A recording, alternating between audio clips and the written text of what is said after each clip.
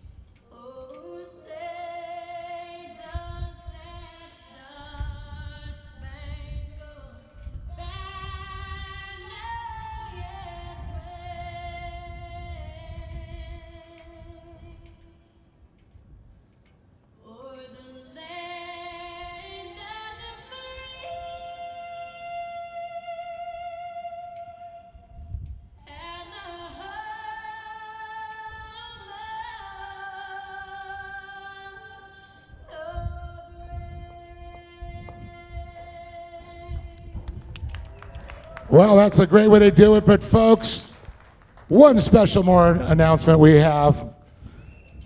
Certain couple up there, 23 years they've been together, and I know a lot of them have been setting short course together and many adventures. So Lee and Poppy Perfect, for the entire staff at Great American Short Course and all his folks, happy anniversary. So ladies and gentlemen, boys and girls, it's time for Great American Short Course. This is Short Course! Let's do this!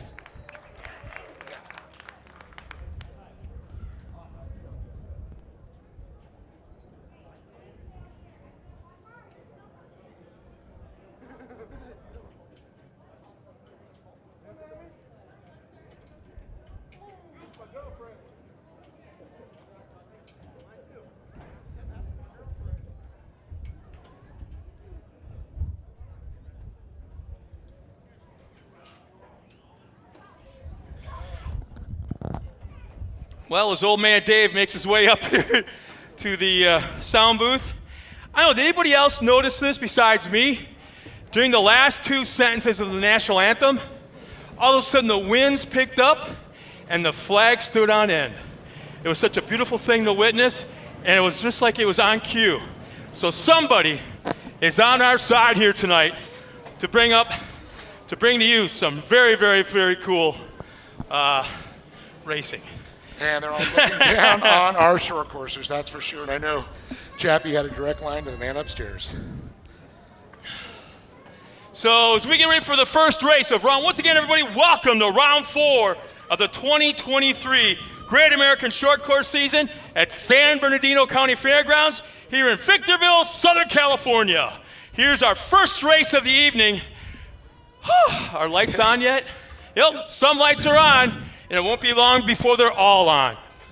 So we're going to take a look here at the points here in Junior 1 card. I'll get you some oxygen. Don't worry, Scott. I got some spare in my truck. I'll take care of you. So third place with 146 points right now, it's Samuel Gibbs. Brixton Wirt with 163. And then Ian Torfey, the man with the target on his back, with 175 points. So that's the one to keep an eye out there. But Scott, we have a few other drivers out there to talk about here. They're going to be trying to put a spoiler in here at the halfway point of the season.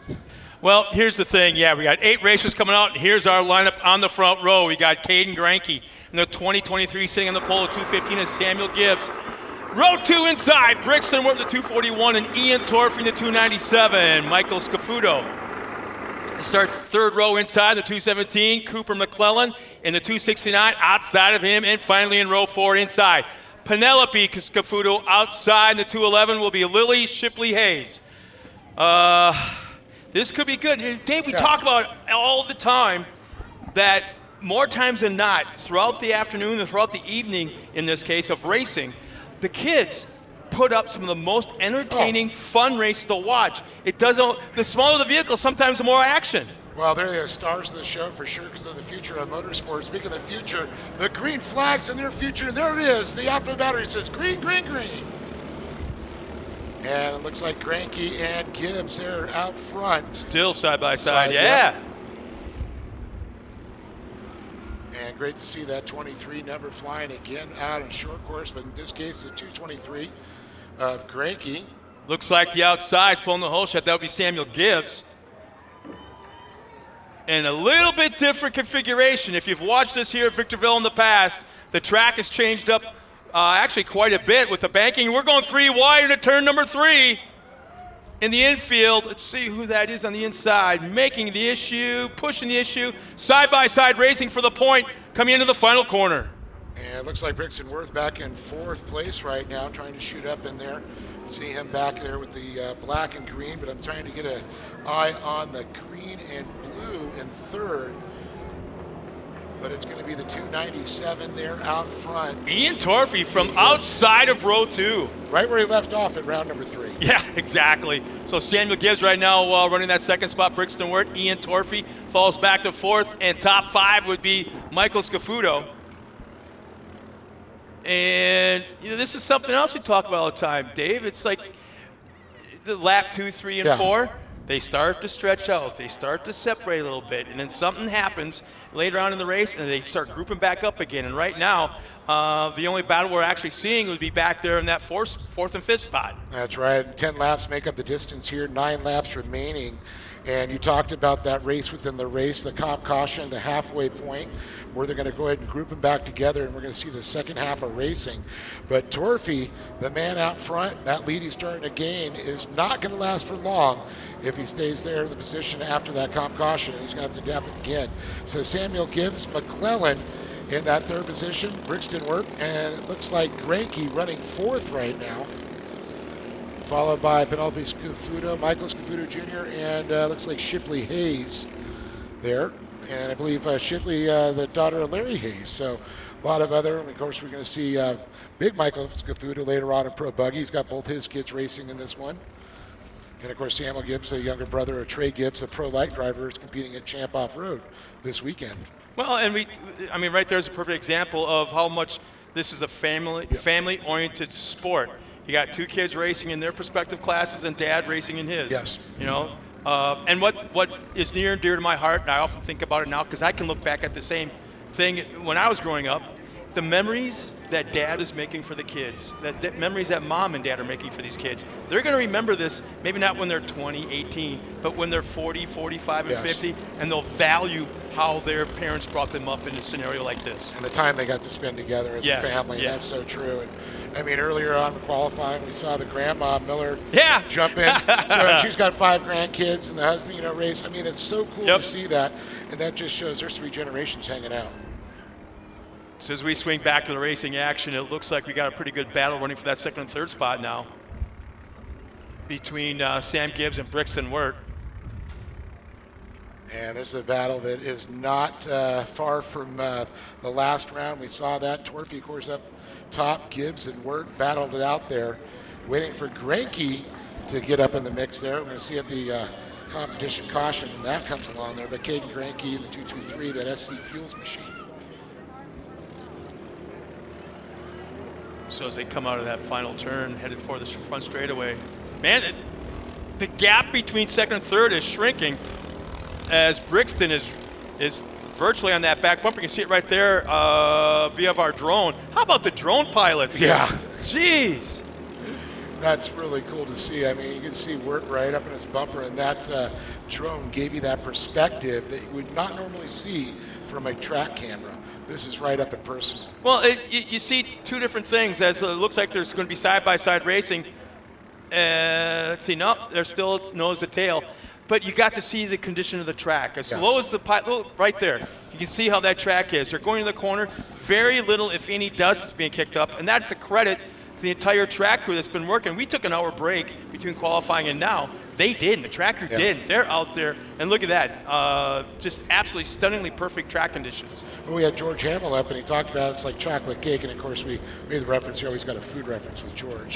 But he's true because Calvin, as they watered, he worked into the dirt there. And I see a caution flags coming out here. We're going to get them. But getting back to that thought, it's getting the moisture worked into the dirt so it stays in the dirt, not just sits up on top. Otherwise, it gets greasy.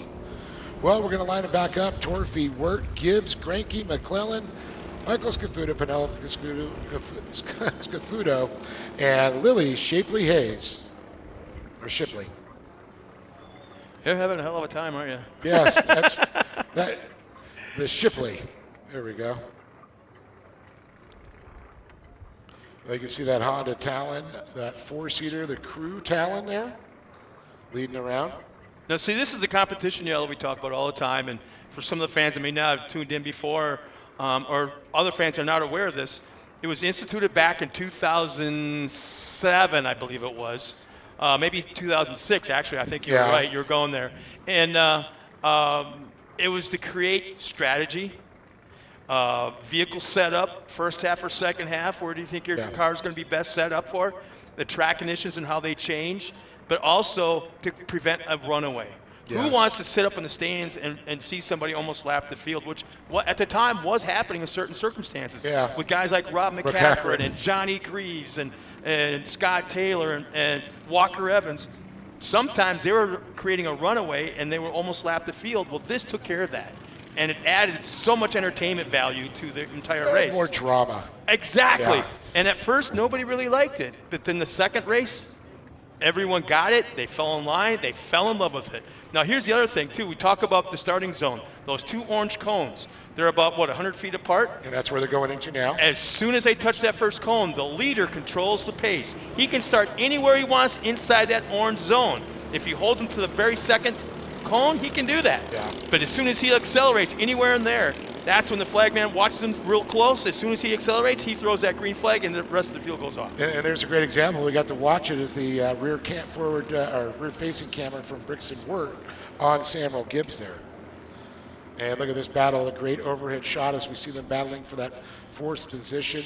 Top three have kind of established themselves with Torfey, Wirt, and Whoa, Gibbs. we had a car go around. Let's see, I believe, or is that two got around, hooked up? Yeah, there it is. Yeah, two cars got together and were forced around.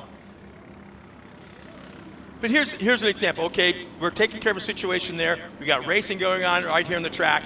And off to the side, you can see the track crew is working on a portion of the track that's not being used until later on today. The large new addition. The larger course, yeah. So this track crew is like thinking straight ahead, completely, totally on it, and that's a credit to this whole bunch here.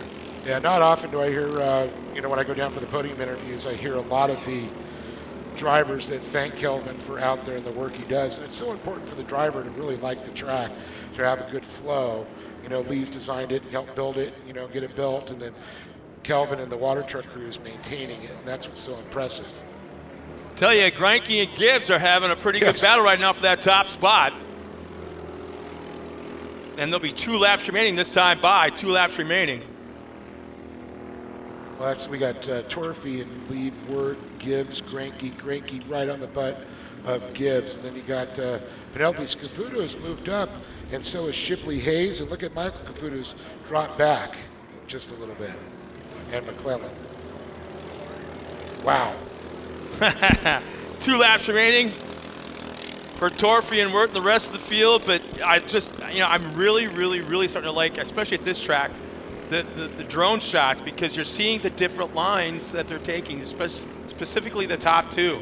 The leader's got the preferred line. Wherever he wants to go, he can go.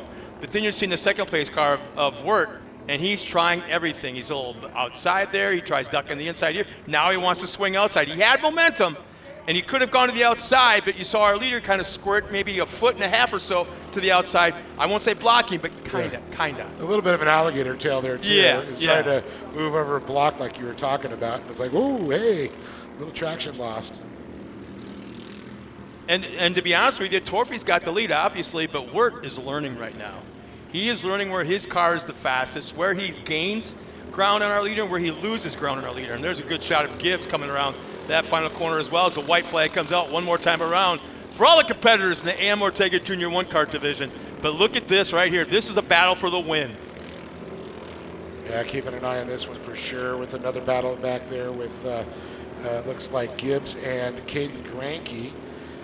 But this one, man, I'll tell you, it's about Ian Torfey and Brixton Wirt battling in the I points. can't help but think that Wirt, it's like pulling teeth right now to let his car, let it go to the outside, keep that momentum up, because that's the longer way around. And it's like trying to tell somebody that could work, give it a try, especially in this scenario. You don't want to go to the outside. You can't convince them. As there's 1 turn remaining for the checkered flag, Dave. All right, they come around here. You can see Ian Torfey with a good line coming around the inside through the fingers. Wirt in tow. Here we go. And the checkered flag comes out for Ian Torfey. Brixton Wirt gets second. And it looks like it's going to be Samuel Gibbs coming across with the 215 in that third position, followed by Greinke as he makes his appearance. Penelope Scafuto. I really like how that family's carried that paint scheme along there. 211 Lily Shapley Hayes. And we can see Michael Scafuto makes his appearance there, as well as McClellan will round out our field here. And I'm going to go ahead, Scott, and head down, talk to Torfey, Wirt, and Gibbs.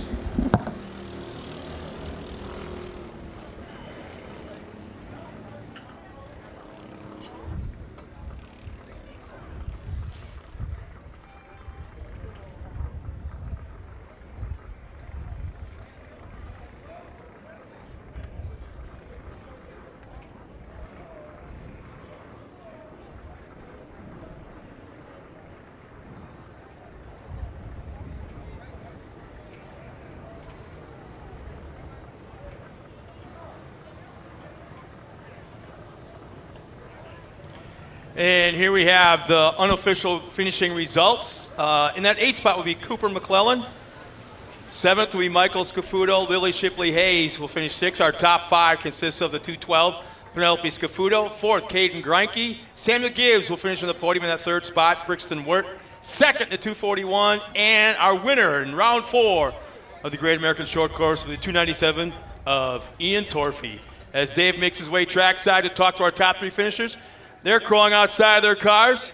And if you look closely, you can see how they are so belted in right now, the fire suits head to toe, the gloves, the helmets, the head and neck restraints.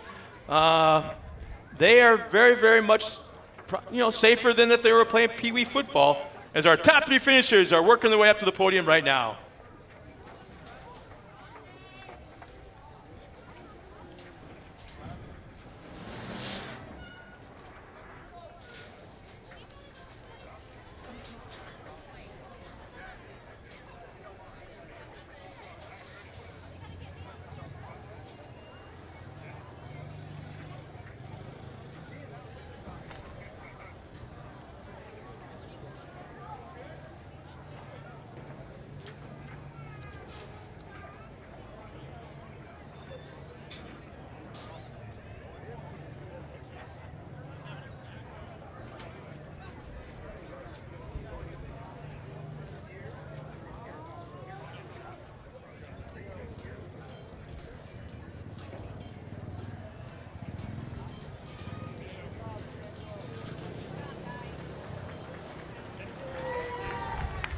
All right, here they are. Give it up for Samuel Gibbs, Brixton Wirt, and Ian Torfey.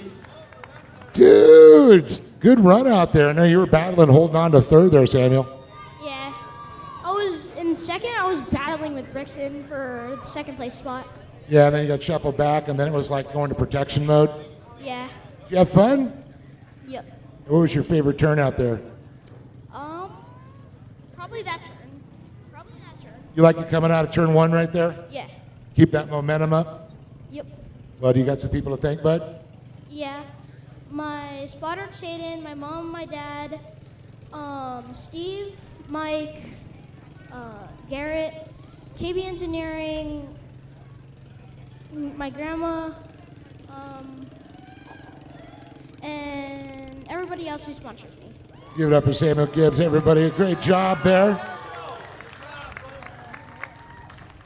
Brixton Wirt, how you doing, buddy? Good. Did you have a good race? Yeah.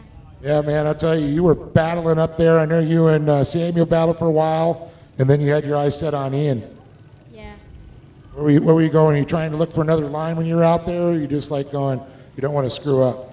I try to find another line and not try to screw up. I just try to keep it smooth. Keep it smooth, you know? Yeah, that's the thing is you don't want to like overdrive, make a mistake, and then you're off the podium, right? Yeah. What was your favorite part of the race, though? Turn 1. Man, everybody's like at turn number 1. They must have did a good job on it, huh? Yeah. You got some people to thank, buddy? Grom, OGO, Boxo, Pro Eagle, my dad, Coach Troy, my mom, and that's it. Give it up for Brixton Wirt, everybody, with an incredible performance here. But, boy, he's got that momentum going. And how about this? A complimentary 8-hour lift ticket to Mountain High. So cool. You got the cool first place trophy. You got the chocolate milk. And Ian Torfey, tell me about your race. It was a fun race since the start. You like that, rumping up there? Talk about the start there and then again on the restart, because you had 2 starts in there and you had a lot of pressure. Yeah, it was a lot of pressure because everyone behind us, front, and everywhere. Everybody. So what was your favorite part of the track there? Probably the 3 whoops back there. Like the whoops, huh? Yeah. I like whoops too. They're pretty fun. Well, I know you got some people to thank for this win, my friend. Yeah, I'd like to thank Hi Mom, Walker Evans, Racing, Sparko, Troy Adams, Hoosier Tires, Rugged Radios, K&N, Gas, and my mom and dad and my family. Give it up for this young man, Ian Torfey, right there. And how about Samuel Gibbs, Brixton Wirt, and Ian Torfey. But folks, don't go anywhere. We got something we're going to do real quick. We're going to go ahead and have Ian Torfey. You got a Sharpie there? Ian, How about we get you to autograph this and you throw it out to the crowd or give it to somebody in the crowd? Because this could be down the road. Want to get your last name too? There we go. So they know who it is.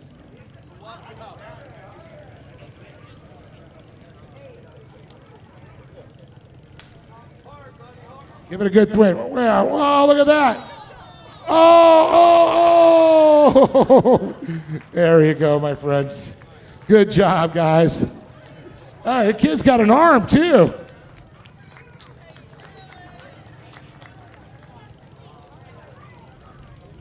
So that's a future autograph to hold on to because these kids are going to be the next superstars there. That's what it's all about, the future of off-road racing in front of our eyes. We're going to go back up to the booth to Scott. Thanks, Slack Dave, and congratulations one more time for our top 3 finishers in the AM Ortega Junior 1 karts. And getting ready now for our next race, which will be a 10-lap race. It's the Breland Ironworks Razor 170s. Getting ready to come out here trackside. And once again, you can see how perfect the track is. And again, I just want to throw it out there for all the fans that are watching us at home. That's our next race in staging right now. Getting ready to come on out, and you see a couple of cars that may not have a driver in them. That's because they're just at the podium. Now they got to hustle down in the staging, jump in the next race car, and come on out here for the second race. So once again, for all the fans watching us home, let us know where you're watching from, whether it be poolside, campside, the living room on the big screen, wherever, up here in the grandstands even. Who's your favorite driver? If you got any kind of cool questions for us, nothing's too big, nothing's too small, let us know. We'll do our best to answer any and all questions for you, and we'll try to call you out as far as who your favorite driver is and where you're watching us from. So once again, thank you for tuning in to the Great American Short Course, being brought to you for the Great American Short Course. Here's our unofficial points. Actually, these are the official points for the Razor 170 UTVs, our next race. Jake Hill is currently third with 148. Triton Lawrence not very far up in front of Jake Hill. And Luke Vale is 10 up on the entire field, Triton Lawrence to be specific. Luke Vale with 162 points. And that, again, is the Razor 170s coming up next. So, yeah, it's going to be fun to watch. There's no doubt about that. And Dave and I both have talked about this more times than not. Very often, the littlest cars have the best action and kind of put it to the big boys as far as putting on a show. And Dave, there's one thing missing. You had the very cool trophies, the very cool interviews. You had the very cool autograph Frisbee. Where's the chocolate milk? That was he got the chocolate milk. He did? Yeah. Oh, man. Yeah, so I guess we just had a starting grid pop up here. Yeah, in fact, I can live it to you right now. The Breland Ironworks Razor 170 front row will be Brixton Wirt in the 114 alongside Luke Vale in the 152. Row 2 inside, Triton Lawrence in the 110, Samuel Gibbs outside in the 115. Row 3 inside, Cassidy Walton in the 191, and Brianna Walton in the 190. Boy, that's 190, 191, yes. And both Walton kids are starting side by side. And in row 4 inside, Lariat Lawrence, the 144, and Ian Corona in the triple ones. And rounding out the field of 9 cars, the 170, Jake Hill. How cool was that to see the Ian Torfey sign that Toyota Redlands, Frisbee, and then he whipped that thing out there. That was pretty cool. Kind of embarrassing, isn't it? Yeah, he throws better than we do. Yeah, well, I know that. I know. You can see some of the different machinery out there in staging. There's Cassidy Walton, obviously, in the 191. There's not very much on these 170s that are stock. And hey, a buddy of mine back from Oklahoma. Actually, he's from Texas, but Chad Mayo, one of the hot drivers in the side-by-side short course series there, is chimed in. Says, love the turnout for the kids' cars. I always wonder, is there always a Texas-Oklahoma rivalry going on? You see it in the drag racing world. I don't know, in short course. You see it in college football. But you see it all short course are all buddies. I love it. There's no state Yeah, lines, it seems yeah. like, between. There might be inside jokes here and Yeah, there, yeah. but it's really crazy because everybody knows everybody. And they could be, it's not like everybody knows everybody in a small town. No, everybody knows everybody over like a 4 or 5 county wide territory. That's pretty cool. And they all work in the same industry, it seems like. One guy's a plumber, one guy's a contractor, one guy's a drywaller, one guy's a paver, whatever. And they all work with each other. It's crazy. Yeah, Chad goes, can't wait to see you guys next week at Visions. It's going to be epic. Chad, are you ready to go? Are you? Are you ready to go? So who's going to have the hot car, you or the wife, huh? Everybody's got an in-car camera. Can you tell who that might be running in-car? He's ready to go. Boy, look at that. I love the way the helmet's kind of tilted down a little bit. He's looking out the visor like he's game face. Yeah, you can tell it's intense for sure. Yeah. You can see the Parker pumper. You can see the air filter there, a little cover of dust, to keep off, but that blows fresh air into the helmet, keeps it from fogging up and getting really extremely warm inside the helmet. Some of the guys in Oklahoma and Texas and that are actually running in Visions next week need to look at how some of these kids are belted in there. Specifically, I believe there's not enough mud munchers being utilized at MAO. That is one system that really needs to be checked out. Instead of just the tear-offs, because sometimes you grab too many tear-offs, you tear them all off, and then you're flipping your helmet up, and then you're getting mud in the face and the eyes. And some guys wear glasses, and then they're rubbing the glasses, it's smeared, the lens is smeared, mud munchers. I mean, they're great. I remember a story Carl Renner Center was telling me. He said, man, I heard they were going to go out of, or they were going to stop making them. He goes, I called all over the country and bought everyone I could. Well, they're still in business right now, Yeah. but Chad Mayo chimes in when he goes, he's not ready yet, but I will be. Loading tomorrow, we'll be there Monday. Nice. Really? You're not you're not ready for the biggest races. We go green flag in the 170s. And a big thanks to Opto Batteries, the sponsor of our green flag of course. Nice jump.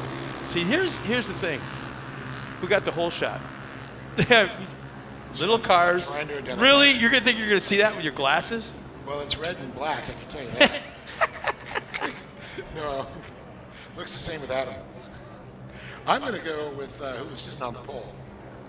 With Brixton? Well, there's Brixton work back there. He's in the gray Yeah. car, so not Brixton. So who's on the front row with Brixton on that? Triton? It could be. Triton Lawrence? Drayton Lawrence could be a possibility. No, it wasn't Triton. It's got to be Luke Vale. Got to be Luke Vale. Luke's another fast runner.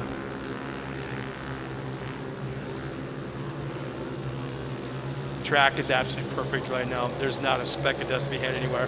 The 152. Yep, it's Luke Vale, the whole shot. As they cross the line, it's Brixton Worth second, Triton Lawrence third, fourth, Jake Hill. Jake Hill, great run for him. He started almost dead last and is already up into the top 5, running in fourth. Samuel Gibbs in the 5th spot in the 115. Of course, Vale with a good jump out here, and he's established his position. I wonder if there are any relation to the Vales that are running out in at MAO. Yeah, Carson Vale and Marvin Vale.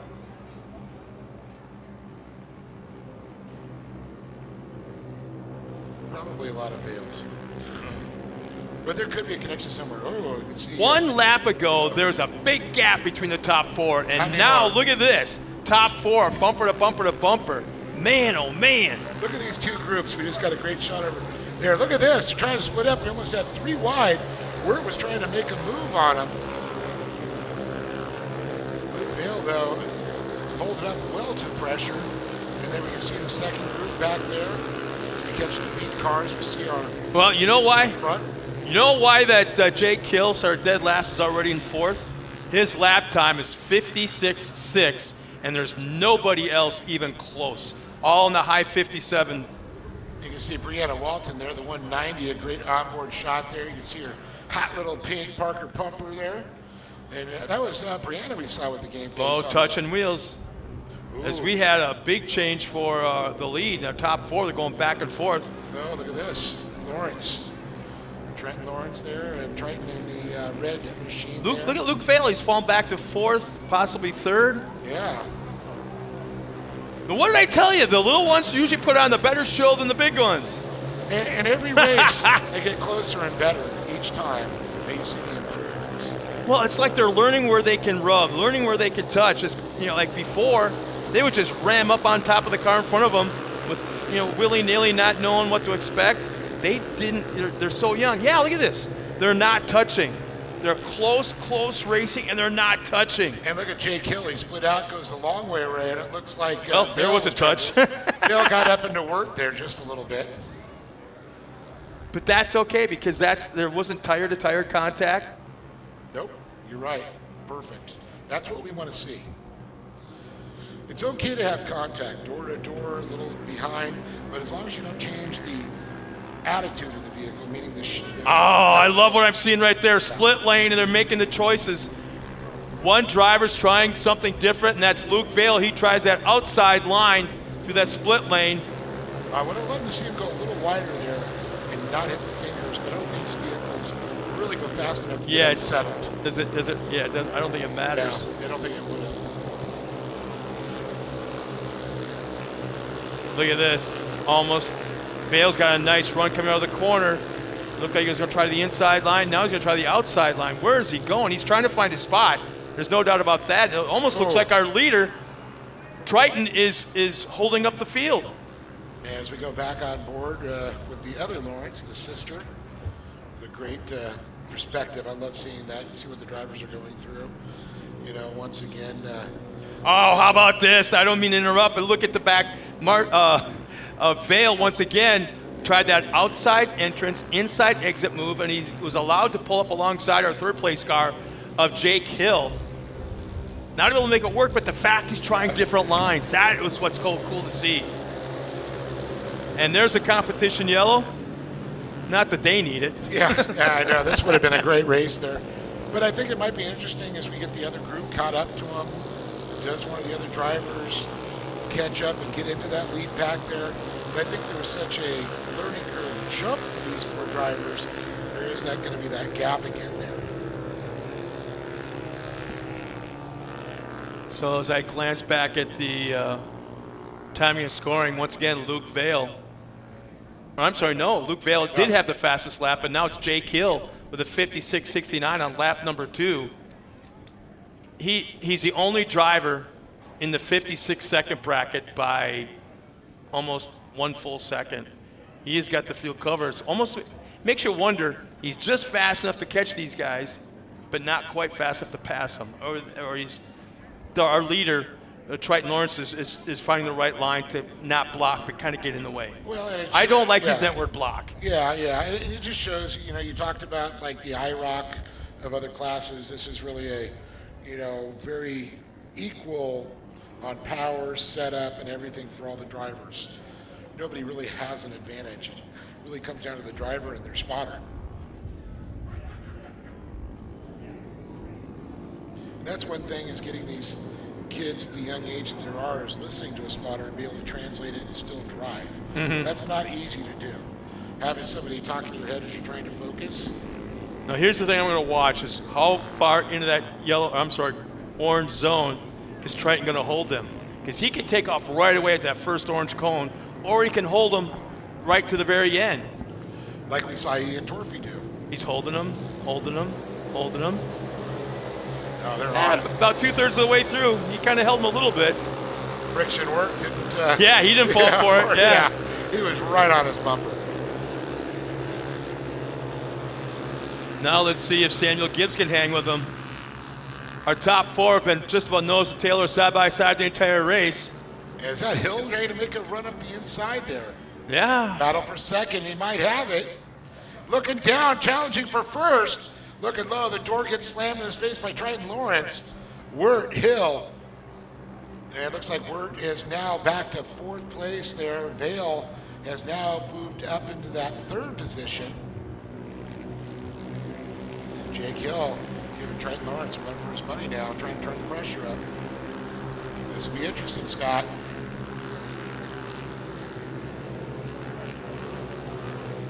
I'll tell you, Triton is running that perfect line.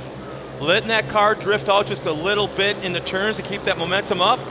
But Jake Hill, oh, we got big rollover. Luke Vale, look, and he's are you kidding me? That was a Weaver's Are you wobble kidding? moment. Man, incredible. Wow. I thought I saw tires pointing the different directions, and that car was just toast, but he's back underway, and what, he only lost 3 spots for all that? Yeah, that was a very impressive driving by that young man. If you didn't- Mom's passed out in the grandstands. But he's going to tell Mom how cool it was. Oh yeah, you knew what was coming. Mom, was that cool or what? There'll be 2 laps remaining this time by the flag stand, and I think Jay Hill has got to find that spot. He's got to get a run out of a corner, figure out where he's faster than the leader, and make the pass. And look at this, the challenge is going on. Look at this, door-to-door action. Oh boy, some tire rubbing. This could get ugly. Yeah, Lariat Lawrence kind of ran him up into the inside banking a little bit. As we go back to the front, gosh, Jake Hill gets such a great run coming out of turn number 1. It just not quite able to pull it off going into turn number 2. I mean, look how far these two have pulled away from the rest of the pack there. Triton Lawrence, Jake Hill. See signature propellers on the side of Jake's machine there, a family-run business. Oh, he cut the corner a little bit. I mean, I should say he went to the inside line through the corner. And you can see that option section that you talked about earlier. The split lane, outside yeah. Split lane. Look at this. He wants to go to the inside so bad. So bad. Triton's just like, nope, I'm hugging the curb. White flag is in hand, and it's waving right now one more time around. It looks like Hill will try the outside line and stay with it. He's pulled alongside our leader through turn 1, down that side straightaway. They're still side by side. Triton. He comes down. And Yeah. let's see, still there, not clear. Oh my, there it is, the pass. We have a new leader, Scott. Jake Hill. And I was waiting for him to go down to the inside, and he's pulled it off, no doubt. Jake Hill from last to first. It's taken a while. And I'm not going to say that one car is faster than the other. It has to come down to momentum. There's not a lot of horsepower. You don't want to kind of turn the wheel too much. Yeah, when you got, 14 horsepower, 15 horsepower, something like that? How about this? One of the cleanest, one of the best races we've seen in just about any class in a long, long time. No doubt about it, from first to last, Jake Hill will take the win. Triton Lawrence going to come across in second. And it looks like it's going to be, it's Vale, Brixton Work, and looks like Triton Lawrence. You know what? Hang on tight. You got to hear this. Yes. Now remember, Luke Vale was the driver that flipped it right here in front of us. Yep. He fell from what, second place at the time, I think, back to 6th. Spots, yeah. Okay. Four spots. He's not only finished on the podium, but he's got the fastest lap of the race on lap That's number insane. 9. Insane. Lap number 9. I know, that's Wow.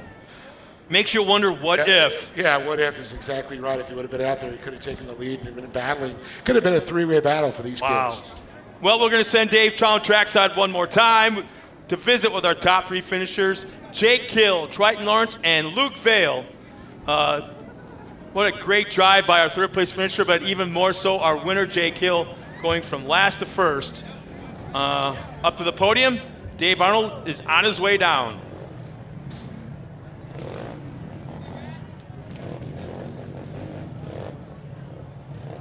Our unofficial results for our fans back at home will be Ian Corona will finish in that 9th spot. 8th will be Cassidy Walton. Brianna Walton will finish 7th. 6th, Samuel Gibbs. Our top 5 will consist of Lariat Lawrence. 4th, Brixton Wirt. Luke Vale, a very impressive 3rd. Triton Lawrence, 2nd. And our winner, then 170, will be Jake Hill.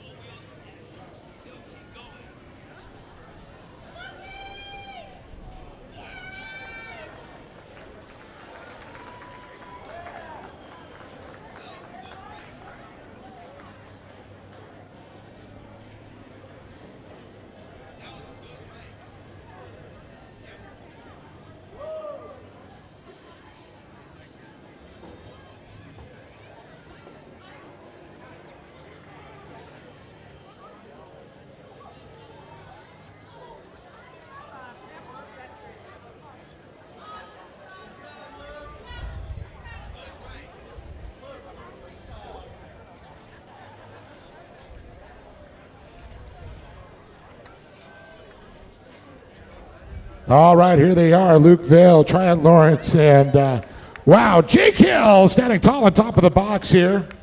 Gonna go over and talk to Luke. Man, talk about a wild race for you, my friend. Man, yeah, you're running up there, you got the lead, you hit the whole shot, you're running out front, then you slip back and you get into a battle, you go up and over, land on your rubber side down, and look at you. Yeah. Oh, What, were you just like going, I'm not giving up, right? yeah. Would you just like, what just happened? Yeah, right when when I was back on my wheels, I was like, what's going on? And then I just slammed on it and went and Scott said, yeah, I think you had one of the fastest laps on lap number 9, and you came back. So it was a good run back, all the way back, what, 6th place to 3rd? yeah.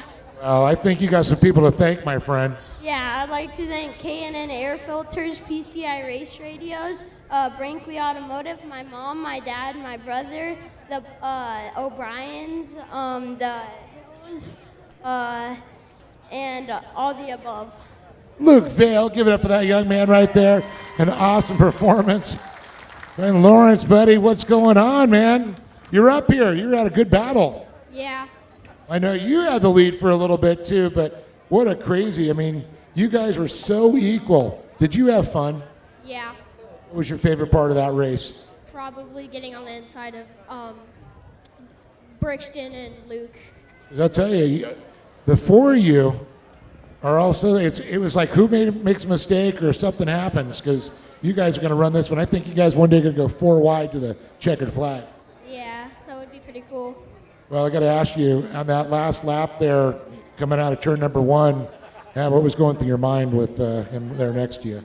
Just gotta hold off Jake and not let him get first. It was a rough one, but you know it's all about points too, right? Yeah. Do you have some people to thank, my friend? I'd like to thank my mom, my dad, Tri-Law Racing, Verlon Ironworks, Quick Lifts USA, CMI, and my spotter Jaden. Give it up for Tryon Lawrence, everybody, with a great job. Drove his heart out, so impressed. And how about this young man, Jake? Complimentary 8-hour ticket for this next season. I hear it's going to be snowing a lot in Mountain High. You're going to have to get up there, but let's talk about this race. There was 4 of you, these 2, and then you had Brixton work there. So I know you and Brixton were battling together. You and Luke were battling for a while. Of course, Triton and you 2 were going at it. What was going through your mind? Was there a lot of pressure? Well, the thing that was going through my mind was Don't mess up. thoughts. Lots of thoughts. Your spotter in your ear quite a bit? What? Your spotter? Oh yeah, he did a good job telling me how to get around Trenton. It's hard to tell when they're like right next to you or out there, so you got to rely on your spotter. Yeah. Is that hard to concentrate and drive with them talking to you too? Not really. Well, you had a great run. Congratulations. The 3 of you ran a great race. I know you had a friend, and it's fun racing with your buddies, right? Yeah. You want to thank some people? I want to thank Signature Propellers, Redline Oil, King Shocks, Gates Belt, CMI, my dad, my mom, my sister, Zach, his family, Vales, and Brian. Well, give it up for Jake Hill as these 3 drivers are going to host those Louis Tozier Design Trophies High. A new unique design, an awesome job. Let's give it up one more time for Luke Vale, Triton Lawrence, and again, Jake Hill standing tall on top of the box. We're going to go ahead and have each one of these kids. Hold on, kids, come here. Let's have you autograph each one of these Toyota Frisbees, and then you're going to have you guys throw them out or hand them. You don't want to say, yeah, hit him in the eye. Get him out. Those are the great autographs.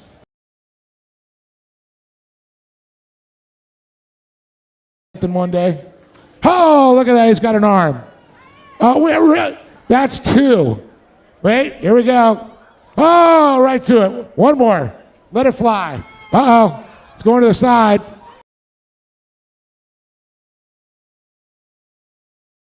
High five. High five. There we go. Jake, don't leave me hanging, buddy. There you go.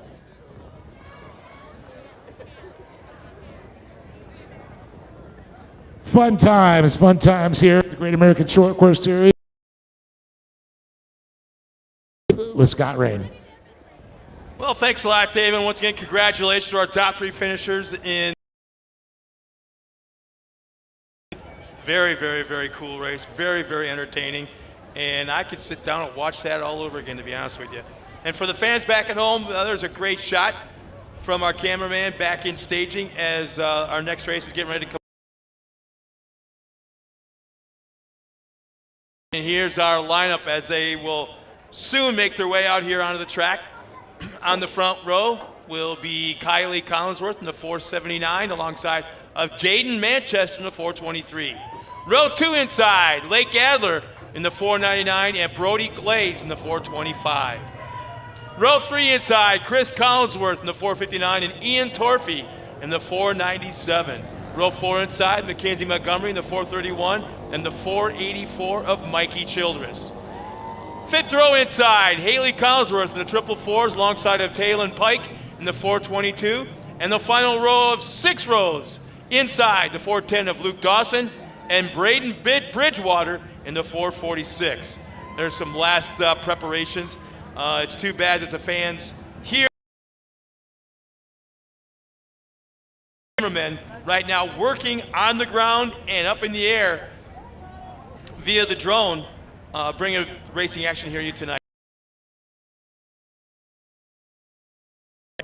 Like I said, the final preparation, getting a thumbs up to some of the officials to let them turn them loose, and they're on their way out trackside, and here they come.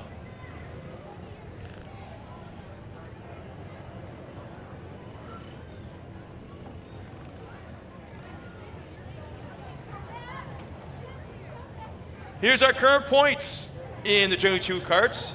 How about that? A tie, 2-way tie for 3rd with Brody Glaze and Jaden Manchester with 138. And 1 point up is Chris Collinsworth in that 2nd spot, and Mikey Childress. Yeah, he's starting mid-pack for sure, a little bit behind mid-pack. But our current points here with 162 points. So not a real good qualifying position for him. We've seen, no, we talked about him the last round.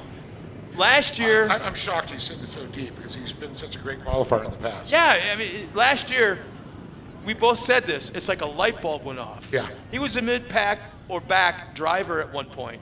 Last season, about mid-season, it's like a light bulb went off, and boom, he's at the front. And at the front again, and at the front again, and at the front again, winning the championship. Yeah. Yeah. So, I mean, you know, it doesn't hurt to have Mikey Childress as your dad, your namesake, so to speak.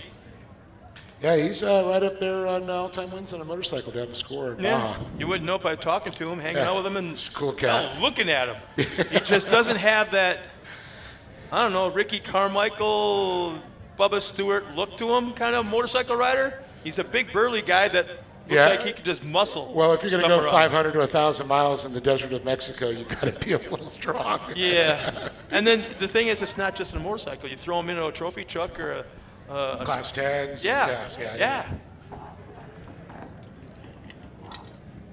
Somebody lost the phone, huh?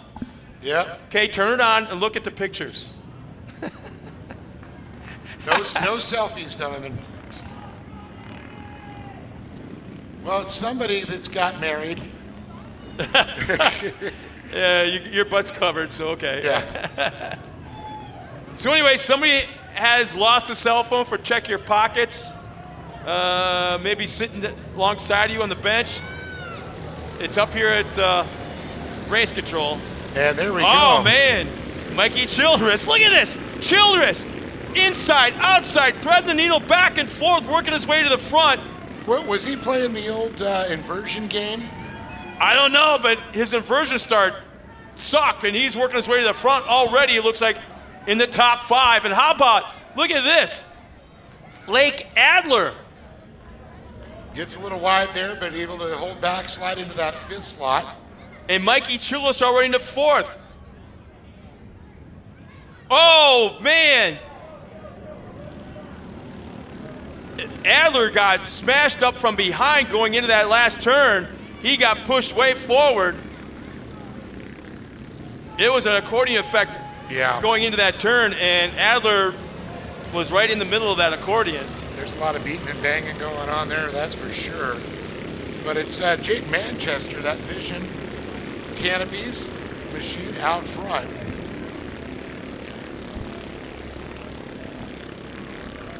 Jaden signing up with Vision Canopies with Kyle Harrisburg and the crew. I know Nikki and Katie Vernola do a lot of work with those folks at Vision. No, I'm watching Kylie Collinsworth currently running in second.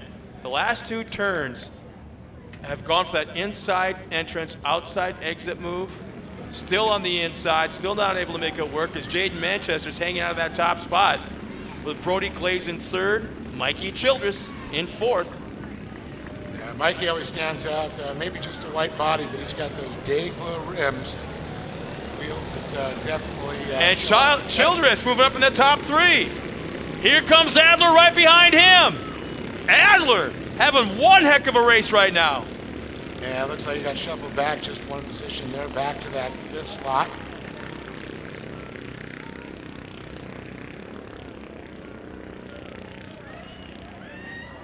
Loving this. You can see a battle for sixth place right now, which is established. Big time contact. Yeah. They kind of like, they ricocheted off of each other, yeah. And Mikey Childress trying to go for another move there from third to second. It's like if there's any kid that has figured out keeping that momentum. Oh, love tap on Collinsworth. That was a pretty good. Hello, I'm here. Hi, how you doing? Top three going into turn one. Nose to tail. Oh man. Childress scrubs a little speed off there. Collinsworth able to get a little breathing room. And Adler gets a nice run off of turn one. He's got right into it. Wow, he's moved up to fourth place. The off-road warehouse driver. Oh, Childress swings way to the outside. Now he's set up for the inside. Nope, was so close. Is there some psychological warfare going on there, you think? Showing the outside. Look at this. show the Now he inside. ducks to the inside. Yeah, somebody's playing some head games. That's strategy. That's what motocross riders do, is show them the front wheel on the outside, maybe the inside a little bit, and then they think you're going to go one direction, put the move on. Looks like Adler Adler lost one spot on the front straightaway. Childress still right on that back bumper. Our top three, nose to tail. So it's going to be Jaden Mansworth, Kylie Collinsworth. You got Mikey Childress, Brody Glaze, Lake Adler. Oh my gosh. Our top, let's put it this way, our entire field, the entire field is in the 51-second mark. Oh my, look at this. Childress goes to the lead. It looks like Jaden Manchester, where Collinsworth got tied up, able to shake him loose, and now he's shuffled back to fifth place. Collinsworth back to sixth. Lake Adler moves up in that third spot. Yeah, they locked bumpers for about 300 feet, couldn't shake loose, and finally did, but not until they lost multiple positions. And here's the cop caution. Yeah. Re-rack, restack time.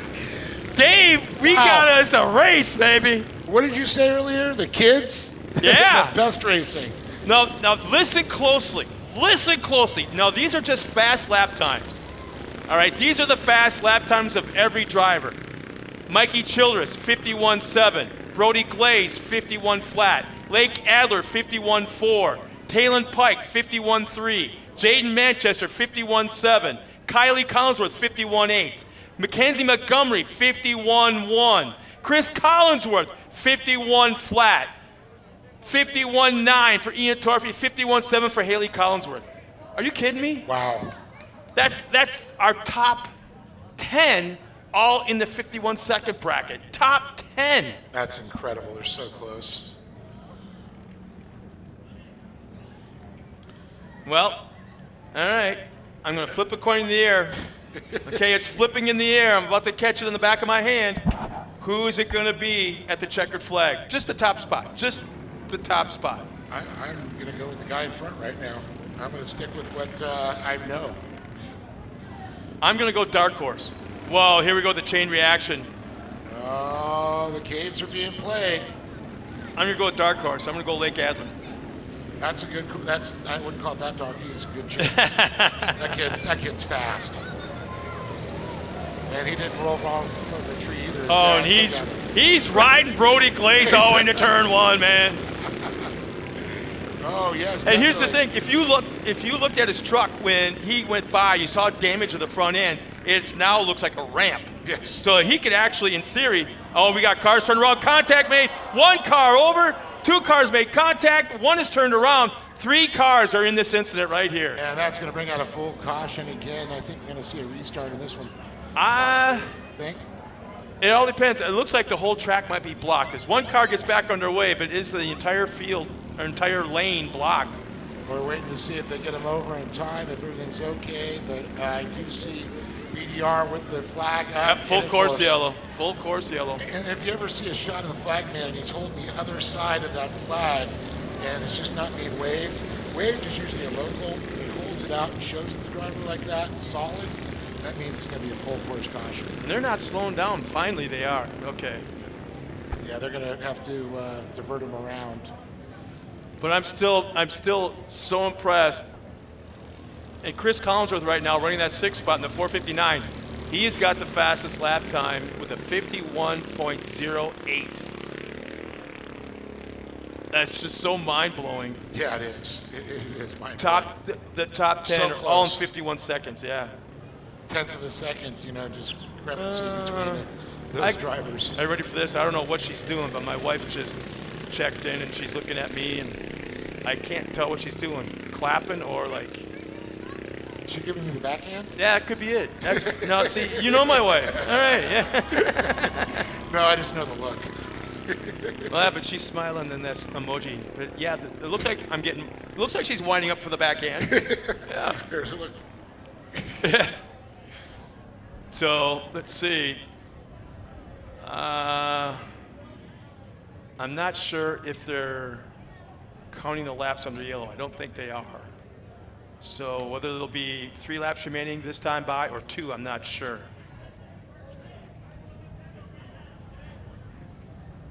As 3 laps remaining was the call there. It is cleared. They should go green flag, and I'm not seeing if any laps have been cut yet.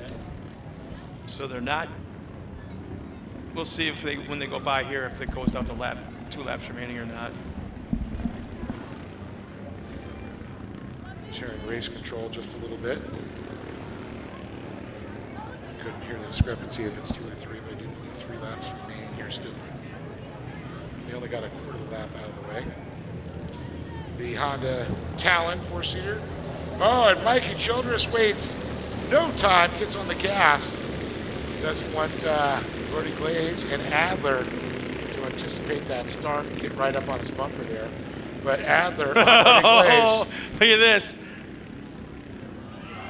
Going to the outside, and this is something and Adler lays into that back bumper and almost turns around, gets him loose. He's able to break away, though. Neither driver lose position. But look at this back here. Manchester now fighting with Collinsworth. And they're coming back. White flag is coming out this time by. White flag is coming out. Adler tries to take a look to the inside on Brody Glaze. And that allowed Mikey Childress, Scott, to break away at this point. Glaze feeling the pressure from Adler. Manchester trying to get up on there on Collinsworth right now. We've got a battle for 4th place going with the white flag out. It's Mikey Childress Jr. in the lead. Through turn 1. Adler's been known to get a pretty good run off of turn 1 down that back straightaway into turn 2. But instead, it's Brody Glaze that gets a run on our leader, and here comes Talon Pike in 4th. Pike right in the back bumper of Adler for that final podium spot. Yeah, Talon Pike, I tell you, that kid's got in there, and you can see Collinsworth back behind Manchester. Are you watching this? Yeah, it's insane. A tap from, here we go, the inside. Manchester. Talon Pike taking a look at Adler. 1 turn remaining. Look how tight this race action is. Final time down the straightaway, checkered flags in hand. It's going to be Mikey Childress, Brody Glaze, Lake Adler, our podium finishers. Wow. Talon Pike, Jaden Manchester, our top 5. Chris Collinsworth, Ian Torfey, Haley Collinsworth, and Kaylee Collinsworth, Mackenzie Montgomery are top 10. Should I just say the kids have definitely stole the show today so far? I'm telling you, the boys better be back in the pits watching this because they're going. I can't help but think that some of these guys are going, oh, crap. Yeah, we're going to go deal with those kids. Already stole it. Oh, man. I want to race, but I want to put on a show, but I don't know what kind of show I can put onto this compared to these guys. Wow. Well, impressive for sure. Well, let's set, I don't know what you're going to ask these kids in this one, but man, oh man, back and forth, bumpers locked, rollovers, back underway, podium position finishing. And here's our unofficial results. In that 10th spot, Mackenzie Montgomery, Kylie Collinsworth, Haley Collinsworth, 9th and 8th, 7th of Ian Torfey, 6th, Chris Collinsworth. Our top 5 consists of Jaden Manchester, Taylon Pike, and our podium. Lake Adler 3rd, Brody Glaze 2nd, and Mikey Childress, another win under his belt. And what a way to start his trophy collection. But you know what? I think there's got to be one wall for Dad and the other wall for Junior because that's a lot of trophies in one house.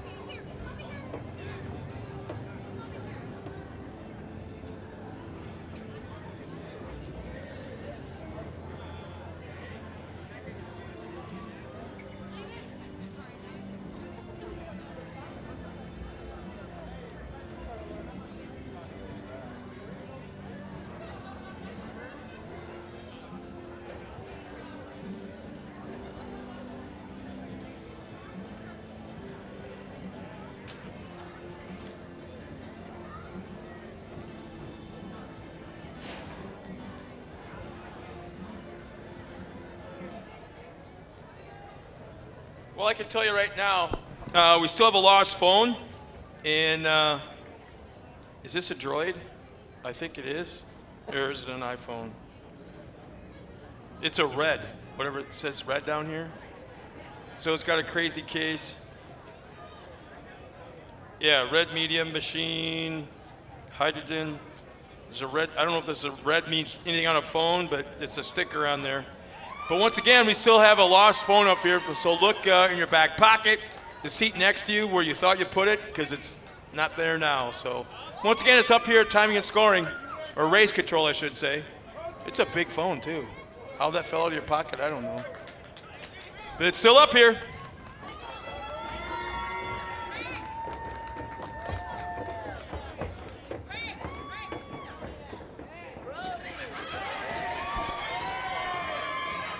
Well, can you believe it? The kids stole the show again. Let's give it up for Lake Adler, Brody Glaze, and Mikey Childress Jr.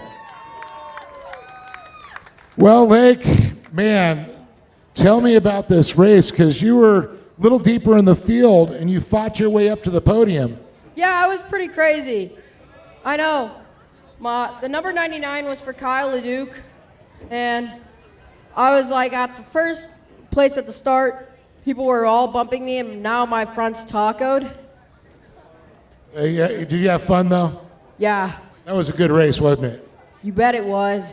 I know you got some people to thank, my friend. Off-Road Warehouse, Dylan, Zach, for Preg My Car, Raceline Wheels, Rigid Headlights, Odyssey Battery, Liquid Molly, MagnaFlow, FK Roddens, Fox Shocks, and VP Racing Fuels. Give it up for this young man right there, Lake Adler, or I should say Lightning Lake Adler.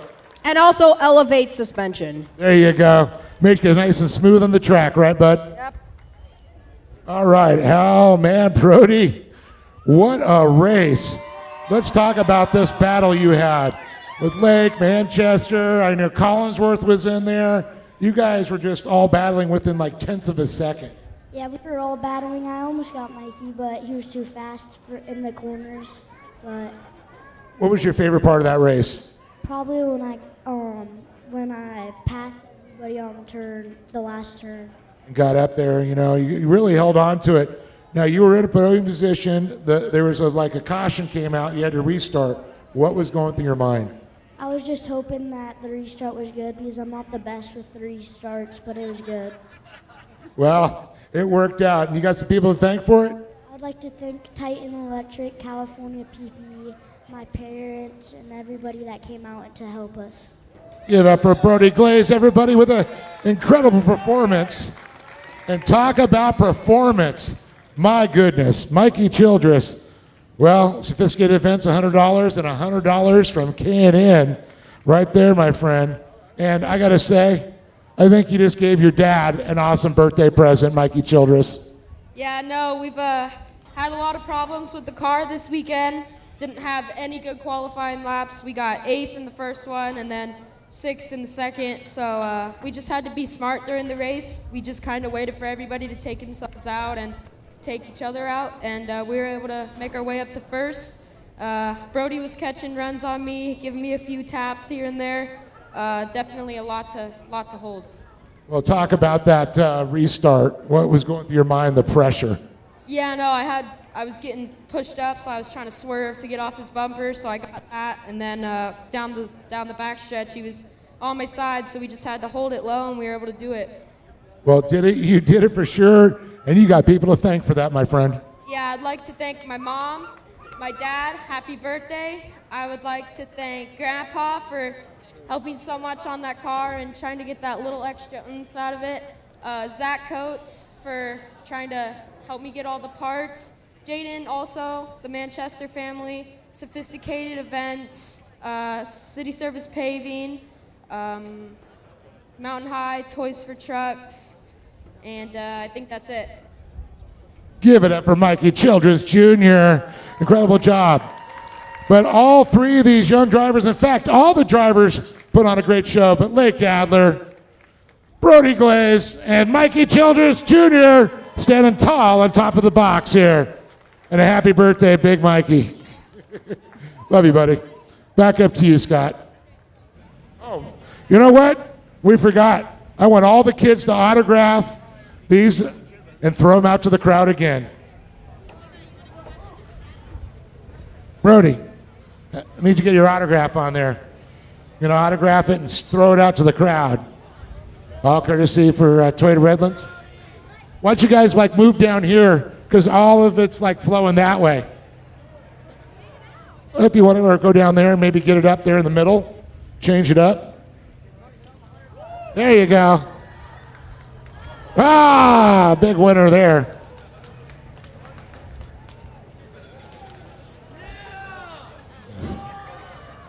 Ah, snake.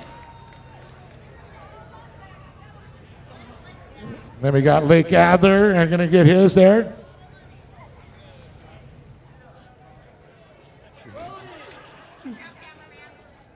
Ah, there's this. There we go. Good job, Lake.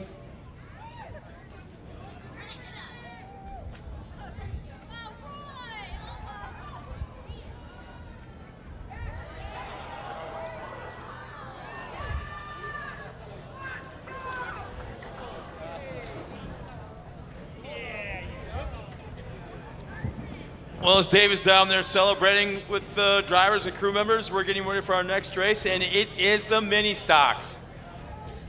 Coming out here in just a moment. Here's our lineup real quick. Anthony Chuzzi's out there in the front row inside. Alongside of him on the front row will be Robert Orr in the 15. Second row inside, Brent Veenstra alongside of Justin Miller in the 99. This is definitely grassroots, as our fans at home are able to, now, can our cameraman go right back? Okay, stop. Right there, stop. They got a cell phone taped to the roll cage? Outside of front row, I believe that's Robert Orr, actually has his cell phone duct taped to the roll cage. I can't afford no $400 GoPro. Here, let's use my $1,000 cell phone.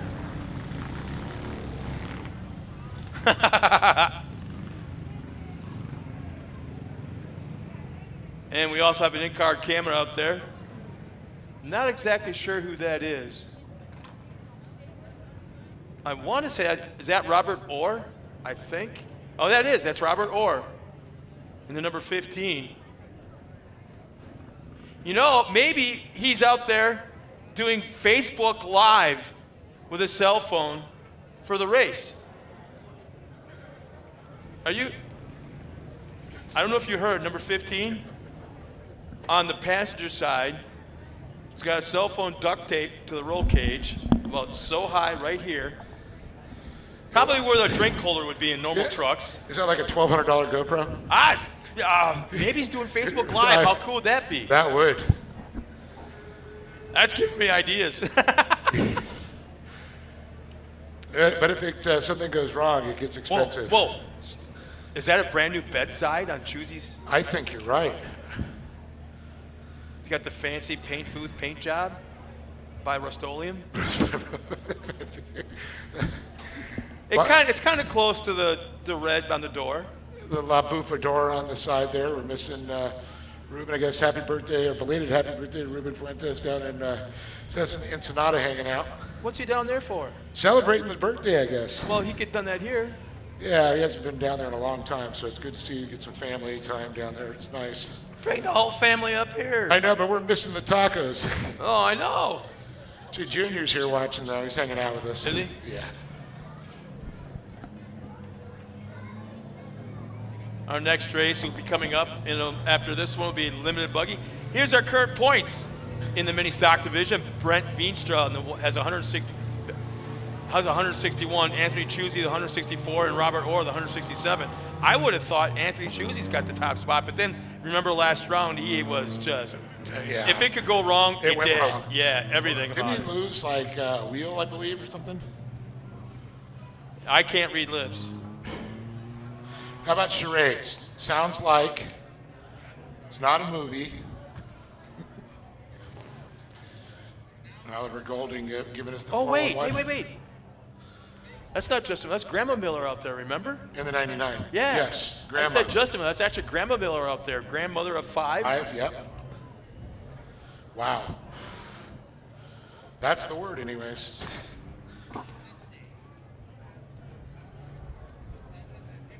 Great overhead shot there, side by side. That was the weekend too. Wow, new rear end and 3 hours of welding on the frame to fix what happened to Choosey last time. That's a lot of weld this weekend. Yeah. That's a lot of weld. Yeah, that's a lot of welding. No need to put weight on there anywhere from qualifying. And then of course he had bad time at the last race Yeah. when things fell apart. So, but I'm thinking it might be time to go back to the junkyard and get a new chassis. I was going new to say, frame. is there a pick apart around here? Or high desert? Pick auto apart nothing, salvage? just take everything. Oh, we got one of our Oh. drivers running is that Veenstra? Yeah, running the lights. Well, did you see what's out front bringing them around? That beautiful Toyota. God. You know, Toyota of Redlands, thank you so much, Toyota. Let's go places. Oh, what a feeling. I miss those days. yeah. Easter does have those good lights on there. We'll see if those new bedsides help Choosey at all in this race. Make it more aerodynamic. Oh man, he's already got a mirror full. In fact, it's the driver's side mirror full of Robert Orr. Whoa! Oh no. Choosey, now something on the right side Something went. broke.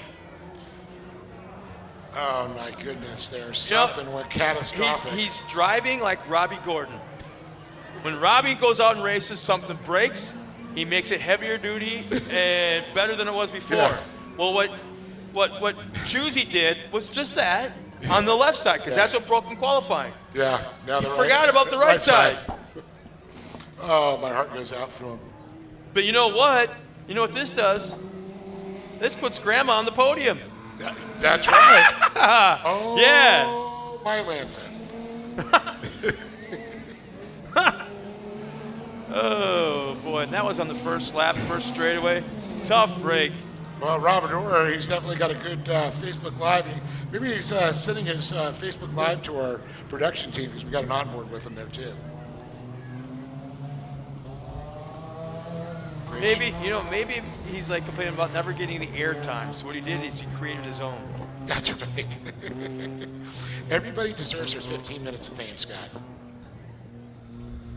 Well, we're going to go ahead and recollect the field behind that beautiful Toyota Tundra there.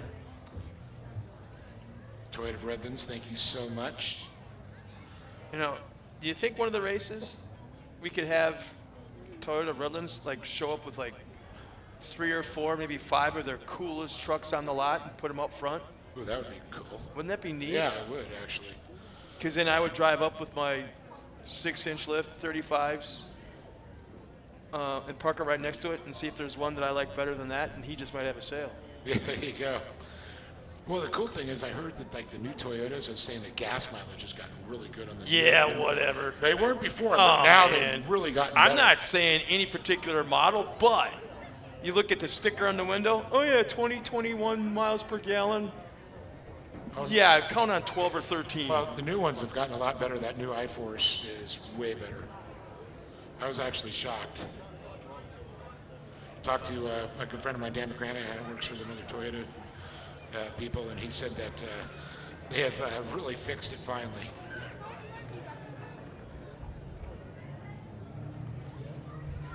So here we go. Top 3 coming around. You can see we got the truck cleared. We should be going green this next time around. So I wonder if the spotter for Grandma has told her, okay, stay away from those 2. Yes, let them fight. Just go out there and have fun. You know Veenstra and Orr are going to be battling. And Grandma's on the podium. Grandma, you're going home with a trophy tonight. Just keep it on the track, rubber side down.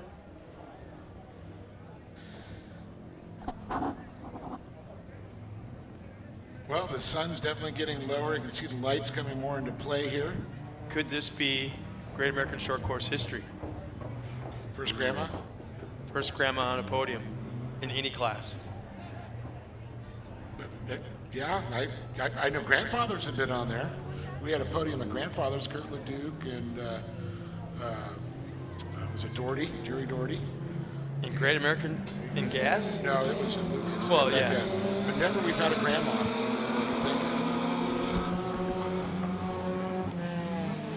Unless Corey's daughter has a kid eventually. Whoa, we got a little action going on for that top spot right now. I told you it's going to be a battle between Veenstra and Orr. And what Orr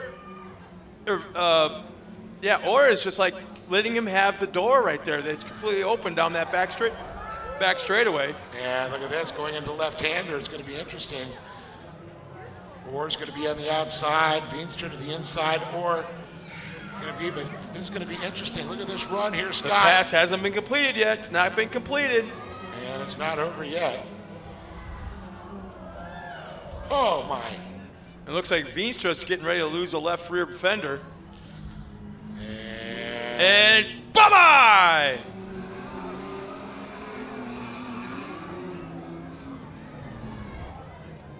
He's not getting back and off. I'm telling you, Orr is leaving every door open for Veenstra to take advantage, and he's not able to yet. And there it goes. We got debris on the front straightaway. Oh, please. Did you ever notice on that core off-road game that came out, 10 years ago, Yeah. 20 years ago? And Precaution. No, and you hit a fiberglass, but all of a sudden the whole truck was like hitting a metal fender. It just throws you up in the air and sideways, and you got all kinds of damage. And Well, sometimes if there's a lot of trucks or it's in a closed section, there could be metal hangers on there.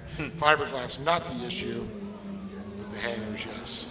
Yeah, it looks like that one just was fiberglass only. Gas track crews got it cleared. Orr's got a little bit of a lead. Maybe leaving those doors open was his faster lines and was able to stretch it out just a little bit. I believe, is a comp yellow coming out? I can't, maybe it's the next lap.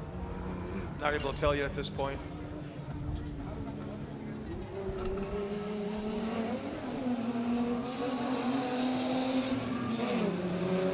Tell you, Orr's got it figured out, man. I'm telling you. both drivers just recorded their fastest lap of the race for each of them. Not surprised. They're definitely out to race each other for sure. And it looks like dusk is starting to set. All the lights are on. And we're seeing shadows. Look at the eyes on Robert Orr, our leader. Wide open, focused, eye of the prize. Just watch them shift.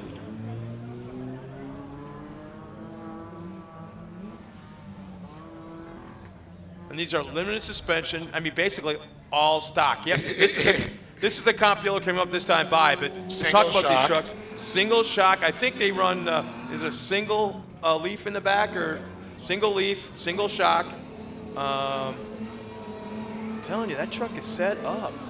Robert Orr's got it dialed. As he crosses the line, takes that Campiello. Yeah, while we rack, we're just waiting for Miller to come by.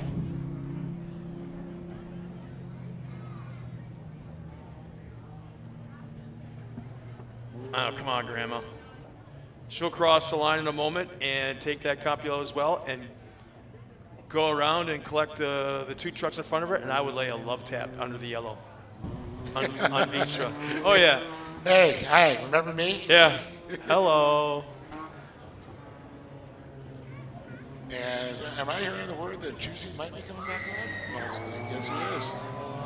Oh. Maybe just a flat tire. Maybe that's all it was a flat. He's going to go ahead and try and get back at least a lap still in front of Miller. Well, he's got to be at least 2 laps down at least. Oh, yeah. He just wants to get in that race and have a show with these two.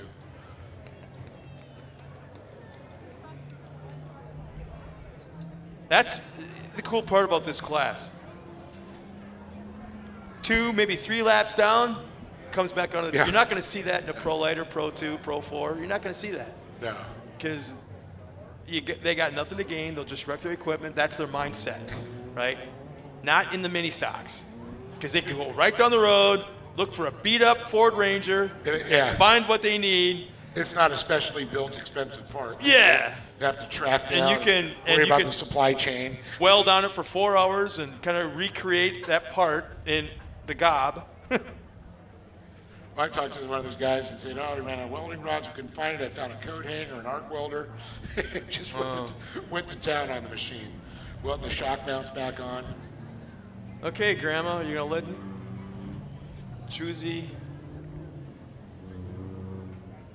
How about that drone pilot? Right at truck level. Right, 6 feet off the hood. Wow. We got a great overhead shot there, but you can see the other ground one you're talking about. As we go back, green here. Optimal battery starts us once again. Grandma's not gonna make turn 1 easy for Choosy.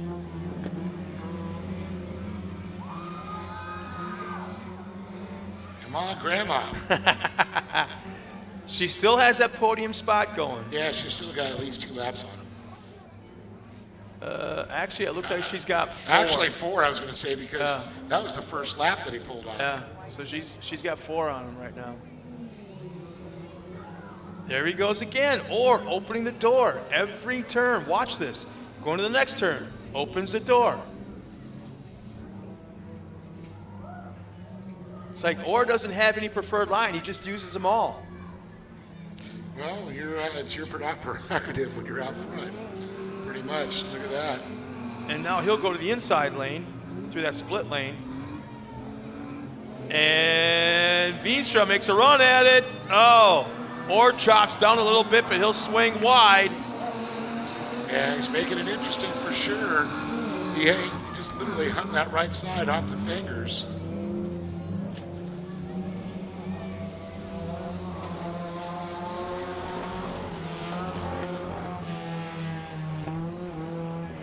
Uh, 99's got to find another gear there.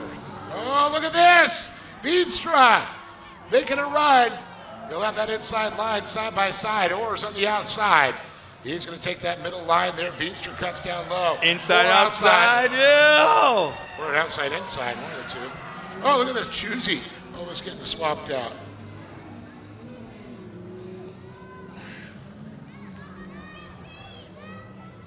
Or now going to have to wick it up just a little bit here. Veenstra goes down low, takes that middle preferred line out, exits to the top, keeps the momentum. Or now splits off on the outside. Veenstra with the inside split. 2 laps remaining this time by to the flag stand. Robert Orr's got the I'm sorry, Veenstra's got the point. And Orr gets a run down the front straightaway into turn 1.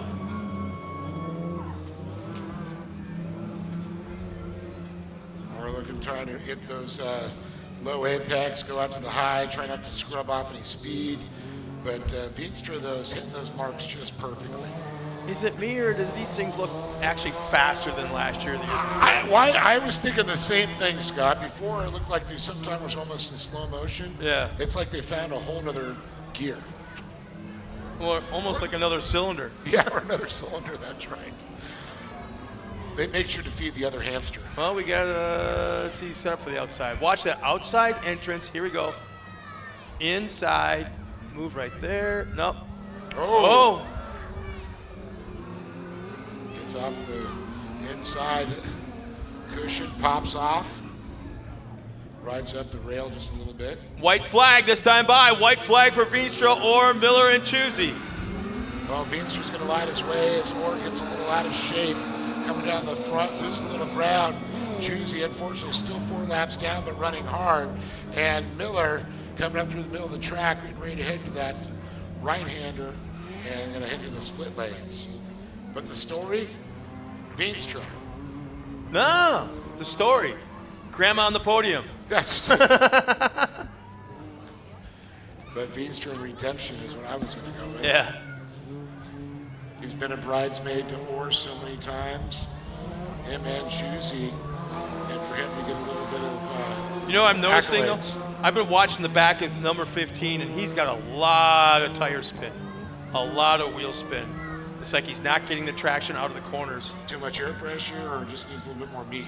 I'm thinking the grooving. Grooves? Yeah.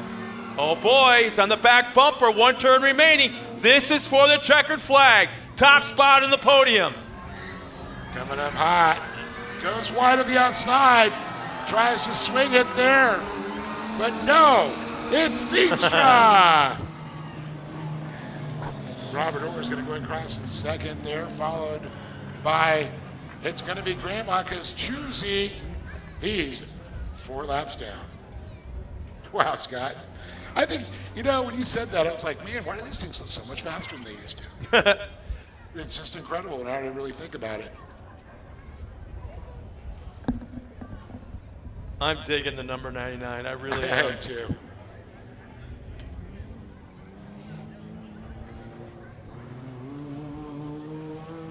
So Grandma Miller will make 1 more turn. She'll take the checkered flag, and look at this. The number 99's on her way to the podium. And I want to say, first Grandma in a truck class on the podium. Maybe it might be the first Grandma period. Well, this is going to be a fun one. Down at the podium with Dave Arnold, and another one of those deals where I have no clue what he's going to ask our drivers. Once again, Brent Veenstra will take the win, Robert Orr in second, and Grandma Miller will take that 3rd spot. There you see the unofficial results. For our fans back at home in the mini stock division, Brent Veenstra the top spot, Robert Orr, and Grandma Miller, replacement driver. She'll be the final podium spot in 3rd.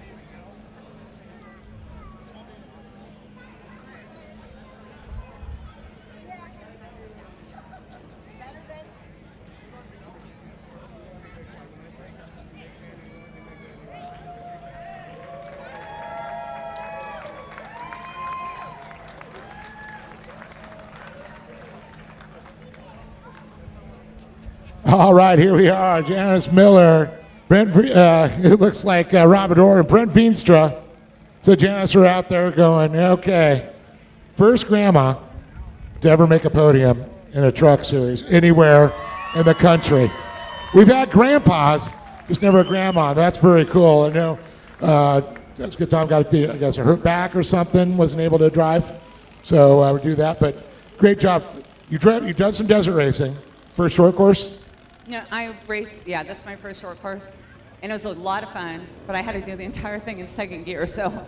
We were wondering, you were sort of like a red line a few times. Oh, like the whole time. Did you lose the rest of the gears? No, I just couldn't get it into third and then get back into second, so I said I'd stay in second. Well, you know what? Perseverance puts you on the podium. That was exciting, and I'm happy. Well, Janice, who'd you like to thank? A little embarrassing, but I'll get better. Well, Janice, I know you probably want to thank some people or say hi to some people out there. I did my grandkids. I started racing to show them I could do it, so I wish they were here, but they'll get to see it. Well, it's live on Facebook and YouTube, so first grandma 5, I heard. 4. 4. Wait a minute, she's like 4, 5, 4? Okay, 4. All right, well, good job. Thank you very much. Give it up for this young lady right there, Janice Miller. All right, we're going to move it on to Robert Orr here. First of all, $100 from K&N. Make that machine breathe. Well, let's talk about it. What a fun battle there. And we noticed you started like you were saying, you're probably going into your qualifying runs. Choosy, first lap out, unfortunately. He gets back on 4 laps down. But you're taking some while. You're really fast. Came to that restart, though. You might have had to block a little bit more. Well, it made for good racing. And it's always good to battle, you know. So, most of the time I'll run my line, and if you can get inside and we could race, hey, we'll do that, you know. I'll block occasionally, but I just try to stick with my line, and it's fast line, you know, and if a guy can dive in and hold it, all power to him. We're side by side, you know. But if you got the momentum, you've already got your nose in the turn, you know, they got to back off. Well, eventually, yeah. Hopefully. Yeah, exactly. Would you like to thank some people, Rob? Oh, man, Turo Tires. We just brought on a Turo Tires, and they held up really well, pulled really good. Sparco, Rugged Radios, let me see, a bunch of them. Action Sports Canopy, make great canopies. You know, people ought to check those out. CarTech, let me see, South Coast Appliance, Jeff Orr Designs, family, friends, anyone that's come out and watched, you know, people that are online at home watching, racers, and everybody at GAS that allows us to come out and play in the dirt. Well, I noticed you had 1 foot up there on the top box, getting ready to say, I'm taking you on tomorrow. You saw that, huh? He's like, I'm getting ready to step up, Brent. Hey, it's great to be on the podium, you know. Anywhere you're at, it's great to be on the podium. Sometimes you win, sometimes you don't, but if you're on the podium, it's a good day. Good race, Rob. Good job. Thank you. Well, Brent, got to say, same thing to you, though. Great job. But $100 from K&N. Now, we were talking about his lines, and I know you were saying, oh, there's an open door. So on the backside, we noticed that outside-inside move that you set up. Yeah, his lines are actually a lot different than mine. I don't have rear brakes on my truck, so I got to set myself up a night and day difference than he sets himself up for every turn. So I'm trying to scrub speed coming into the turns to make the turn, and he drives a little different. It was a good time, though, right? Yeah, it was good. Well, you're on top of the box. It doesn't get better than that, my friend. Yeah. I just like being up here. Well, do you want to thank some people? Yeah, I want to thank Alturo Tire. Their tires held up during the race. K&N. My friends and family. Oh, I want to thank Robert and his dad for helping me change a tire before this race because I didn't bring the right tools and stuff. And Greg for doing some parts runs for me to get the truck going. Let's give it up for Brent Veenstra, everybody. But again, Janice Miller, the first grandma on the box. Okay. Then, of course, Rob Orr in second, and Brent Veenstra on top of the box. And we're going to go ahead and the honor for Brent. Going to autograph that and throw that into the crowd. I can hold it for you here.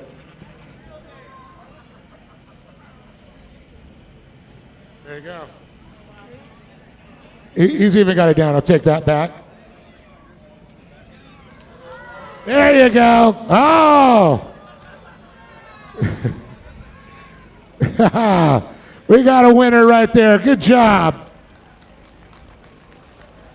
All right, we're going to go back up to Scott Rain on a second here. I just wanted to thank everybody for coming out here. Great crowd here. The lights are on. The sun's going down. A beautiful evening here at the San Bernardino County Fairgrounds here in Victorville, California.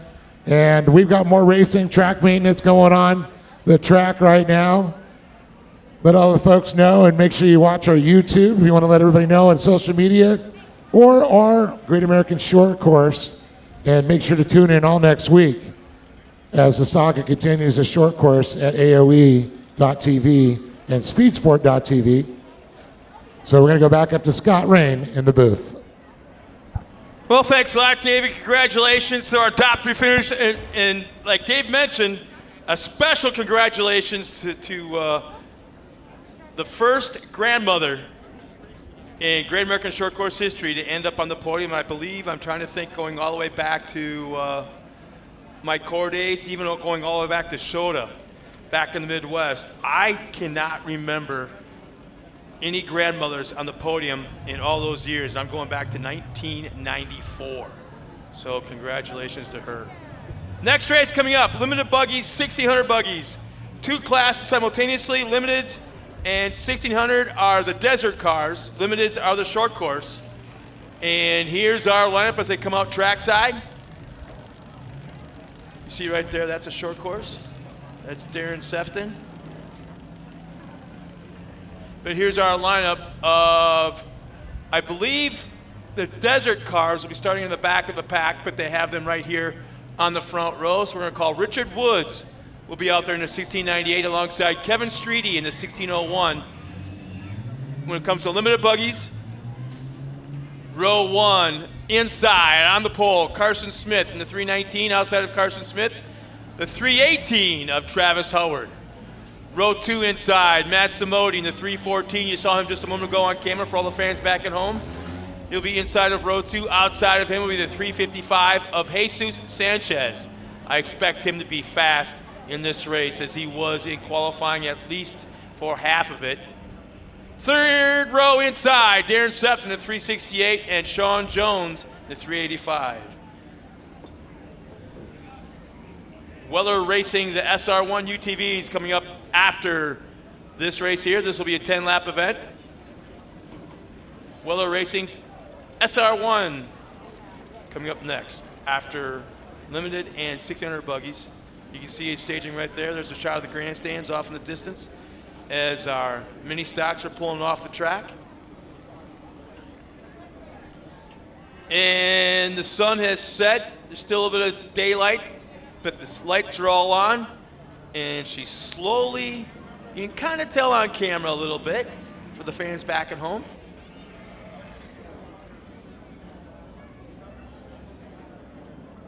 So once again, I remind everybody back at home, check in. Who's your favorite driver? Who are you cheering on this weekend?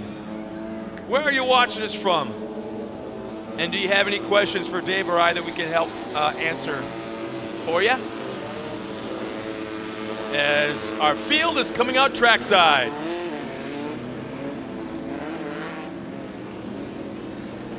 We've got an in-car camera. Let's see if we can figure out who that is. And it looks like our desert cars will be starting in the back of the pack.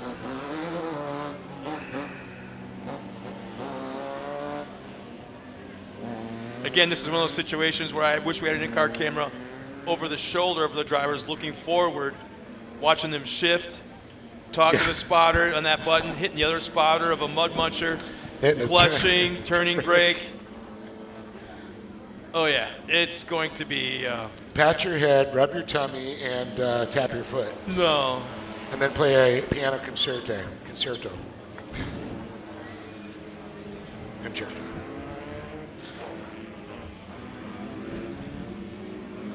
You know what we're missing is Brister, the monkey.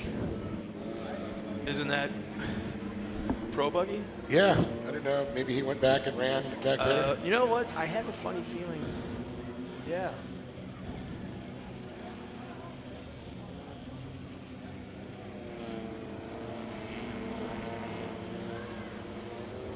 But the 24-hour Le Mans That's is yep. still running right now, Yep. and it sounds like How long does that race take?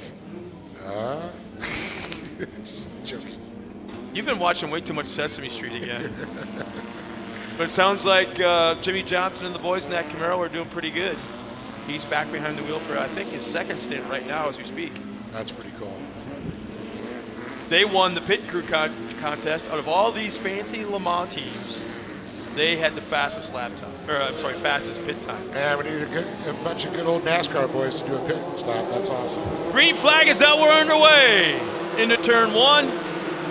And I believe it's Carson Smith with the early hole shot. Yeah, I think you're all right on that one. Looks like Woods and then Howard, Travis Howard back there. And trying to see on board here. Is that Howard we're on board with? I know we mentioned earlier tonight during opening ceremonies Johnny Greaves, but this is a class that he started off-road racing in. I'm not counting the motocross and that, but this is the first class that he ever raced in. And same with Rob McCaffrey too. On and off, yeah. Bryce Menzies, I remember him running that. Didn't he crash the first 3 races? I think he did. Oh, awesome shot. You see him get Samodi. just.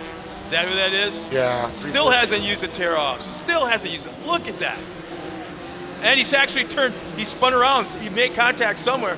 He's actually getting back underway out of our vantage point. But he got turned around or something. Yeah, it looks like it's going to be Carson Smith and Woods, Howard, Streety, Sanchez. Well, that's Streety, actually. There he is. There's Streety. He's a desert buggy. Yeah, Samodi got turned around somewhere. Yeah, it's unfortunate in the 314. I see that number. I always think of John Fitzgerald, one of the most dominant single buggy or limited buggy drivers. Do you want to put $1 on it, whether he won today or not? I'd like to. He was top qualifier, I heard. Yeah. So I'm assuming, but I've been known to be wrong. Quite a separation right now, about 10, 12 car lengths between first and second. And you see the lights on the track really starting to come in play. You see the bright spots there. There are a few dark sections. Carson Smith and Travis Howard still running 1 and 2 as they separated themselves from the rest of the field. Kind of surprised Sanchez hasn't been a little bit closer. Yeah, he had good qualifying there. I was expecting him to be someone running up front, too. And Samodi, that's a shame. He's always a good runner there. And you got Sefton now. But Carson Smith, I'm not shocked that he's running up front. He's always been so fast.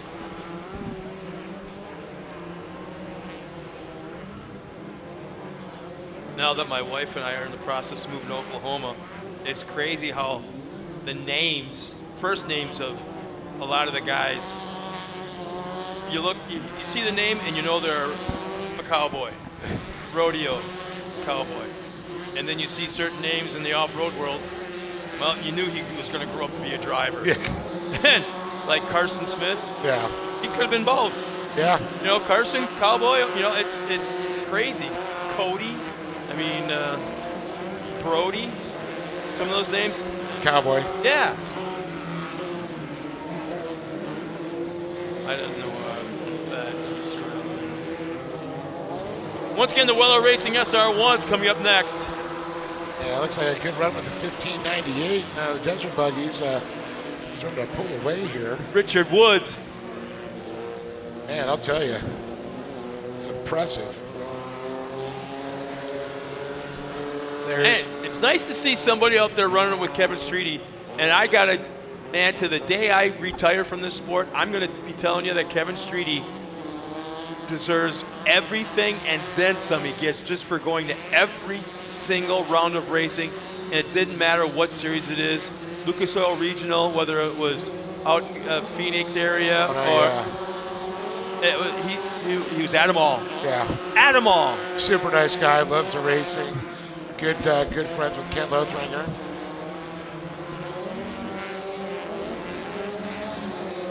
Which I have not seen him. And I'm wondering if he's with Brister possibly in the pro buggy somewhere else. Well, you got to call on the big boys to help you out if you want to do something out there. Yeah, Lothring Engineering. Richard Woods there. Desert car there. We can see the 319 that we're watching our leader, Carson Smith. Which will be the Kennedy car. Travis Howard right now running that second spot has got the entire field covered when it comes to lap time. He's in the 60.9 mark, and there's nobody else anywhere even near. In fact, I stand corrected. Carson Smith just ran the fastest lap time. I open up my mouth, and all of a sudden I get corrected just like that. And then Travis Howard's going to come right behind him here. The comp caution, going to re-rack and restack the field here as we're getting collected behind that beautiful Toyota of Redlands Tundra. Never a truer statement with Toyota. Let's go places.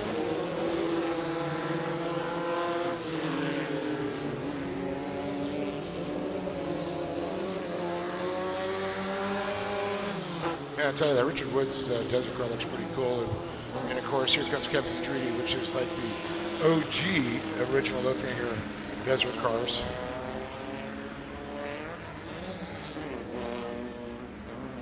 I mean, you really think about Chenoweth, you know, Lothringer, Fodrell, you know, a lot of the desert cars. A lot of history there.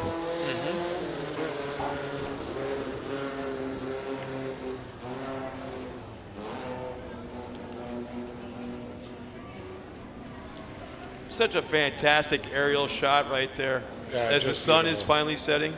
The lights are all on illuminating the racetrack. At least as of right now, it appears that there's not one dark spot anywhere on this track. Oh, it looks good.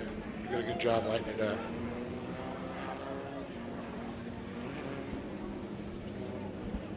Don't know what kind of incentive they gave the immediate neighborhood to be able to run a night race. It's one thing to be out here running a motorsporting event this close to a neighborhood, but then to do it at night, it's a whole nother animal.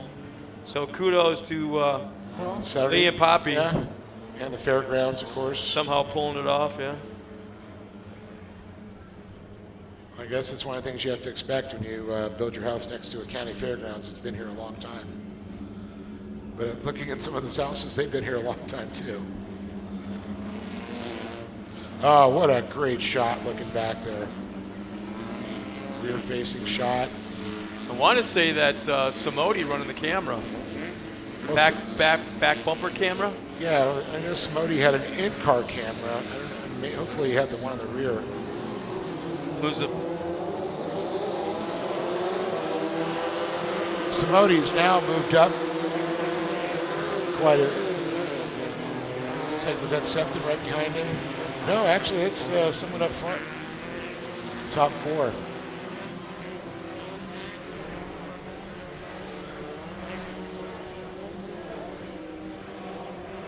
The top two have pulled away already.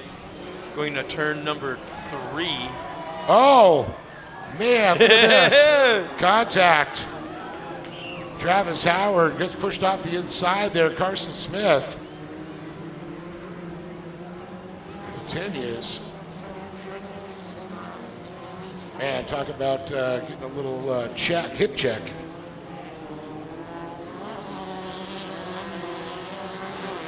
This class also has that turning brake we talked about, and the in-car camera we saw during qualifying, it really emphasized the fact that they use these turning brakes, either pull or push, but they don't lean on them. I can't tell you how important that is.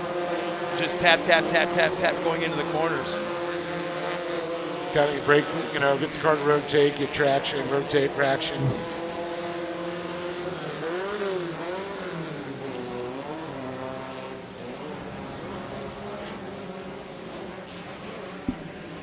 Oh, big spin out there. The 314 goes around, and that's a heartbreaker there for Smody again. That's the second time it's brought him around there. He's going to recollect himself, get back straightened out, underway. Yeah, it looks like his eyes are a little bit bigger than they were 2 laps ago. That is for sure.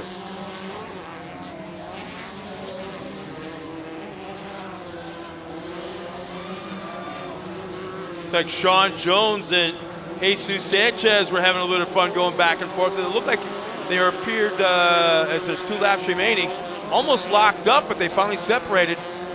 Yeah, look at this. Smith and Howard still battling for that top spot. Howard running second. And you can see the right above there, the, I believe, cam drone. Now we go to the high, wide shot. You know, Dave, as we got 2 laps remaining, or I should say a lap and a half remaining, look around the racetrack. I'm not sure if they can pick it up on any of the cameras that are showing our live stream, but all the green lights, all the lights around the racetrack, and that is added safety that Lee and Poppy have added to this whole thing. When it goes yellow, competition yellow or yellow zone, you see those lights turn yellow, red, same kind of thing. But the drivers can see these things, even in broad daylight. Yeah.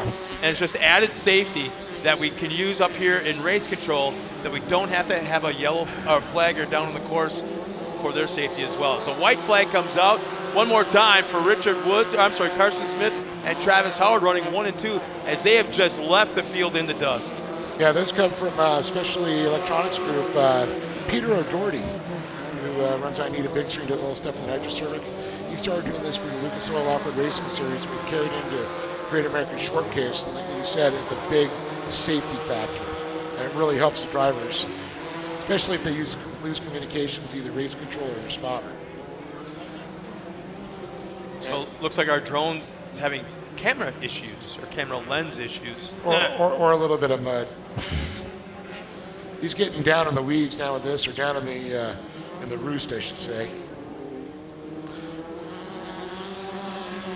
Now look like It'd been Travis Howard. Oh, Howard comes really high. Wow. Bonsaiing in the last 2 corners, trying to bonsai a move, and it wasn't going to be a little too late for anything like that to happen, but Carson Smith will take the win. Travis Howard will finish in that 2nd spot. Sanchez, will he end up on the podium? Yes, how about that? Nice run by Jesus. As he'll end up on the podium in this limited buggy division. Sean Jones will finish 4th. Matt Simodi and Darren Sefton a little bit further back as the race for the desert class will come right down to Richard Woods. Kevin Streety finishing 2nd. So for the first time in the buggy division, we're going to send Dave Arnold down trackside. And here's again, you can see the flashing yellow lights all around the racetrack. Let the drivers know that we've got yellow conditions.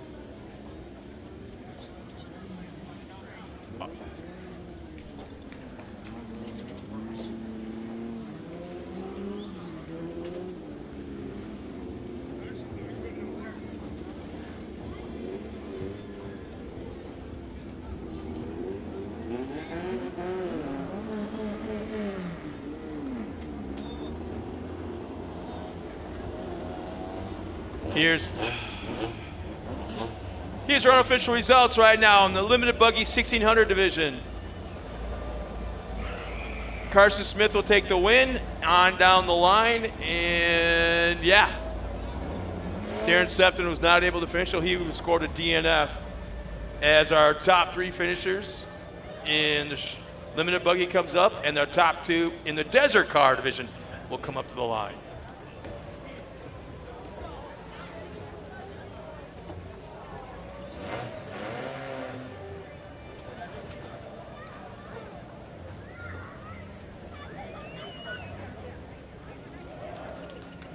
Once again, there's our unofficial results. Darren Sefton DNF'd earlier in the race. Matt Simodi will finish in the top 5. Sean Jones 4th. Jesus Sanchez will be on the podium along with Travis Howard 2nd. And Carson Smith takes the win here in round 4 in the 319. That's the limited buggy.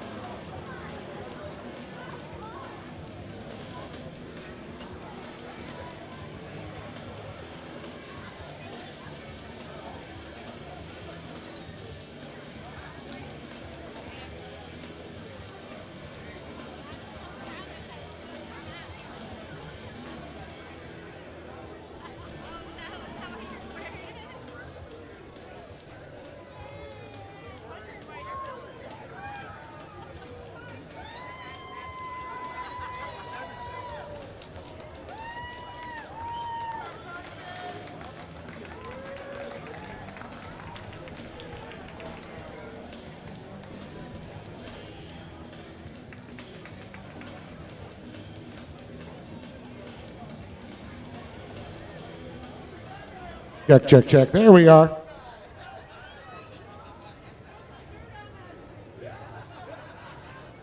All right, Jesus Sanchez, and it looks like Travis Howard, and up on top of the box there, Christian Smith once again. Zeus, man, what a great run you had, buddy. I feel like Ricky Bobby right now. I don't know what to do with my hands. I mean, talk about a battle, man. There's a lot more cars, and you guys are really fighting for it. Man, I don't even know what to say. It was awesome. After my last qualified, it was terrible. So to do this, it was awesome. And you're the new guy. I am. Second race. I know. That's what's so awesome, man. How about that? Second race. That's 2 podiums. It's awesome. Well, you got some people to thank, and I'll let you absorb it. Of course, Carson, Travis, Meehan, Major Engines, my family, my wife. I wouldn't be out here if it wasn't for them. Give it up for this man right there. This is Sanchez. Whoop, whoop. There we go. Good job, man. Travis. We got Sophisticated Events there. And also $100 from K&N. Dude, talk about, man, you guys are throwing elbows out there. One corner, you guys are going door to door, and an open wheel, sometimes that's not a good thing, but you guys are driving so clean. Well, it was an exceptional race for sure. Like, man, we run each other hard, whether if I'm out front or he's out front, I ain't gonna give up. Never give up on anything that you want, and eventually it comes, so. That's so true. Yep, words to live by for anything really, but man, I gotta give it up to Carson, and congratulations to my man Jesse over here. Oh man, that's so cool. That another car on the track, guys. Go get a car, come on out. You can be just like Jesse right here. True competitors. I want to thank Lee, Poppy. Kevlin did an amazing job on the rebirth of the track. Man, it's just awesome out there. I was skeptical coming into it after practice and qualifying because it was really loose, and man, that guy knows what he's doing, and he really made it a good track for us all.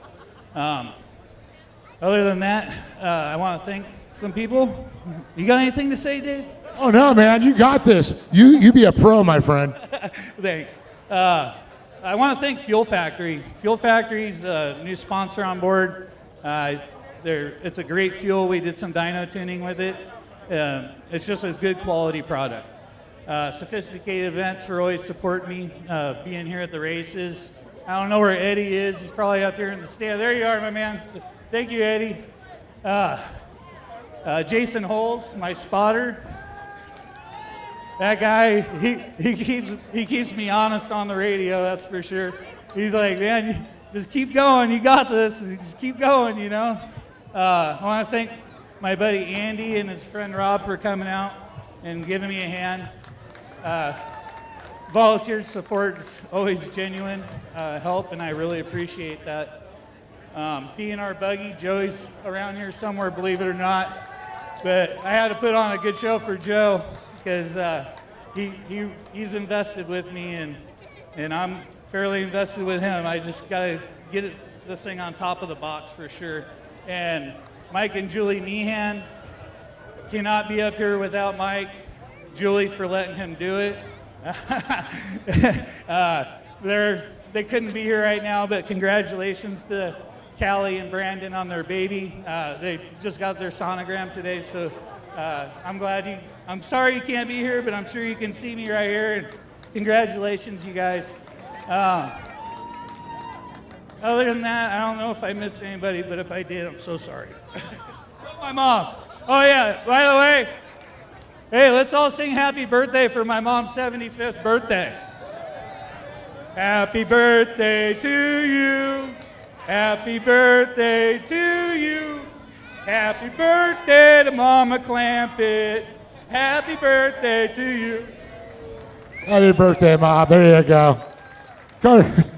Travis, great job. Carson Smith, you got that Sparko gift card, and you also got $100 from K&N.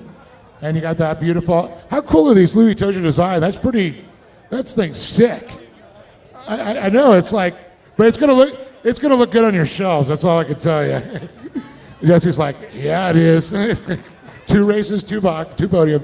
Carson, You're getting a regular up on top of this box, giving old Travis a complex there.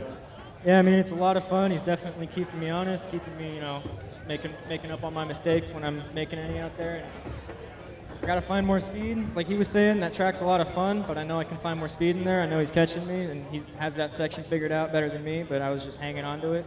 So, yeah, it was a lot of fun. Well, I mean, you had a little contact there. You guys are racing hard but clean. And that door-to-door stuff, that's what you want to see. You really don't want to get those tires tangled up, though. Yeah, I mean, rubbing's racing, like they say, but not too much, because then it's dirty. But, just want to thank everyone that helps me out. My mom, my dad, the Kennedys, Donnie Smith Plumbing, AIC, Orange Electrical, Gordon Feed, and Action Sports Canopies. And, yeah, everyone else that helps me out. Thank you. Let's give it up for Carson Smith, everybody, once more time. Jesse, Jez, and, a big shout-out Travis Howard and Carson Smith on top of the box. And we're going to go ahead and Carson, go ahead and sign that and throw that out to the crowd. Little souvenir to hold on for the future from Toyota of Redlands. Yeah, I think you might want to work that side of the crowd this time. Everybody over here has been getting this. There you go. There you go. Little kids. There you go. Congratulations, guys. Good job, Jesse. Good side. Carson, always entertaining. Travis, always my friend. Let's go ahead and bring our desert buggies up here. I'm going to go ahead and bring up Kevin Streety and Richard Woods here, and we'll talk to them.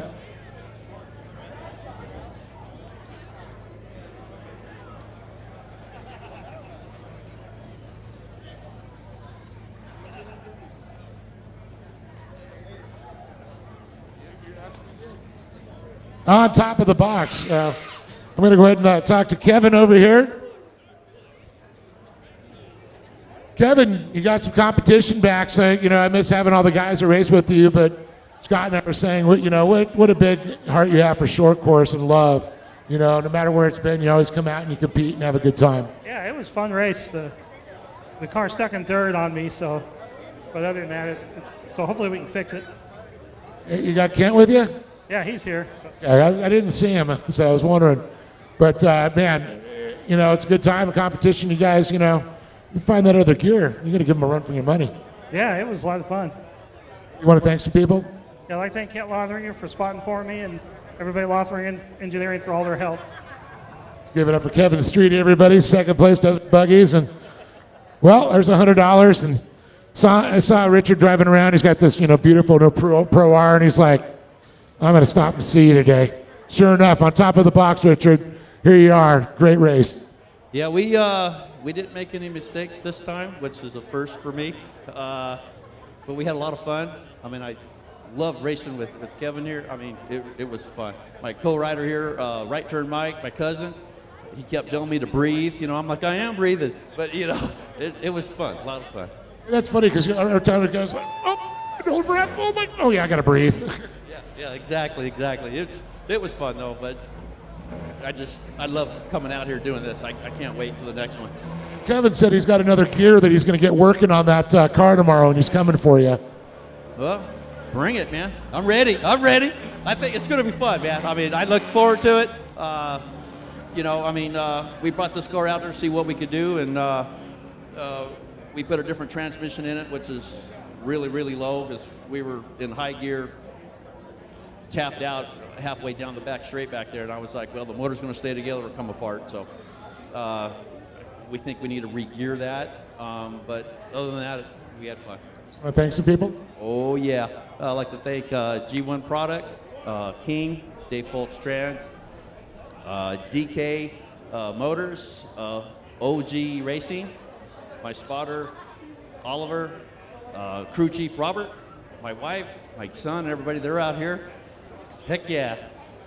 Richard Woods, let's give it up to them. They're big supporters. But again, Kevin Streety and Richard Woods up on top of the box here. More great racing to go. We're halfway through the program. The sun is dropped behind the mountains. The lights are on. The energy's up. And back to Scott up in the box.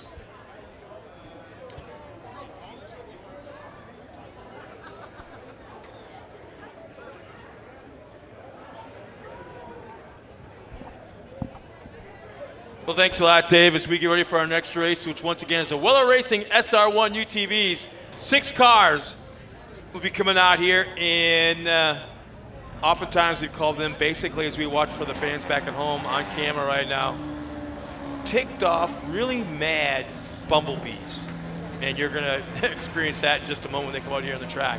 But here's our lineup of 6 cars coming out here in the high horsepower small cars. The power to weight ratio absolutely off the hook. On the pole inside, front row, Corey Weller in the 18. Paul O'Brien outside of her in the number 11. Row 2 inside, Anthony Ochoa in the 71 alongside Anthony, the 75 of Larry Hayes. Row 3 inside, Sammy Nino in the 17. Outside of him, in that 6th spot, will be Robert Gutierrez in the 83. That's the 6 cars coming out. In fact, after Weller Racing will be the Mod Kart kids, the Mod Karts. As you fans back at home are watching, again, you can see the lineup in staging of our Weller Racing SR1s. And it's getting obvious now. You can see the lights, how dark it's getting. Except on the racetrack. What I kind of like about that shot right there, look at the difference in tires. Try what you want, groove what you want, run what you want. And if you think it works, more power to you. And everyone looks like they've got a different idea of what they want to run in these cars.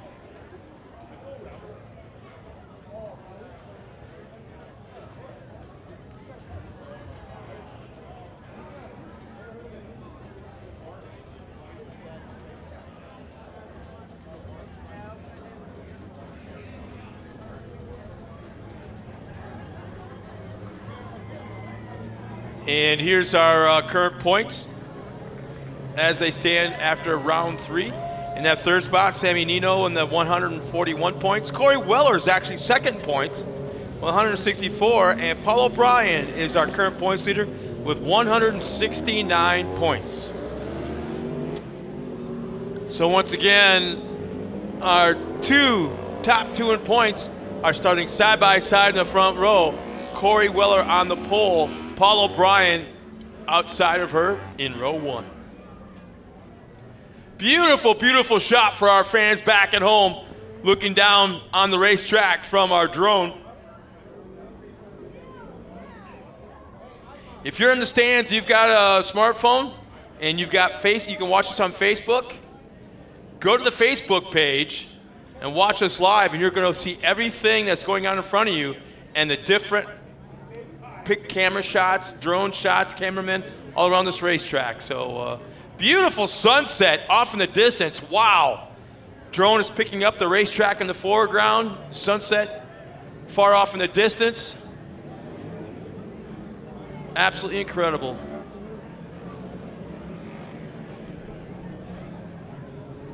Hey, Dave, how do you like that shot, huh?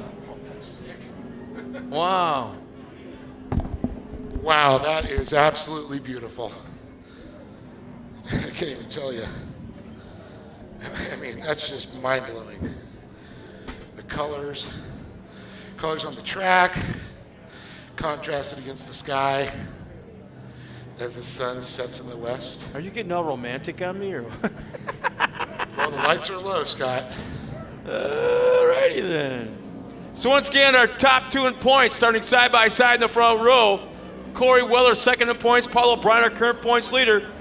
Coming to the green flag, this time by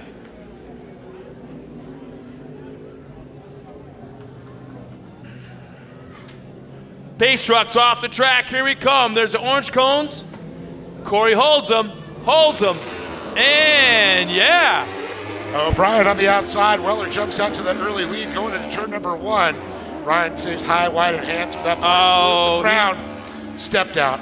Oh, he goes sideways, over rotates, picks up a car with him. Not exactly sure who it is, but that is going to hurt, at least for the first half of the race. See, that's another reason why the Comp Yellow is such a savior at this point. For somebody like that, it's happened time and time again. A flat tire, major contact, first lap of the race, takes out some of the points leaders. Boom. They can still keep going. They're going to be well off the pace, but here comes that Comp Yellow, and they get right back into it again. Absolutely agreed. I just love watching that unfold that way. Hate to see it happen, but love to see that second chance. Corey Weller right now, a sizable lead, probably about 15 car lengths, which I believe is going to be Anthony Ochoa. Yeah, it is, in the 75. And Sam Nino has moved up 1 spot at the start, as he's currently running the 3rd spot. At the 75, is that Larry Hayes? Yes. Yeah, Larry. Then Nino, followed by Gutierrez and Shoa and O'Brien all the way back.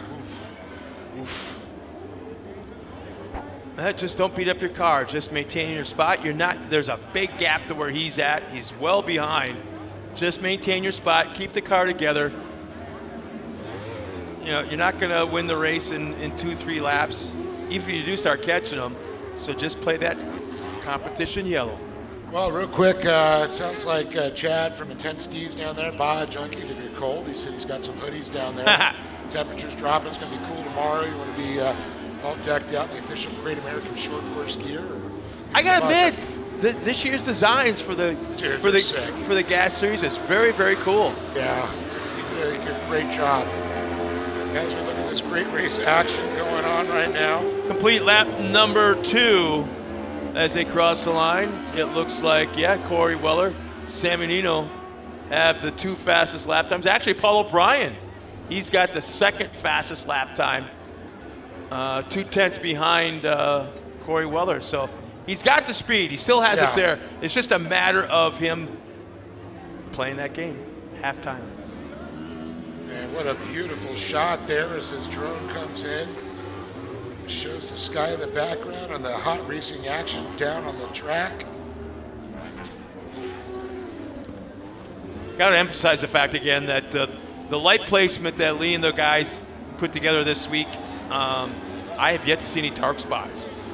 None at all. No, it is lit so well, so perfect. No shadows, no hidden holes. We like to say those shadows cover up. But Weller, Nino, Hayes, Gutierrez, Ochoa, and O'Brien. As it looks like O'Brien trying to make a move on Ochoa now. He has an inside line, goes up in position there, and Ochoa doing a little bit of a alligator tail there, swinging around back and forth. So right now, everybody but Paul O'Brien, their fastest lap was on lap 3. So the track is coming around. I mean, it's not that there was anything bad to begin with, but it's really starting to agree with these cars as the lap times are getting faster and faster throughout this race. Great overhead shot there as we're looking at fourth place there. That's Gutierrez as O'Brien has moved up a spot there. Ochoa back in that position. Corey Weller goes across the stripe there as he takes off there with Nino Hayes.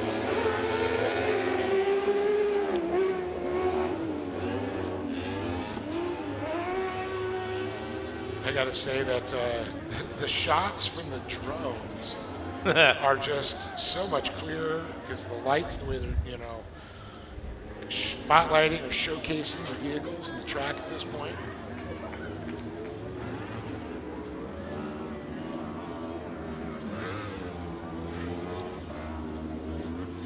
See all our great triangles there, and of course you talked about the safety lights that we see green. Big shout out to Optima Batteries, of course, the Great American Short Course Series powered by Optima. See the Off-Road Warehouse, AM Ortega, Smarco, K&N, Cartech, Weller Racing, of course, watching the Weller Racing SR1s. La Bufadora, the official taco, the Great American Short Course Series, of course, Toyota Redlands and Honda. That Honda Talon that's worked out so well for us.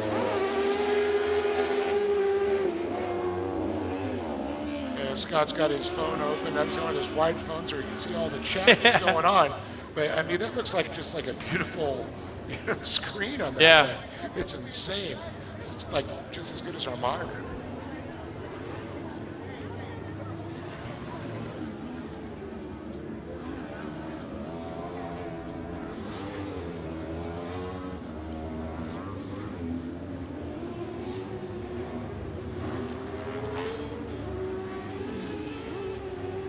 Back on board with Paul O'Brien, the number 11 out of Arizona. As you can see the focus in his eyes. As you can see his eyes go and then his hands go into the turn. He's looking ahead, trying to focus there.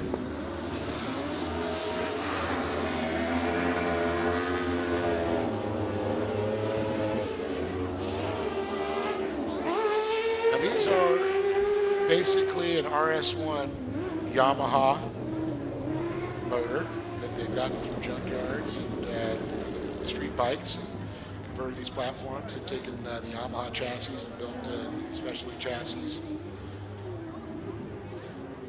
Taken the all-wheel drive out or four-wheel drive, and they're into two-wheel drive.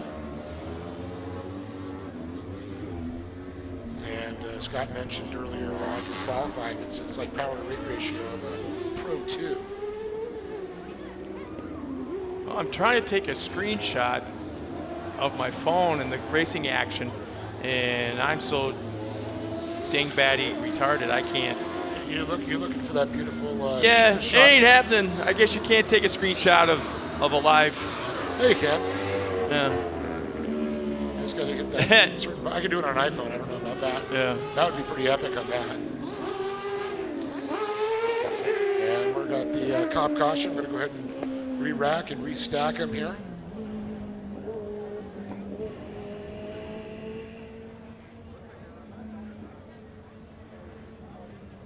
Beautiful footage. Now the sun is gone down completely, and we are solely lit by lights on the track now. And it looks like a vehicle getting a helping hand off the track. Is that Duros, I think, an issue there.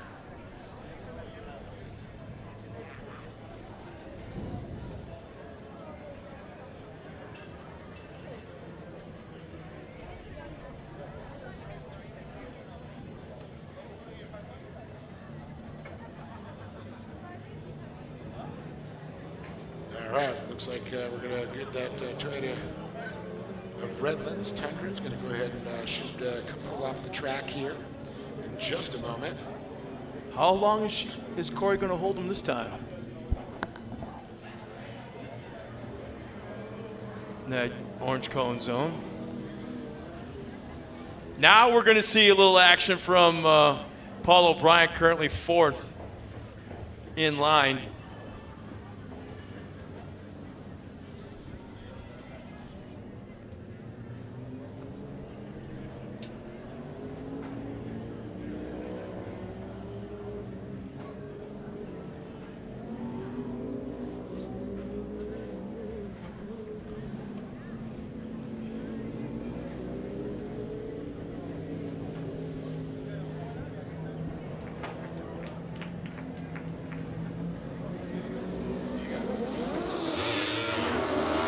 right. Wow, somebody kind of laid down a little bit. Did you hear that? They shifted almost too quick and was dumped down to low gear. And it kind of like, bogged down. You can definitely hear that because he's running so.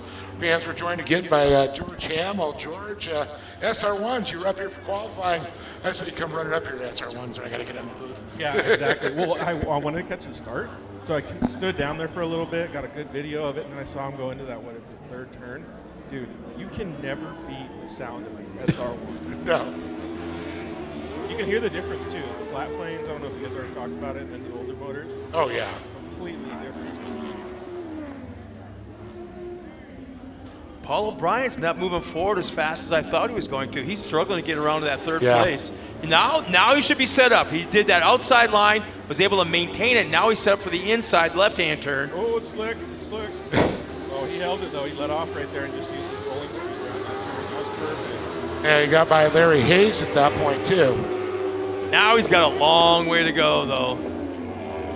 And you guys know as well as he does, the further you get to the front, the harder it is to pass. Oh, yeah, especially when you got Corey Weller and Sam Nino up there. He's going to give it up in second, too. Look at that squirreliness. He's reeling him in. Nino made a little mistake. Keep in mind, like you have said many times, this is the halfway point of the season. So right now, there's a point situation in hand. It was Paul O'Brien right now. I want to say it's 6 points up on Corey Weller running in that first spot. I think 17 is driving with his eyes behind him, too. He's getting a little squirrely right there. Yeah, he's definitely got it in his head right now. The Paul O'Brien. I know the spotter probably shouldn't have said, whoa. There's something wrong. Something just happened. Something let loose. Missed a shift or lost a training, lost a gear. So many speculations. We could have a new points leader after this round of racing. 2 laps remaining this time by. Well, the amount of excitement for the SR1 Class 2 cars has never failed. I mean, it's started in what, like 08 or something? Like, I can't believe it's still such a driver's class. I'm thinking 09, 2010. SR1s were around for core days. No, it was the last year, of course. So, last year. So 2008. I to be honest, back then I thought it was a fad. I honestly thought it was a fad, and everything did go away. The Rhinos, all those did go away for what, 3-4 years. And all of a sudden, kapow! There's the Razors. Polaris showed up and gave everything side by side new life. And it's so weird to see those different driving styles. Some of the drivers are really aggressive in the turns. Some of a lot of speed. Like I said before, drivers. Yeah.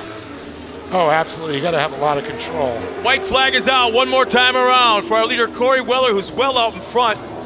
And like I said, she might come out of tonight with the points lead. A very slight one, but it could be a points lead for her. And one of the things, too, you've got to also use the suspension to help these things turn, meaning get on the gas, let off the gas, let the suspension put weight onto the front, transfer that weight, get it to rotate a little bit, get back on the gas to keep that front end tracking. Yeah, and I think that has a difference in the beginning of the race and to the later portion of the race. You know, the car in the front, when you first get the engine in, Yeah. then not as much as Yeah, correct. Yeah. But it really makes you think, and that's where I think really the driver's part of it comes, how to be able to use that car to put it into that position. You know, it's funny too, because I've been hanging out with her a lot today. Corey was telling me she just loves it because there you go. Yeah. She just loves it because she wins. Corey Weller with the win. But she was saying she loves it so much because the car, you hang out, you really enjoy the races, you have a family, and then you get out there and it's just And full adrenaline rush. I've still never had the opportunity to drive this one. Yeah, I almost got a chance, and then I know Ken Johnson got into it, and he looked at me and goes, Dave, you got to do this. This is the coolest thing ever. All right. Well, we'll send Dave down trackside one more time, talk to our top 3 finishers. And that top spot, we're going to have to hopefully figure out where we stand with the points. It'll be unofficial, I'm sure. But this will really tighten up that points battle for the top spot. And Corey just might come away with a point or two up front. So,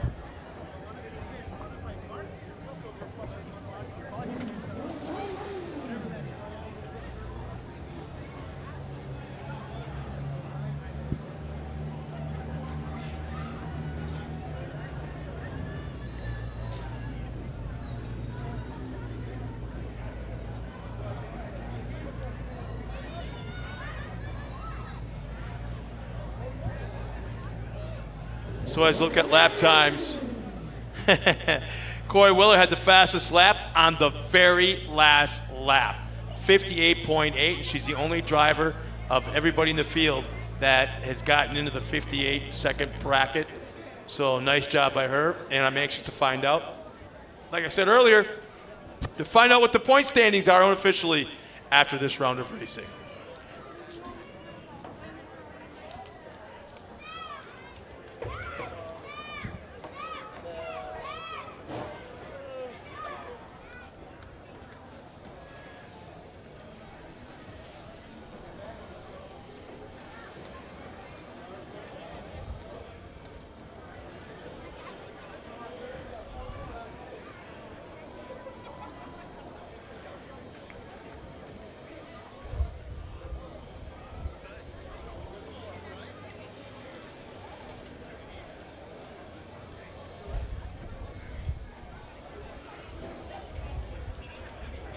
And there's the unofficial results.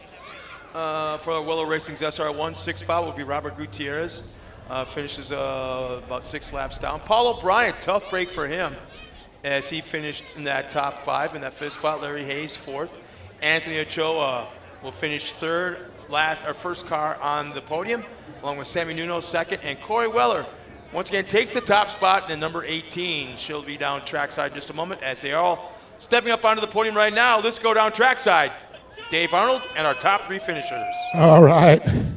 Not often do they beat me here, so I'm going to make it on over here. We got some checks to give out.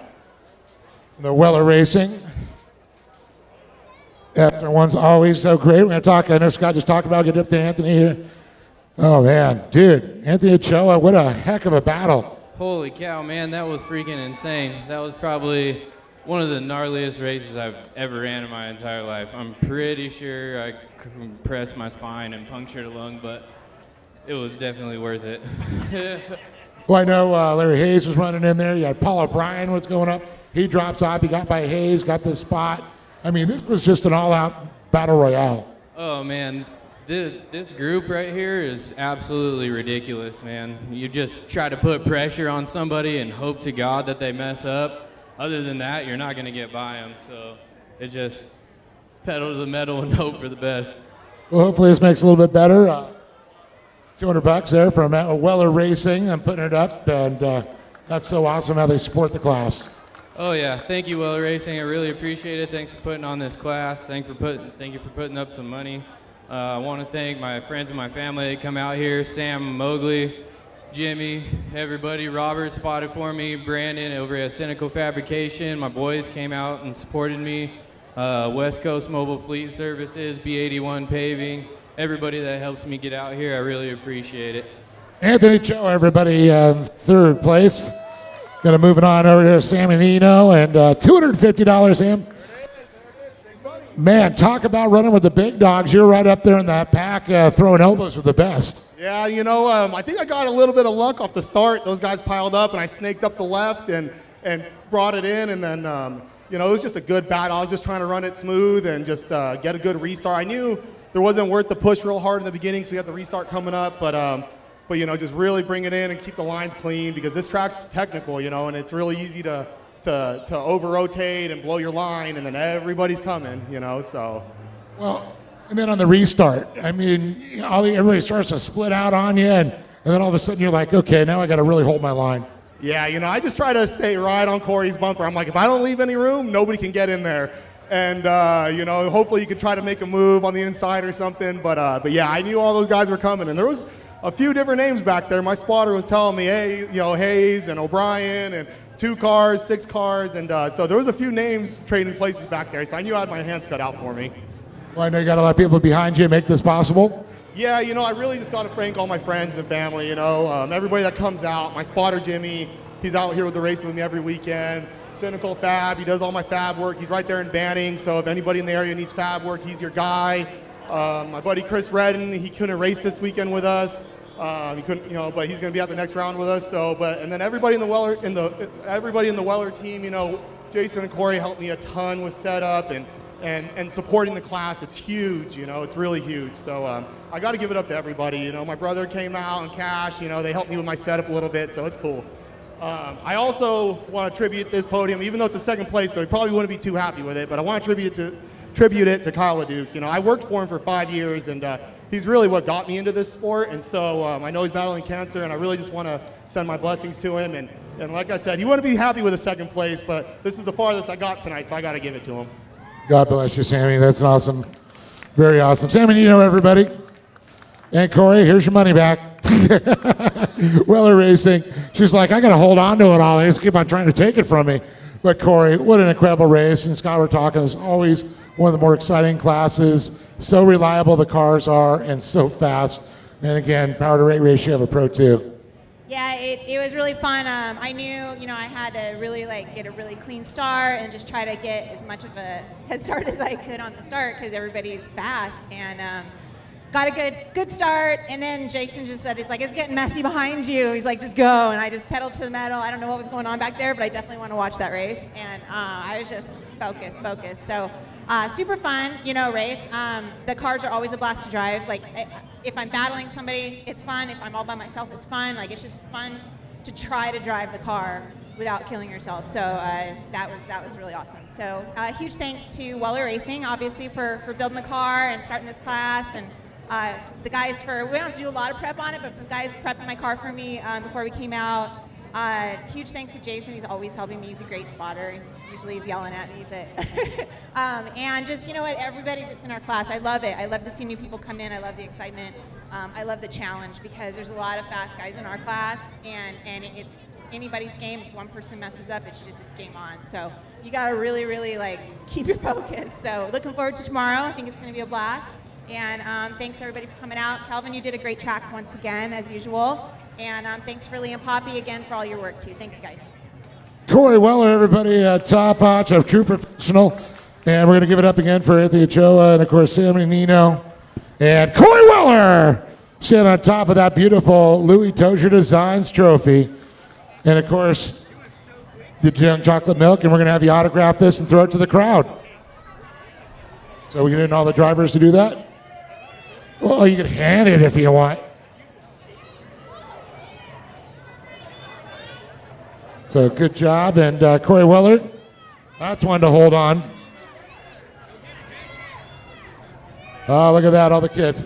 Oh, what did she say she can't throw? I want her on my Frisbee golf team. Well, an awesome night past the halfway point. Mod Cars coming up. We're going to go back up to the booth. Scott Rain.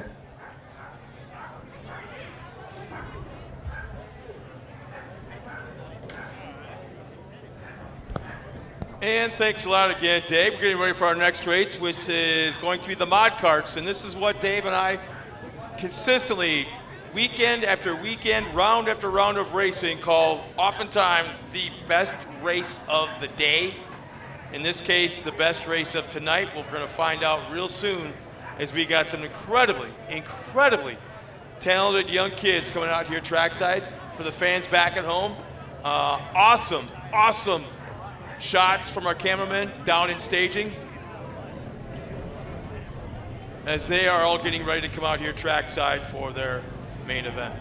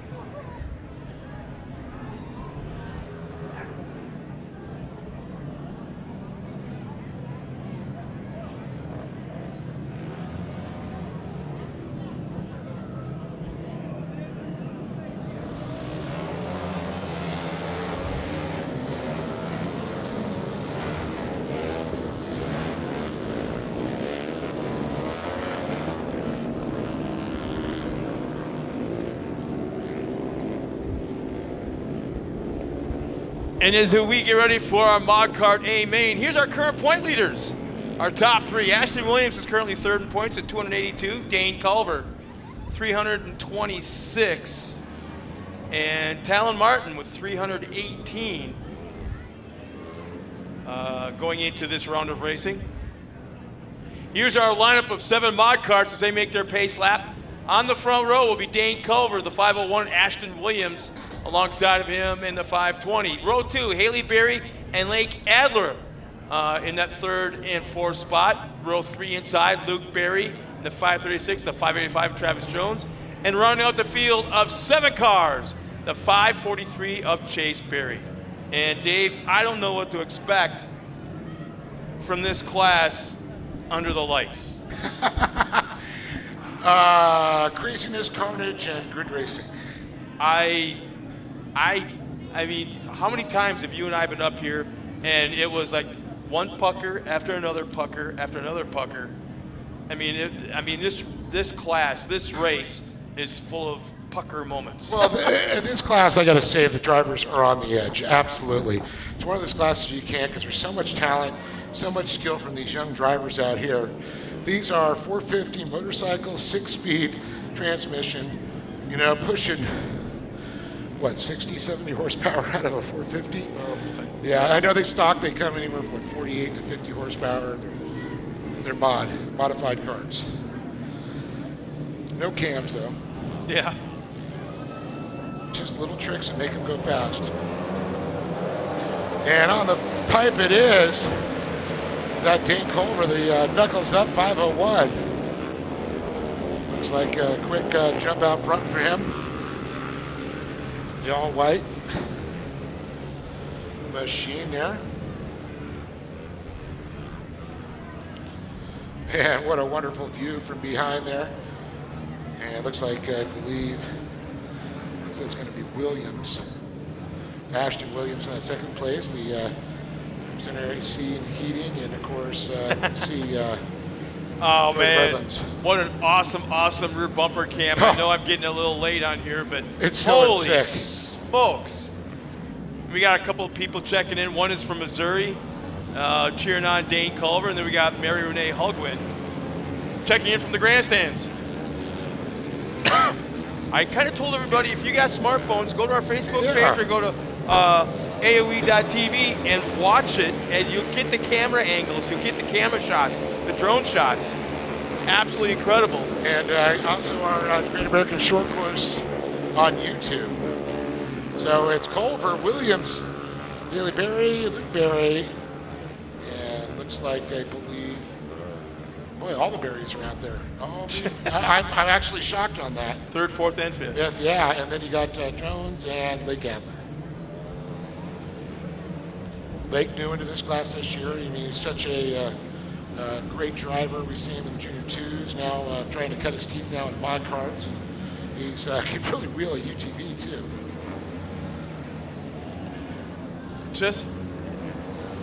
Maybe it's the size out on the racetrack and the lit track under the lights, but these things look really scary fast. Scary fast. That could have been a little scary there. 536 of Luke Berry, Chase Berry, brother right behind him, the twins, and then we got Jones and Adler, but Dane Culver, the young man up front right now in command.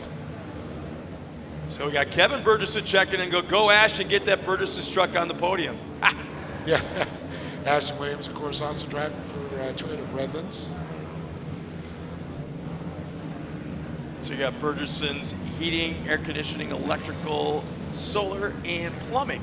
And you know what's so out cool here this weekend? Yeah, you know what's so cool about that is they put money up for a lot of these kids. They pulled a ball, whatever that number was the position that was going to get paid. But if they finished in that position, so if you got a 1 and you finished first, if you were the top qualifier, or 4, you took the money. So a big thanks to Burgesson's Heating and AC and solar and all the great things they do. And of course, if you're looking to get a brand new car or truck, Toyota of Redlands. Dexter Warren checks in. What's going to go? Yeah, mod carts. I'm like, yeah, Dexter, get your butt in one. Yeah, Yeah, we sure miss him over there. Over here, I should say, racing. The mighty mullet. Yeah, he'll be 25 years old and he'll always be the mighty mullet. Yeah, I know. Some more just drone shots are absolutely fantastic. I mean, if it wasn't for drones, I mean, what would we be doing? Yeah, I'm just blown away from all the years that we had helicopters. Can you imagine sitting out at Mid-America Outdoors right now in front of one of the Jumbotrons by the pool? Oh, how sick is that? Which is right next to the margarita bar. Yeah, coconuts. Coconuts too, Two, yeah. Yeah. Floating around the lazy river, getting a glimpse of a mod cart going around at 70 miles an hour. And a great battle as we're watching up front. Williams in that second position with Luke Berry. I want to say that we're, 2 laps from the comp yellow yet? Just a tick under 2 laps. Just a tick, yeah. But here's the thing. This race, this is typical of what we see in the first half of mod carts. This is controlled by the spotters. They're letting their kids run at the position they're in. Don't beat yourself up, that kind of save this, save that. But then come the second half, it's like the spotters just take the headset off. Okay, it's your race. And have at it. Gloves come off. So you got the older sister and the 2 younger brothers splitting them up. You got Luke and then Haley and then Chase. And of course, Dane Culver just checking out Williams all by his lonesome as they come out of the final turn. I gotta watch more racing and less talking on our live stream. Dexter's just checked in. He goes, my school wanted me to cut my mullet off. I said, screw that, change schools. Don't lose the mullet. We love it, Dexter. That makes you, buddy. Yeah, individuality. Oh, he's an individual. That's right. Establish your Very, character. very cool drone shot right now following our top 2 cars. Off all by themselves. Actually, oh no, I'm sorry. That's 3rd and 4th. Yeah. Battling there. That's Ashton Williams. Then you got Luke Berry, Haley Berry. And then back a little bit farther, Chase. Dane and Ashton pretty much set their pace. Then, like you said, the frustrating spot is when they get all racked up again during that comp caution. And there it is right now, yeah. So we're going 12 laps for mod carts versus the standard 10. We've done some of the other classes. So now it's going to start getting fun. Second half of the mod cart. Gloves are off. Let's just say all HE double toothpicks is about to happen, I think. Armageddon. Dogs and cats living together, mass hysteria.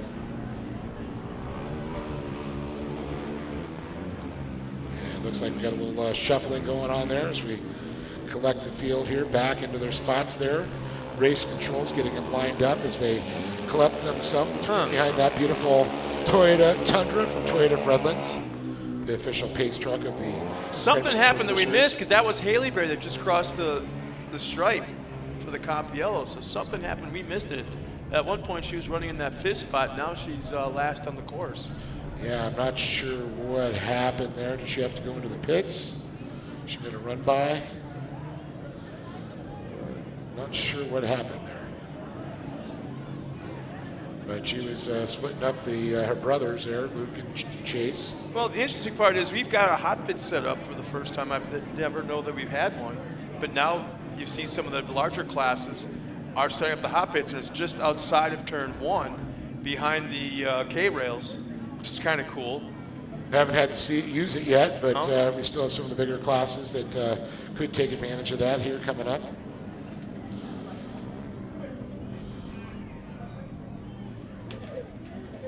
So right now we only have 2 cars that ducked into the 59-second bracket as far as lap times go, and that was obviously Dane Culver with the 59.1 and Ashton Williams running second with the 59.7, and both those laps were very early. Yes. Fairly early in the race.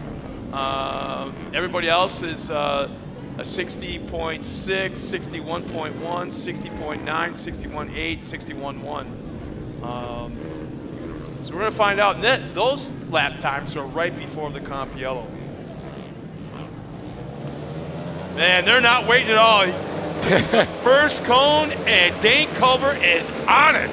He was going to try and catch him sleeping, but Ashton Williams was right on the response there.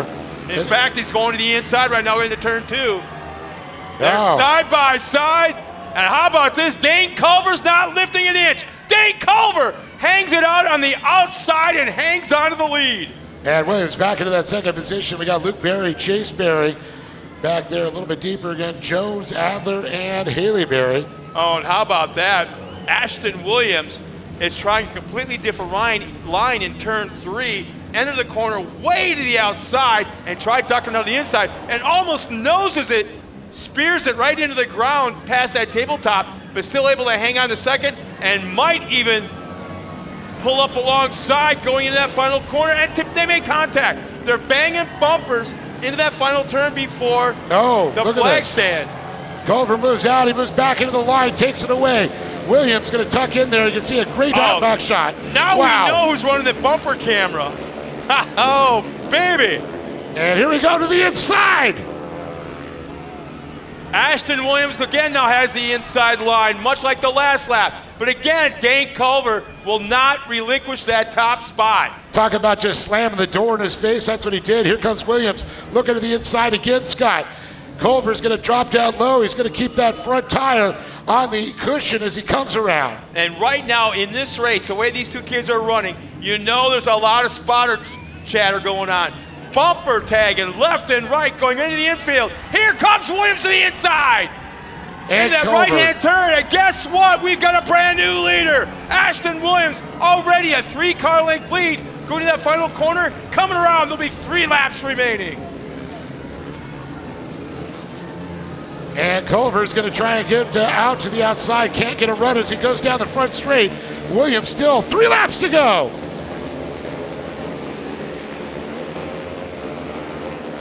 Slowly but surely, that lead is growing for Ashton Williams.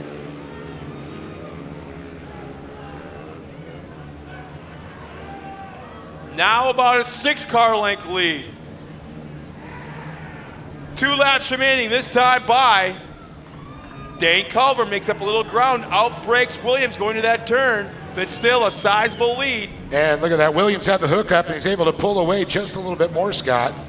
He is getting forward bite that I don't think that Culver's able to get. Yeah. He may be able to outbreak him going to the corners and reel him in a little bit, and Williams over rotates. He goes all the way around. Oh, that's Culver actually. Yeah.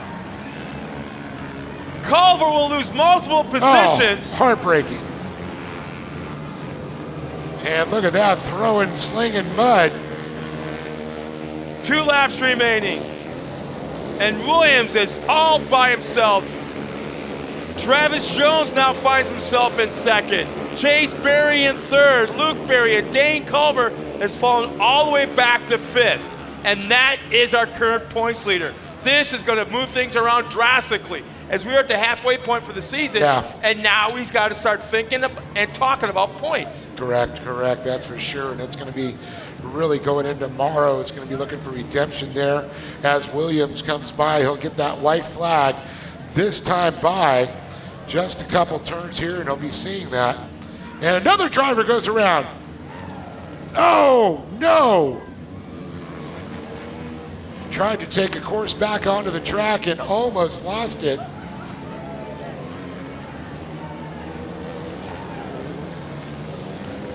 And the white flag comes out for Ashton Williams. Bergeson's Heating and AC, and of course, Toyota Redlands. Travis Jones and Chase Berry.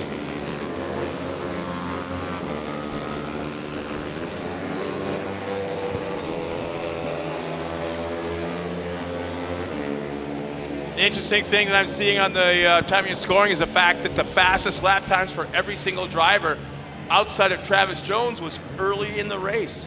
Lap 2 and 3 and 4.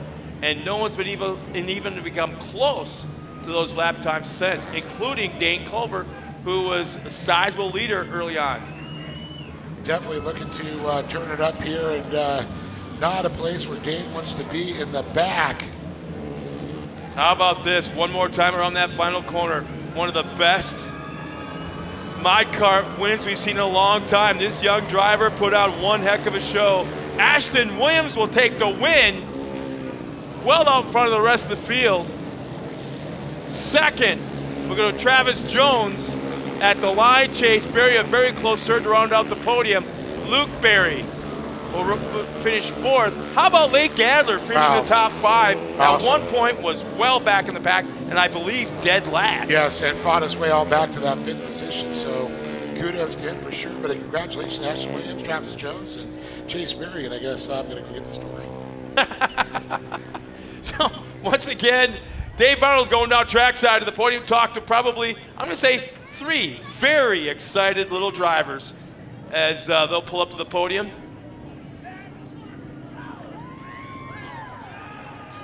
And have a little bit of fun. Man, the crowd just loved that last race.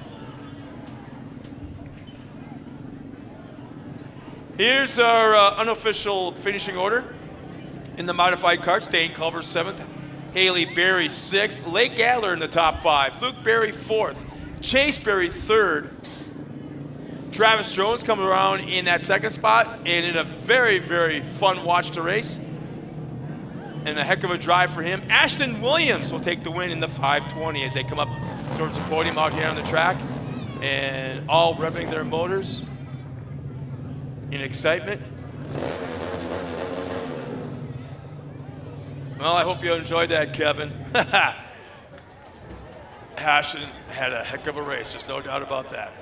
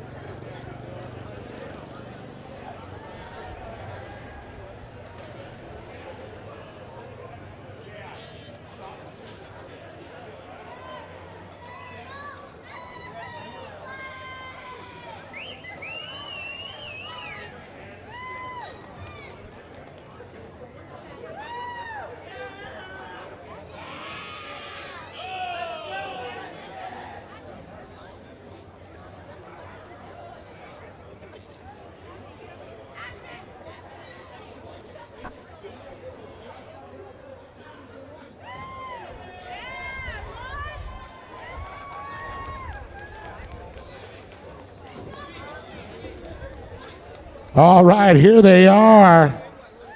Chase Berry, Travis Jones, and oh my, Ashton Williams up on top of the box. I'm going to go ahead and talk to Chase about this race. Man, you had Luke there. I don't know what happened to Haley. She got shuffled to the back, but you got by Luke, got up, and fought your way to a podium. Yeah, it was definitely a crazy race with all the shifting tear-offs and the steering wheel. Well, one of the things I noticed on that restart there is like you had to be right on it because everybody was trying to split up and challenge you. Yeah, I had no idea who was behind me. I was pretty scared. Yeah, I hope they weren't telling you because sometimes that gets in your head, right? Yeah, and also my dad was telling me to just race your lines and finish the race, but here I am with a third place trophy. Heck yeah, dude. So stoked. I know you got people to thank for that. Yeah, but it's been a pretty long time up here. I have no idea who my sponsors are. So, Mark, Straight Edge, MRC Construction, Mo Club Jerky, Rugged Radios, WDT, Sparko, and I have no idea. Yeah. There it is. Give it up for Chase Perry, everybody. An awesome performance. Good to have him back up on the box. Travis Jones, first of all, got some money from K&N Filters, so awesome. Let's talk a little bit about this race there. What a nutty one there for sure. We watched pretty much Dane Culver out front. You're watching it all unfold in front of you with Chase, and I know you had Luke for a while on your butt, then all of a sudden Chase showed up. It was a very hard race. I only had 3 tear-offs. My last 8 all pulled off in 1, and I couldn't see. And my shocks were way too soft, and every single jump I was bottoming out really bad, so I couldn't go really much faster than 5th gear of the jumps. And I was wishing I could go faster to catch Ashton, but he's a great racer. And after I saw Dane spin out, I was like, it's my chance. Does not make this another King of the Hammers. Make a run for it, right? Yeah. What would you like to thank, my friend? I'd like to thank G&J, G1, Jones Fabrication, JDC Concrete, Concept Powder Coating, DC Shocks, Rebel Gears, and everyone else I missed. Thank you so much. And my mom, dad, and sister. Give it up for that young man, Travis Jones, right there. And how about this young man, Ashton Williams? Wow, what a race, young man. Watching the battle between you and Dane was just incredible. Clean, precise, and you worked it. And you get an 8-hour pass, the mountain high. Not too shabby. We'll have to wait for the snow to come. Everybody's going to play in the rocks and the dirt, but that's okay. Maybe they can talk about taking the mod cart up and down through there. But let's talk a little bit about the race. What was your strategy going into it? Because Dane, the points leader, and you were battling. I knew I just needed to wait to the halfway caution to make any moves, and I did that. I almost died going straight into the dirt. Yeah, I just been patient, and then I went to the inside, past Dane, and then I don't know where he went after that. Checkered flag came out, and here you are, right? Yep, here I am. Well, you got some great people behind you to make this program possible. Yeah, I'd like to thank my mom, my dad, Marky Sharkey for coming out here today. I'd like to thank Big Al, happy birthday to you, giving this a couple days late. I'd like my brother Chad, Tyler, my boy Pac out there, Pam for all the help, and everyone out here that came out here to support me today. Ashton Williams there. They're giving up for that young man. A great performance. Got the trophies, and we're going to go ahead and have him sign a Toyota Redlands Frisbee and toss it out to the crowd. All right. And I'll take that Sharpie there. There it is. Right there. That's so awesome. Let's give it up one more time for all these ones. Oh, he brought somebody. I'd like to thank Toyota Redlands, Burgess Antique and Air Conditioning, my spotter Brian for everything and helping me out, and Bonafide Truck Repair, and Great American Short Course for hosting this. There it is. Give it up for Chase Berry, Travis Jones, and Ashton Williams. 3 more to go. Here we go. It's time to go back to the booth with Scott Rain. Thanks a lot, Dave. And once again, congratulations to our top 3 finishers. Once again, Ashton Williams, Travis Jones, and Chase Berry in the mod kart division. Getting ready now for race number 8, Production Turbo UTV.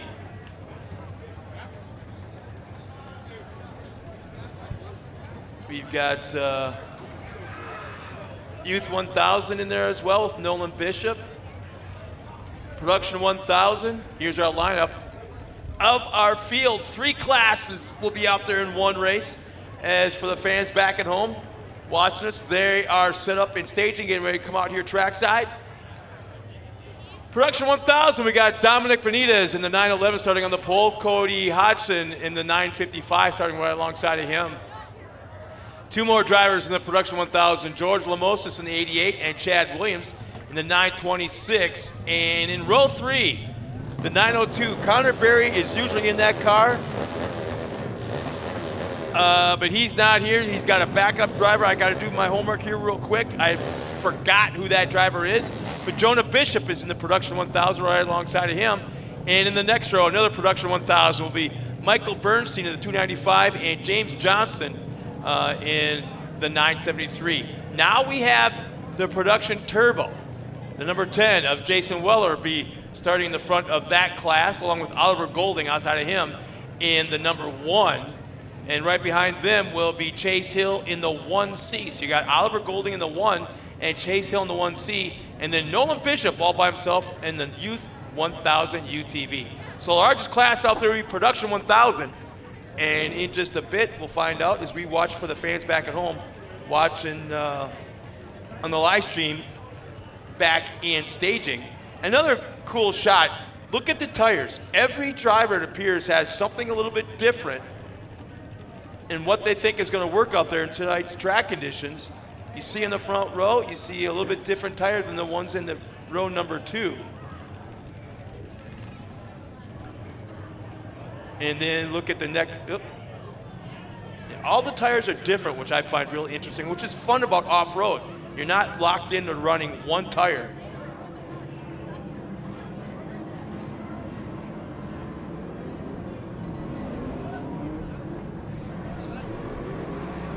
So we got one driver out there running an in-car camera.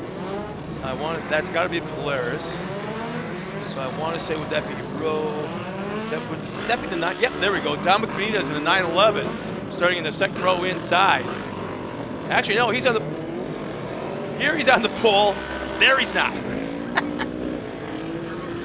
Yeah.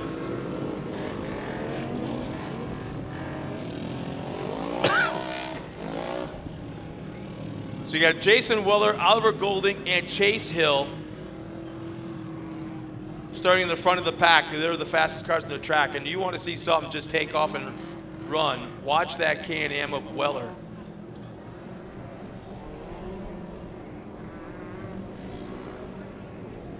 And if you got a smartphone, for the fans here in the stands, please go to the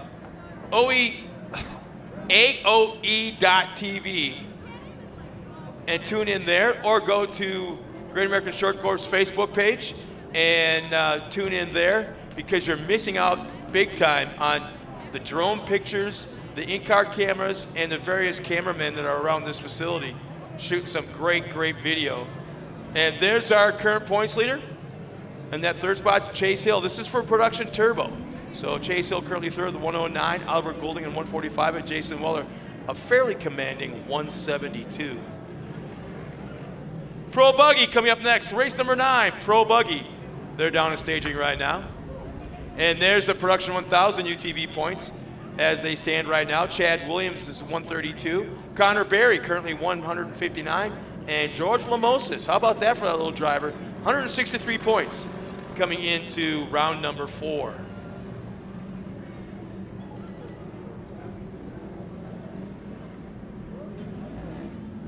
You know, Brian, I was telling Dave a little bit ago how cool it would be sitting in the pool right now next to Coconuts 2, watching this on the Jumbotron right there. The competition director for Mid-America Outdoors is up here with us right now, Brian, and if you saw his reaction to my question.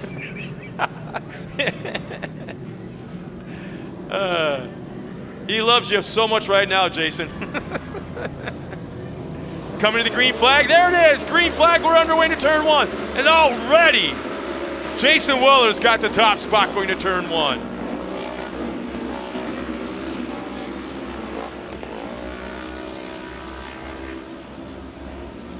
And just the way that Can-Am, he's able to hit that jump, throw it sideways in the air, and land without any issues, nothing breaking, and keep on going.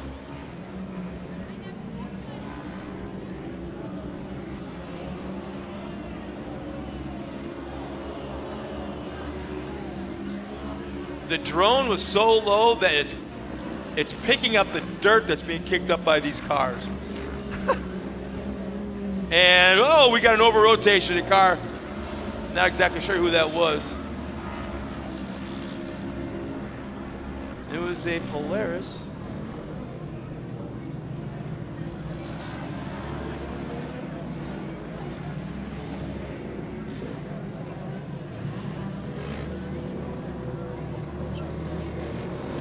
We got a Full course. No, it's a complete restart. It looks like, pace trucks are on the track.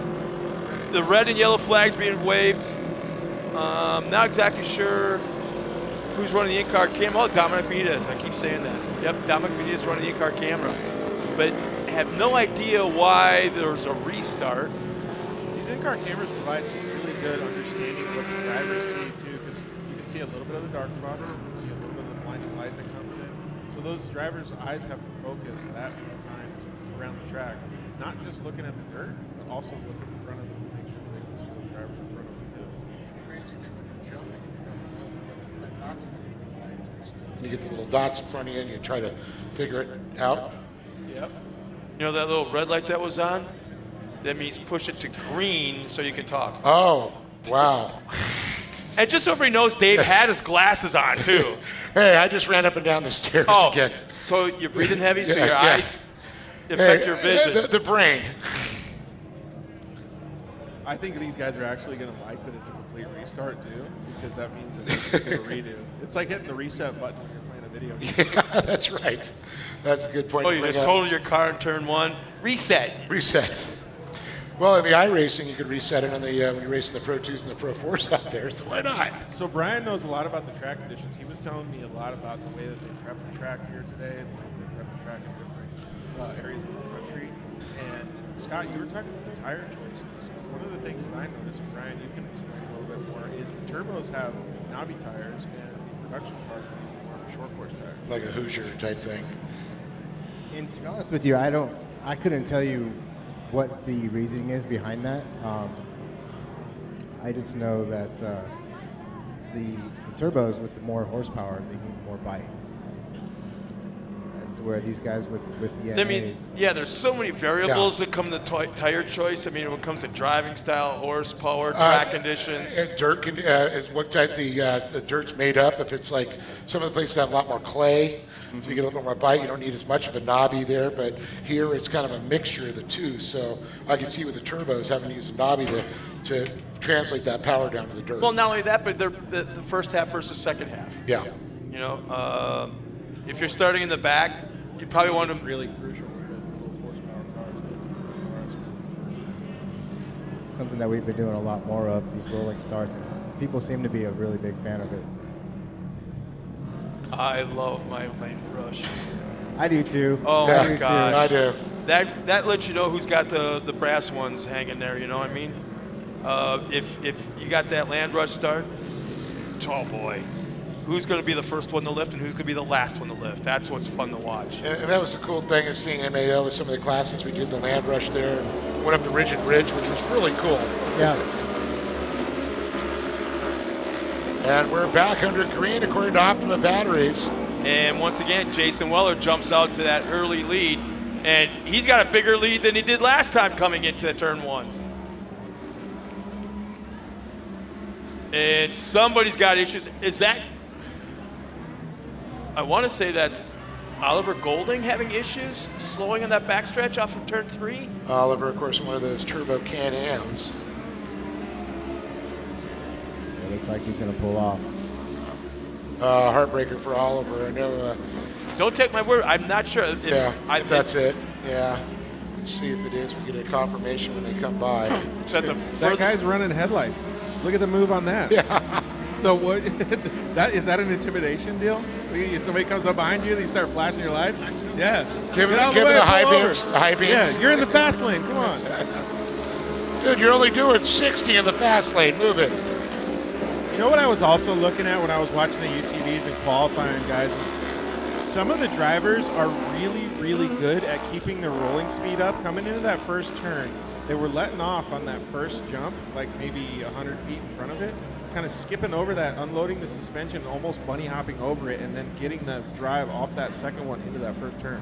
And we've got another yellow flag out there right now, and I'm not exactly sure what for. It's off in the far left part of the course, I think. It appears that's where safety vehicle's moving. But there is... I'm showing a yellow flag. It was just up there a second ago. I'm showing it right here. Yeah, I'm showing green on the track. Yeah, there's green lights, so it must be just a yellow area or a zone. Local caution could be. Looks like everybody's up to speed all over the track.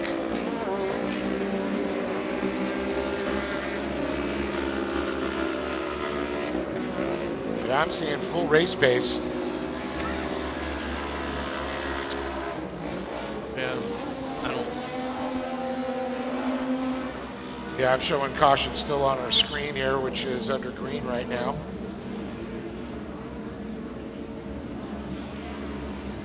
And looks like I got it on board there. You can see a little bit of the glare of the lights up, a little freeze up there.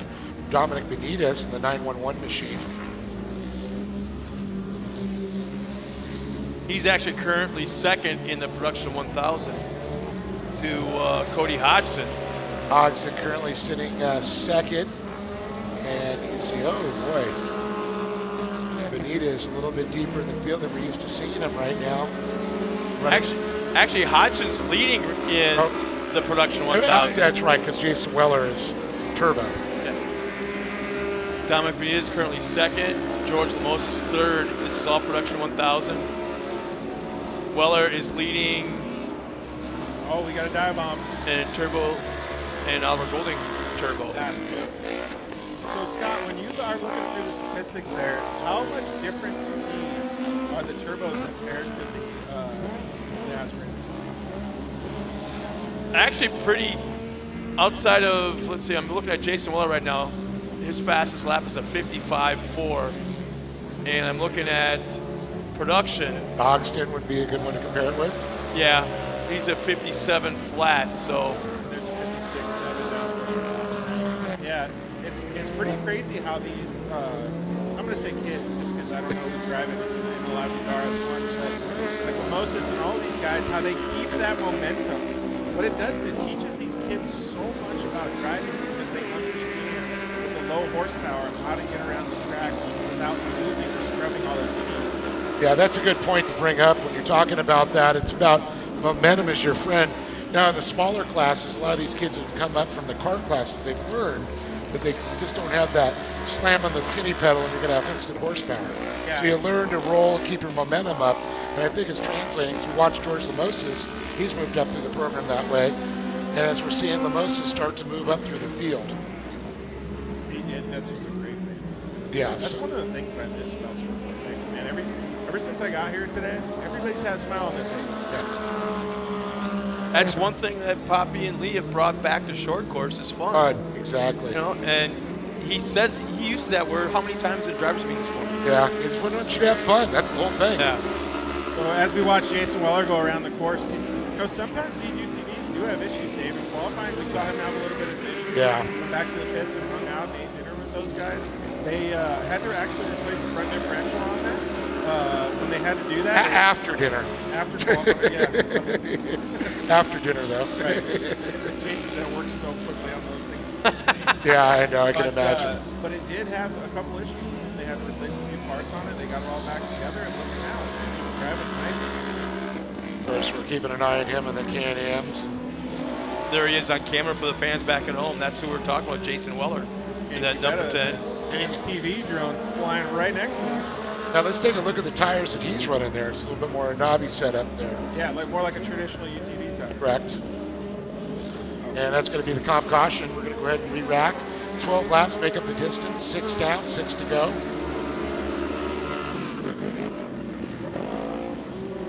And there's Lemos.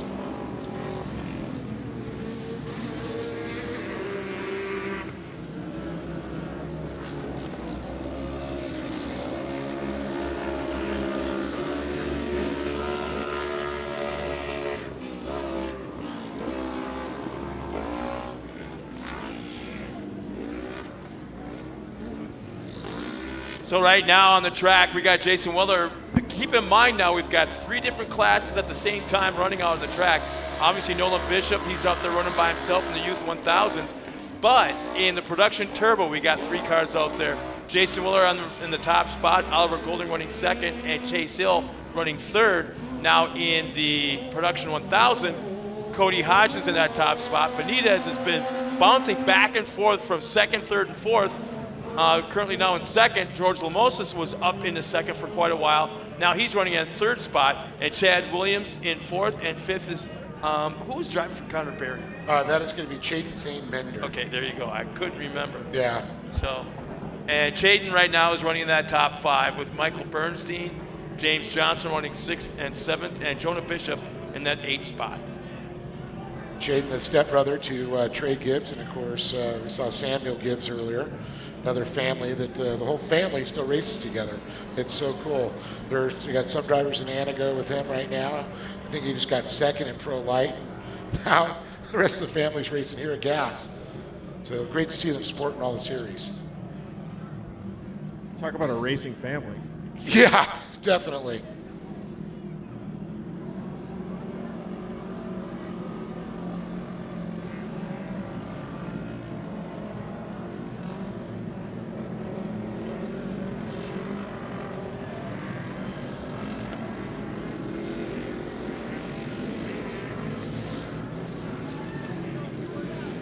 This will be a really cool onboard shot for the restart right here. You'll be able to see these reps. There we go.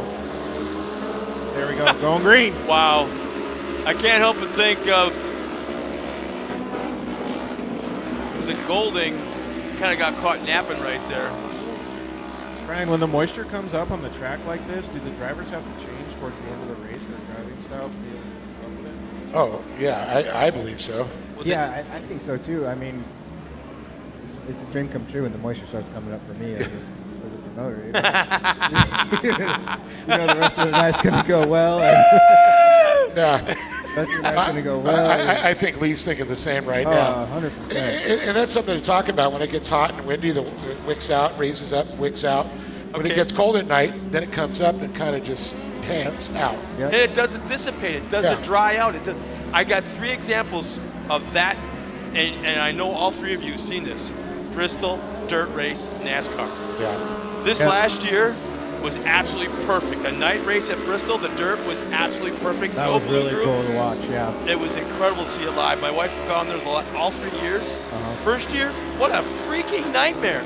Unbelievable. They had to stop the race. Actually, they had to stop practice a lap and a half in because they were not ready for the mud.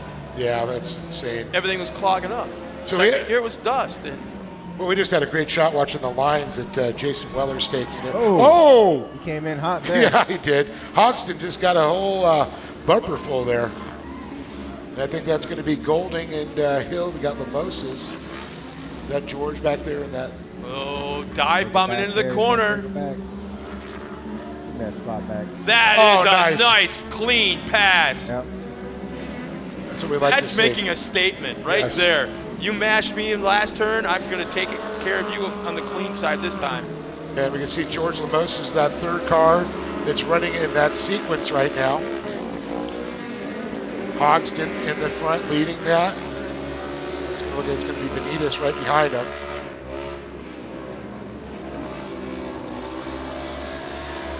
One other thing, you guys were talking about the tires, and we're talking about the called smooth tires or dirt track tires on those RS1s. A lot of times those guys use that because it gives less aggression or tension on the belts too, so you snap belts less instead of having all the traction. A little bit more tire spin. And yeah. And some of the YXZ guys, they'll use fingers or whatever as well, or the short course tires from Maxxis. But the Whoa! Up on 2 wheels. There we go. He gave up the position. Lamosa's coming in too. But yeah, it looks like he's got some grippy tires on that YXZ because the sequential 6-speed, so Yes. or 5-speed, so they 5-speed, yeah. They can actually just really, really grip the track.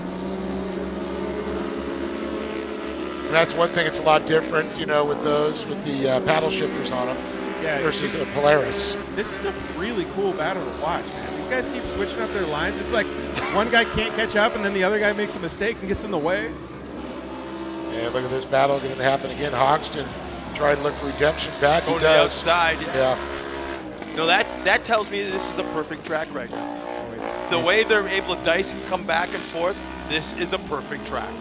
Yeah, kudos to all the track crew out here. He's got a really good crew that takes care of this track out here. That's one thing that I noticed right off the bat is how well this track's held up all day. Now keep this in mind. This is coming from Rotor. He may now be the competition director at Mid-America Outdoors, but he's also a promoter, and that's where your background comes from. Yep, absolutely. But the track that you promote is kind of like a nightmare. There's no shaded areas. It's out in the sun. It's out in an open area, so there's always wind, and there's not enough water, I think, to keep that thing looking like this. No, I mean I have 2 water trucks, but depending on what time of the year you're on. But yeah, it's a battle. It's a battle all day long, for sure. White flag is out. Less than 1 lap remaining is our overall leader. Jason Weller's in the far back section of the racetrack. And it looked like our drone pilot's he's so fast that he's having issues keeping up with Weller. Yeah, Jason's definitely in another zip code at this point. Oh, I'm hearing the crowd. Oh, they're trying to get a shot on that. It's an RS1.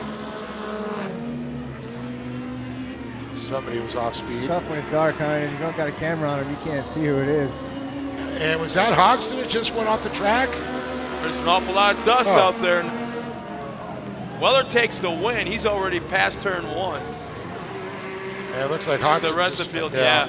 Hodgson just took the split lane. Hodgson just take the win. Yeah. Lamosa second, Chad Williams third. That is in production 1,000. Dominic Benitez will finish in that 4th spot. Bernstein will finish in the top 5. Johnson 6th. Connor Berry, his car will be in that 7th spot. Jonah Bishop 8th. Jason Weller will take the win in production turbo, along with Oliver Golding 2nd. Chase Hill will finish in that 3rd spot in production turbo UTV, and Nolan Bishop will take the win in Youth 1000. Scott, what? Dave, you guys are doing a fantastic job up here. I appreciate you guys having Brian. Oh, no. You're hanging out. We're taking a break. In 2 days. But yeah, we got to head back down to Southern California. Well, it's more south than this. I appreciate it, guys. Yeah. I'm like, where the hell you think you're at? An hour old. But thank you, guys. George, thanks for joining us, man. It's always cool because you've added a perspective that a lot of us, we just don't think about. So thank you for joining us. And Brian, also, to get a promoter's standpoint, I'm going to let Jason know that you had a really, really good time and you want to come out here more often. All right. Well, I was kind of kidding. I thought you'd want to be in the pool by the Jumbotron next to Coconut Stew. So we're going to send down Dave Arnold for a whole lot of interviews. Actually, I want to say 7 interviews this time for our top 3 finishers. There's the unofficial Production 1000 finishing order with Chad Williams on the podium in that 3rd spot, George Lamosa 2nd, and Cody Hodgson will take the win in Production 1000. Benitez, Bernstein, Johnson, and there's Nolan Bishop, who is the only competitor in our Youth 1000. So the young man was out there doing some laps and getting some experience.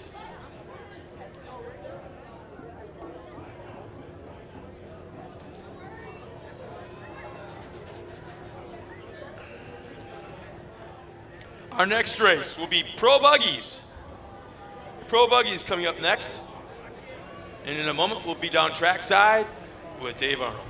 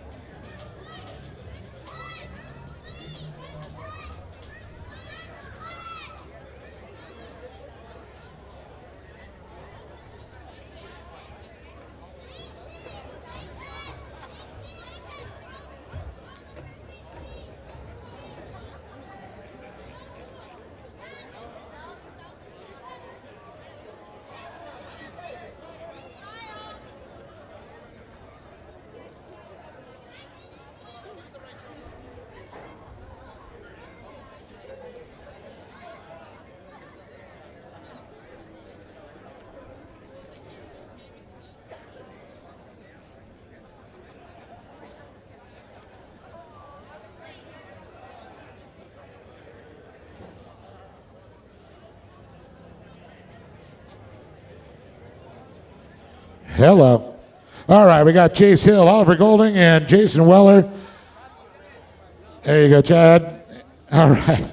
Man, what a crazy race. A couple different classes out there. You got the K&N money, and man, let's talk about the race. How'd it go? Obviously, they're in the box, but a little nutty out there. Yeah, the race for me honestly didn't go very well. I had some issues at the beginning, had to pull off, fixed it, went back on track, tried to stay on the lead lap, was just going to race to the competition yellow, and then ended up like breaking an axle. But you know, shout out to Great America Short Course. The course is awesome, the track was great, the event's great. Thank you K&N for the card, and I'm just looking forward to getting it fixed and trying again tomorrow. Well, we're going to see you go ahead and make this happen then. Get back to the pits. Right back to the pits, right back to the wrenches. There you go. Give it up to Chad Hill one more time, and we're going to go moving over to Oliver Golding.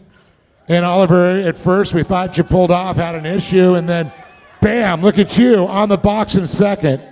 No, I just wanted to start in the back today. I wanted to try passing some cars and work on some car setup. But the saying is to finish first, you have to first finish. But in this case, I guess it's second place, but we'll work with that.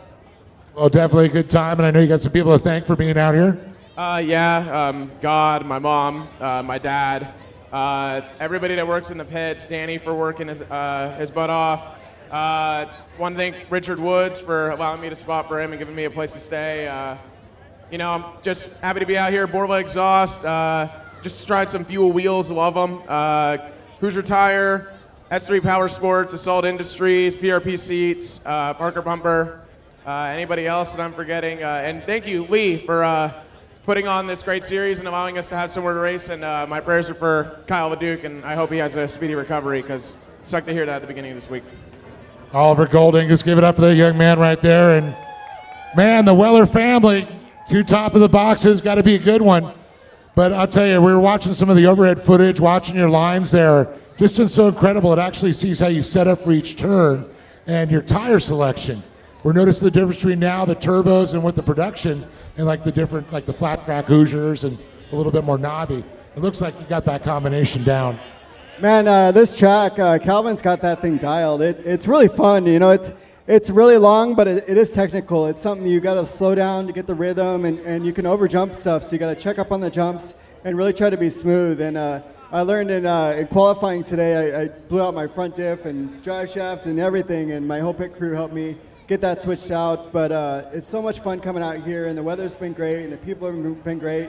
One thing I noticed about this series is all the racers, when we're over at like staging or hanging out, like they'll come up and talk to you, and it's just really cool. Everybody's super nice and friendly. So huge thanks to our crew, Corey, my wife, and Jeff and Vicky, and the guys at the shop, and Can-Am, and Demon Axles, and Sparco, and all our fans. Thanks. This is a fun one. Give it up that man on top of the box right there. One more time, Jason Willer. But give it up for Chase Hill, Oliver Golding, and Jason Willer standing tall on top of the box. All right, that's okay. We'll switch him. I know they got him in there. We'll leave him up for the next guys. We'll make it easy.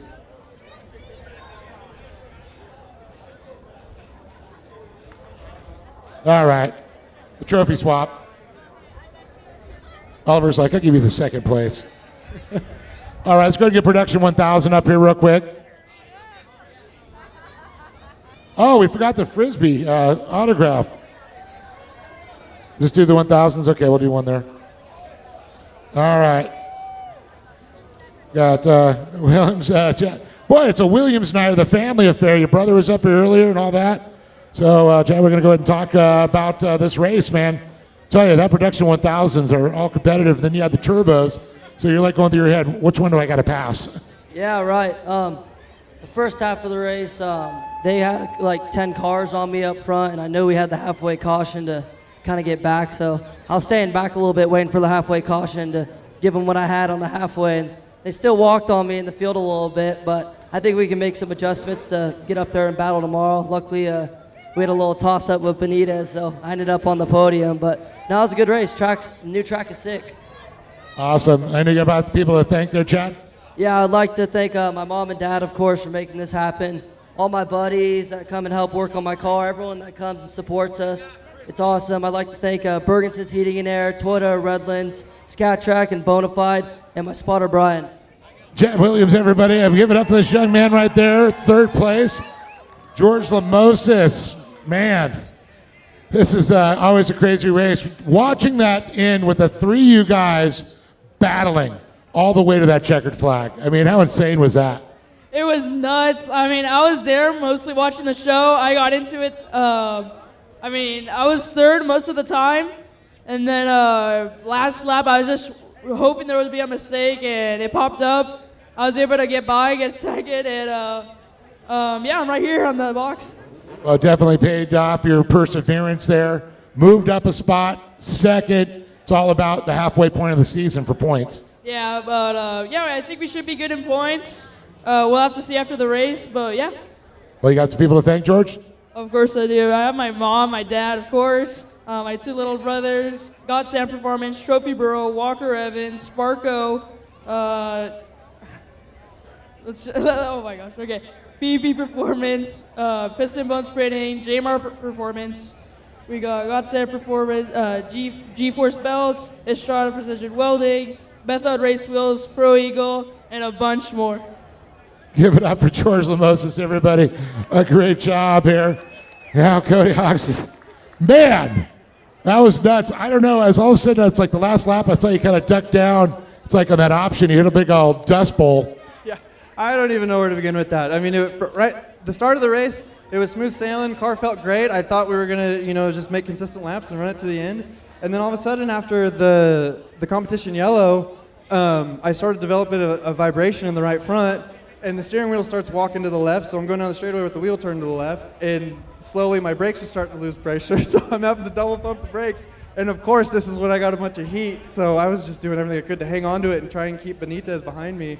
I got lucky, and then I almost looped it in the last turn trying to hang on to the thing, but we got it done. So I just want to say thank you to my dad, thank you to my mom, my wife, my mother and father-in-law for coming out, driving out to hang out and watch me play in the dirt, and little one for coming and staying up late tonight to watch me race. My sponsors, B3 Motorsports, Ram Mechanical, Double Nickel Industries, and Great American Short Course for always putting on a good show. I love these night races and love the new additions to the racetrack as well. So.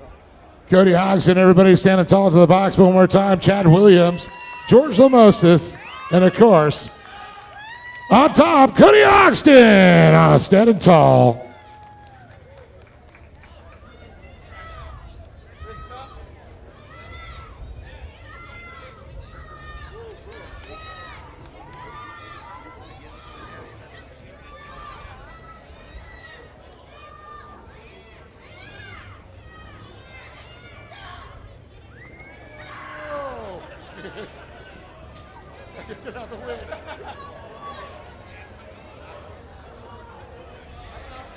All right, here we go. We got Youth 1000. Let's go ahead and bring him on up here. Nolan Bishop. Nolan, what's up, man? Hanging with the big boys out there, weren't you? Oops. All right, let me get your trophy here. Hold on a second. Where are the Youth 1000 at? There it is. Youth 1000. There you go, buddy. Don't want you to not get that Dewey Tozier Design trophy. Those are pretty sick, aren't they? Yeah, they are. Yes, I did. The track was definitely really rough. My shoulders hurt from my car bottoming out, so yeah. Well, tell me about racing with all those guys out there. There's some fast ones. You were right in the mix. Yeah, I definitely got a lot faster since Glen Helen, but I wrecked at Glen Helen, so I was a little bit scared, so it's pretty cool. Does it teach you anything, racing with the faster drivers out there, a little bit more experience? Yeah, it does. I like to follow their lines and see what they're doing, and that's how I get faster. So watch out. Nolan's coming for you guys. Production 1000, right? Definitely. You want to thank some people, buddy? Yeah, my mom, my dad, my grandma, my sister, my brother. I hope he's okay for wrecking his car out there. Victory Heating and Air, OG Racing, Rancho Engine Machine, and Polaris for making this awesome machine. Nolan Bishop. Look at this young man. One more. Hold on.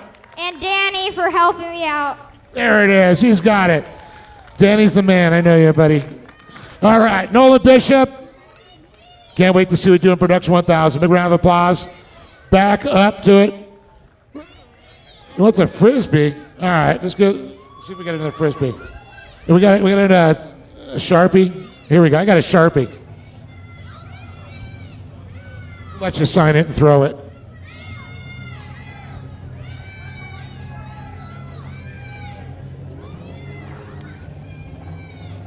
Scott, back to you.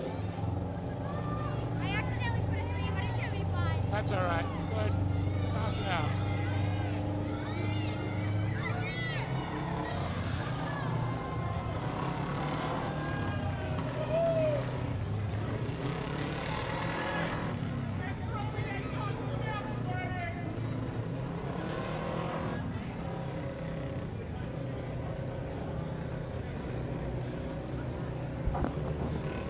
Well, for our race fans back at home, you can see right now what's in staging. It is Pro Buggies getting ready to come out next.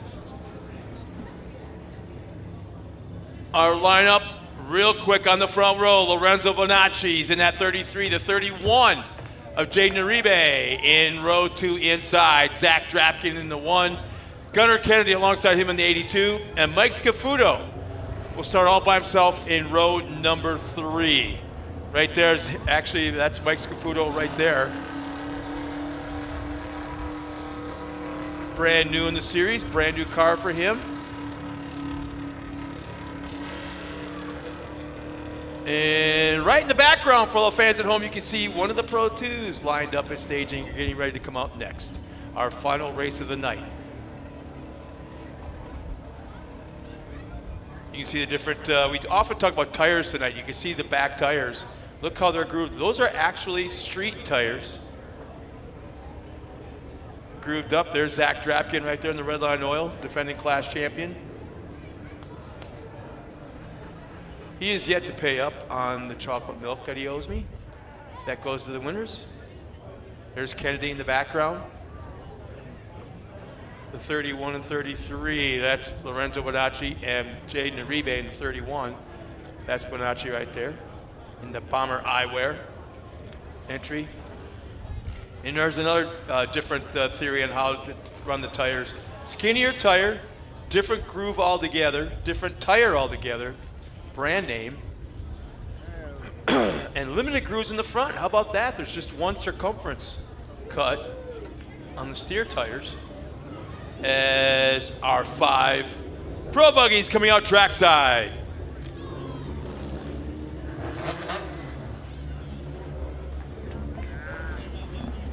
I'm back. There's our official point leaders coming. Oh, that was a quick graphic. Zach Drapkin on top. Yep. I saw that. Matt Brister and Gunnar Kennedy, 2nd and 3rd in points. Yeah, unfortunate. Bonacci had some issues the last couple of rounds, and this made him slide back. But he was sitting up on the pole tonight, I should say. Let's see who's running. It would be. Well, that's Scafuto back behind him. So you're in front of Scafuto. Can't tell if it's outside or inside, so I'm going to say it's an inside Inside, car. and that is Zach Drapkin. Drapkin. Running the rear bumper cam. We'll see if he's run. Okay, he's got the rear bumper cam. We'll see if he's going to have the in-car camera as well, like some of the cars have had here tonight. They've had both in-car and bumper cam. Liking it.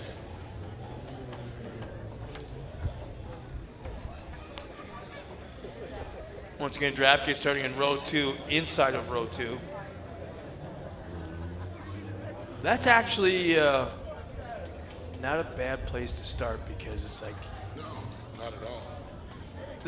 The front 2 always have a tendency when the green flag drops, they kind of separate. They take off, yeah, but they kind of separate and leave that hole right there in the middle. And if you time it right, get through the gearing right, it could be 3 wide, if not the whole shot, going to turn number 1. Well, I'm not going to doubt Zach Drapkin a little bit there, and of course Bonacci very quick, and Jaden Uribe.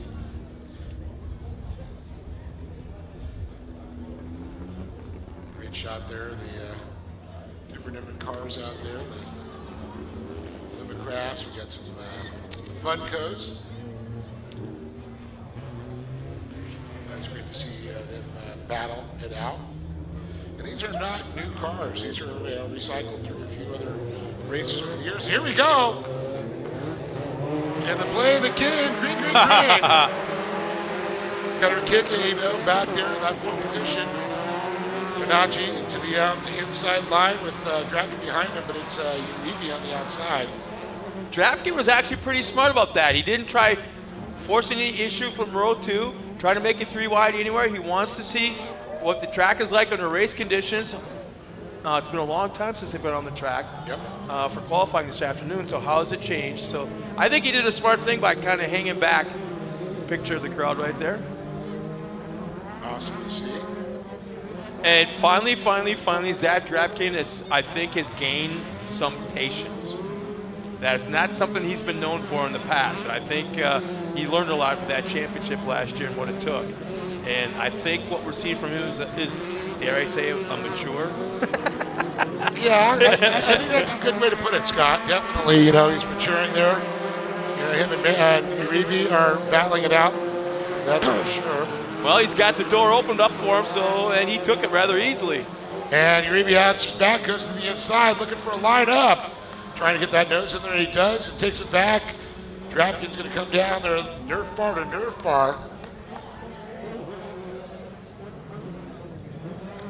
Man, neither driver's given, and Drapkin, again, there's that patience.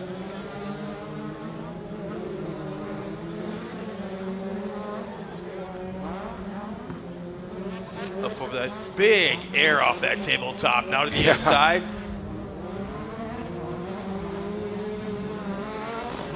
Tell you, he's driving a smart race. It's just a matter of time before Uribe, I think, opens up the door just enough to let Drapkin, because he's right there. Absolutely. He's sizing up. He's taking notes. Trying to think his game plan for the second half of the race during that comp caution. One of our pro classes again, 12 laps, will make the distance at 6. We're going to see that comp caution.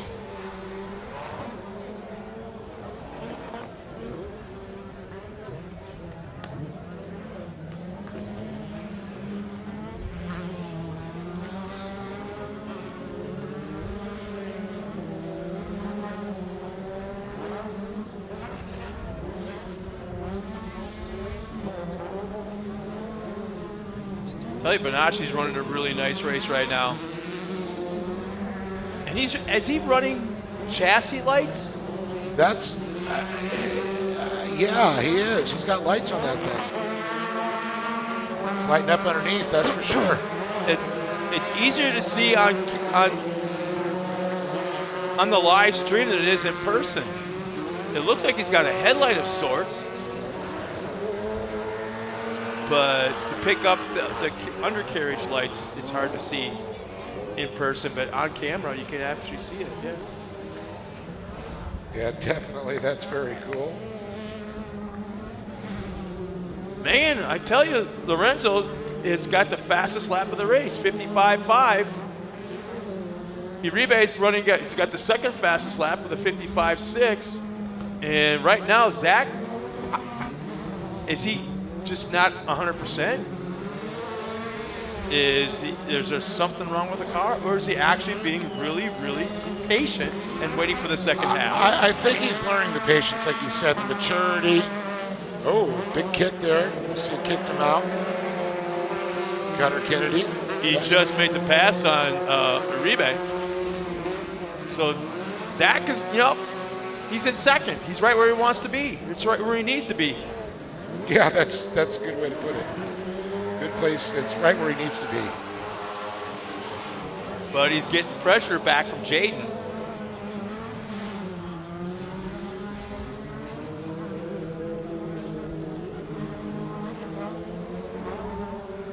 Bonacci's just pushing it super hard. I think the comp will be coming out one more time around. Yeah, comp should be coming up next time around. telling you, the 31 is going nowhere. He's still tracking down Zach Drapkin, currently in second.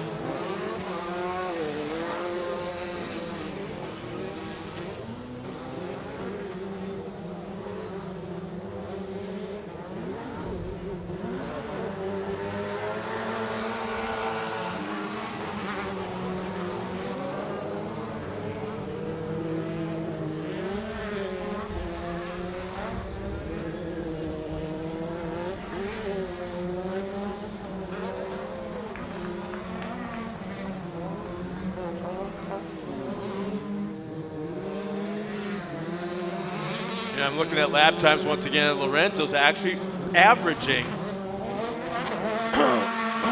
over the last 6 laps. His average, yeah, here comes it. There's the Cop Yellow right there, but his average lap time, I'm trying to say, is that he's still over a full second faster than Drapkin. Yeah. His lap average. That's incredible. That's one thing We you got to wouldn't keep. It is the consistency. Yeah, we wouldn't have said that last year, the year before. No, you're right. And so Bonacci's, he's getting it figured out. And I would agree.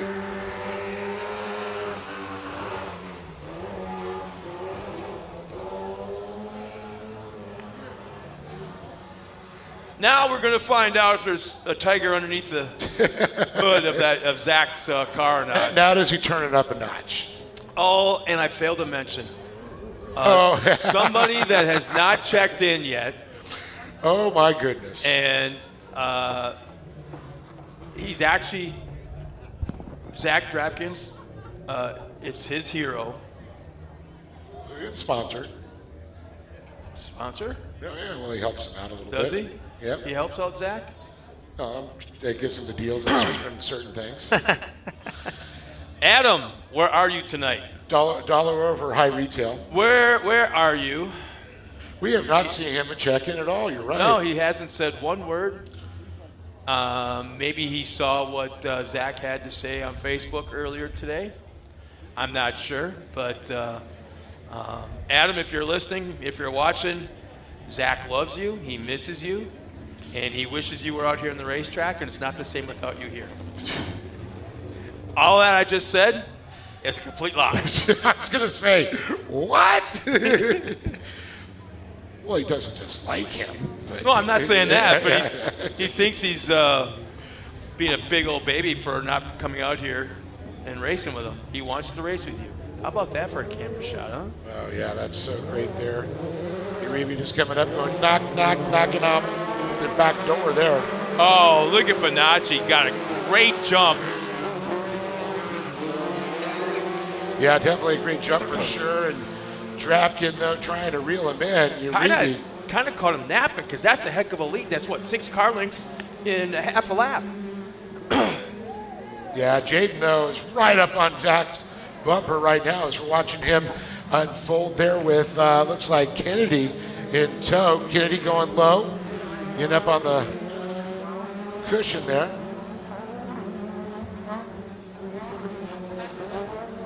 Big time. Skying up off that tabletop, jumping the infield. And you can see that split option we refer to so often there. You see Scafuto.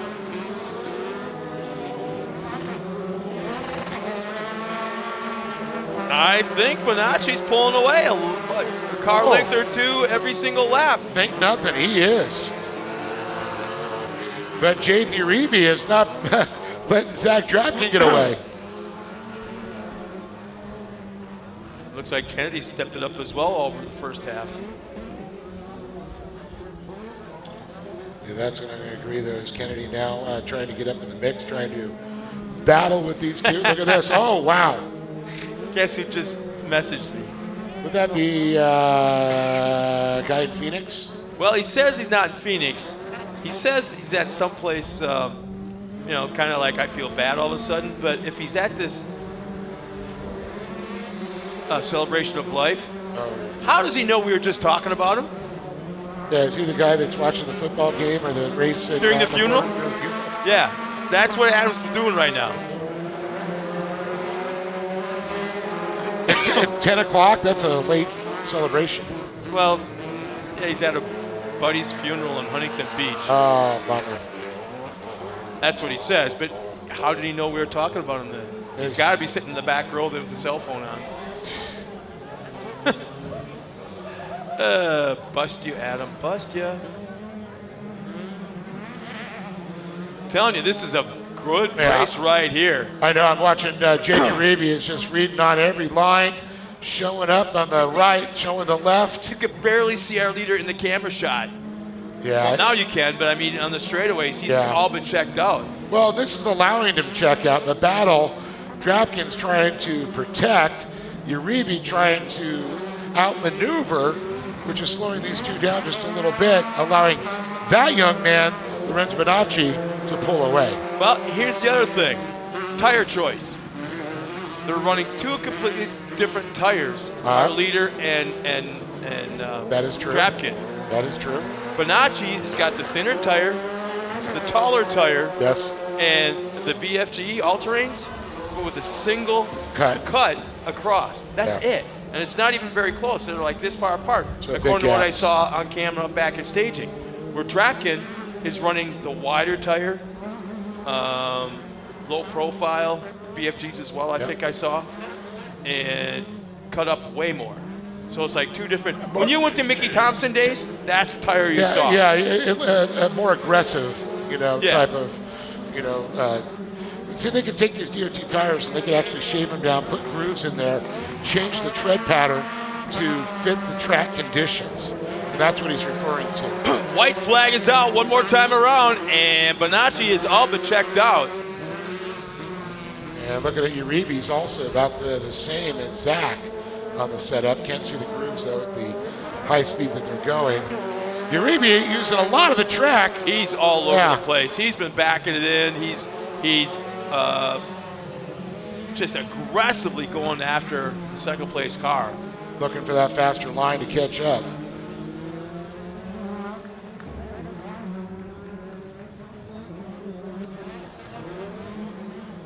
Just one turn remaining for our leader. Is Bonacci won before? Yes. Yeah, he has finally got a win. And Drapkin, he went off pace there. Uribe goes into second. Drapkin, there's our issue. There's our winner. Lorenzo Bonacci will take the win. Second on the last lap. Uribe will take second. Zach Drapkin falls back to third. All three are on the podium. And it looks like our Toyota of Redlands pace truck is trying to catch our leader and not able to right now. So is that a victory donut out there lost out in the dust? Something happened out there behind the banking. Hey.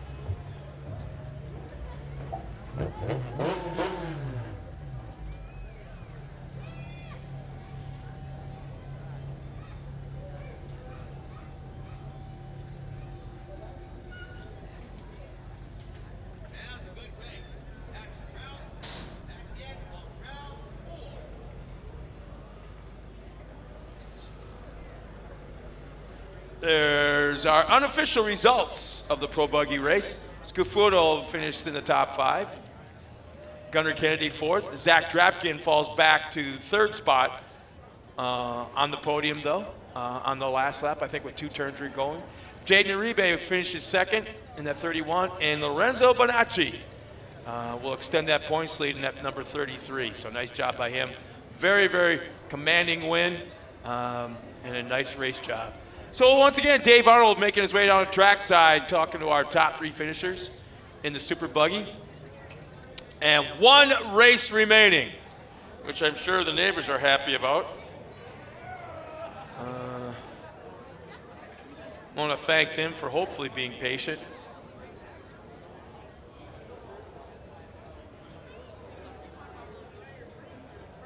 But when you live next to a racetrack, you gotta expect stuff once in a while. It's not like we're out here every other weekend or every weekend. But you know what? I think if I was a promoter of something like this, I'd go over that whole neighborhood, give them 4, 6 tickets, whatever they wanted. Come on over. Here's a coupon for a free hot dog. Snow cone for the kids.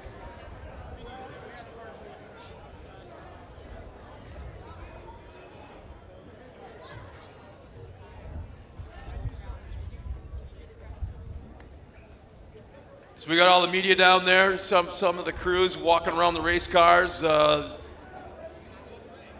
This is where we need the drivers to kind of step it up and kind of speed it up to get to the podium.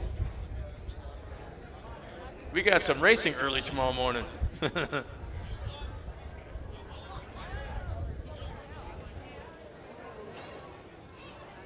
there's Zach.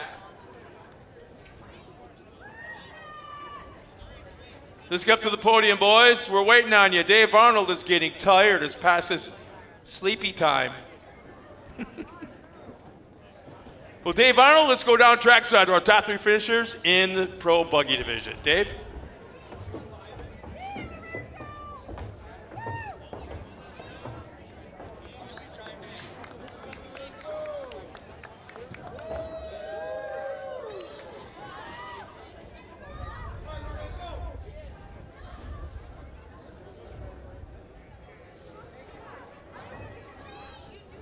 All right, here we go. Zach Drafkin, Jaden Uribe, and of course, top Lorenzo Bonacci. So first of all, Zach, Sparko, and K&N, baby. Got the right combination, apparently. So let's talk about this, man. You are battling, trying to chase down Lorenzo, and then you had to deal with Jaden. Jaden was all over you. And it's always hard to chase somebody when you're trying to hold somebody off. 100%. Battle with both these guys. I was chasing them the whole race, and towards the middle of the race, I'm looking at the gauge. We got a red light popping up. I wonder what that is, and oil pressure was dropping. So we went 5 seasons on that motor. So that Ecotech went, let's just say this, that thing was a trooper. Hopefully we'll get it rebuilt, and we'll put a fresh bullet in for the next race and give these guys another run for their money. Tomorrow, you putting a new one in tonight? Nah, I'll run it tomorrow. Tomorrow, just find a way to, you're going to have your dad pumping oil in that thing? We'll do a fresh red line oil change, and hopefully that'll pump it up a little bit. We were running it pretty hot. Well, not hot temperature, 175 degrees all the way across the board, but she ran good. I'm stoked to be up here still. Like I said, in that last corner on the right-hander, it just shut off. And I was like, oh, no. I knew Gunner was behind us a little bit, so I could try to get restarted. But towards the end of it, it was $3,000 max, and it was just crackling and popping. So we'll go through it a little bit tonight, and we'll hopefully have something for them tomorrow. But if not, we have a drop race. So I should, like Matt Brisser in Hawaii, I hope he's watching, but we didn't do it this week. Whoa. Matt's in Hawaii. Matt's in Hawaii. He's using his vacation time. Hey. So they don't have pro big racing in Hawaii? Yeah, there's hopefully one day.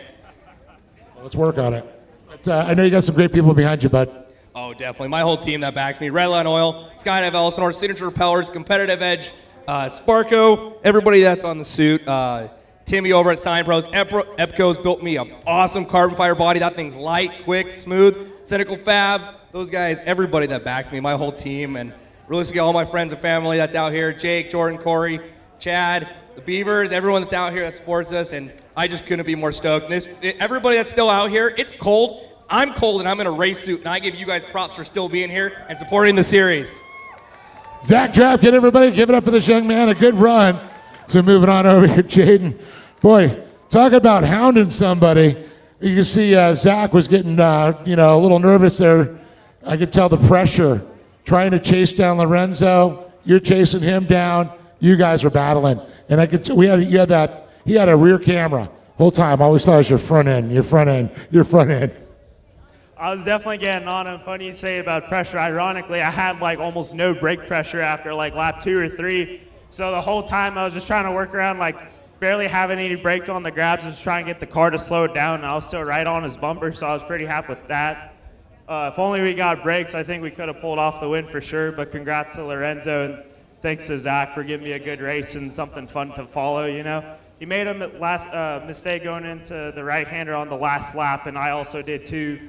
But I was just able to capitalize off of that and get it in the right gear and just took the bottom lane and just stayed tight the whole way through and just carried through.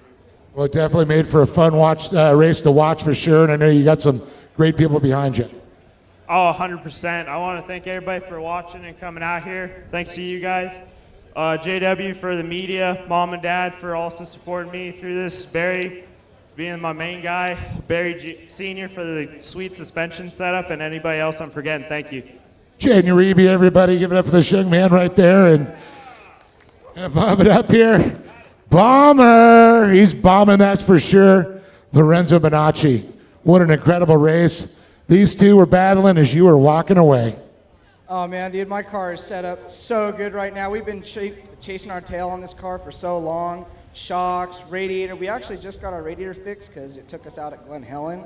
And I want to thank Racer Engineering and Chris that works there for relocating my radiator and re-plumbing it and everything. I haven't seen anything over 185. It's so killer. I'm so thankful, man. And the cool thing is, look at these beautiful EBCO mud covers there. I guess one of our drivers has set that up. Who was that? The driver we got that, Smody, was it? What? Oh, yeah, I want to thank Michael Scafuto for giving me these wheel covers.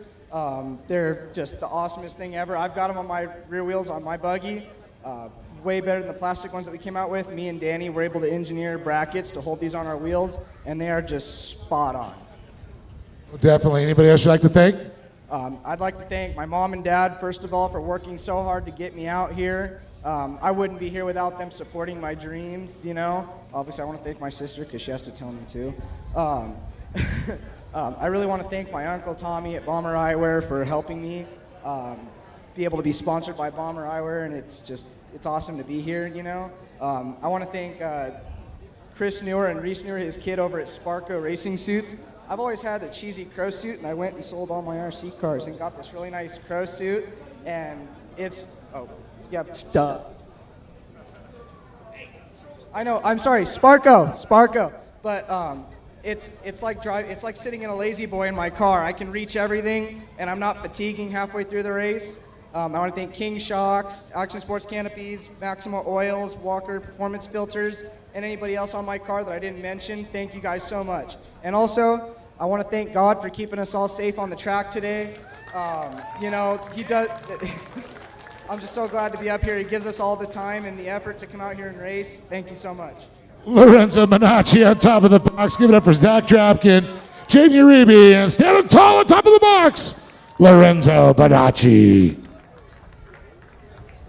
Well, as we say down south, uno mas. One more to go. Scott, back to you.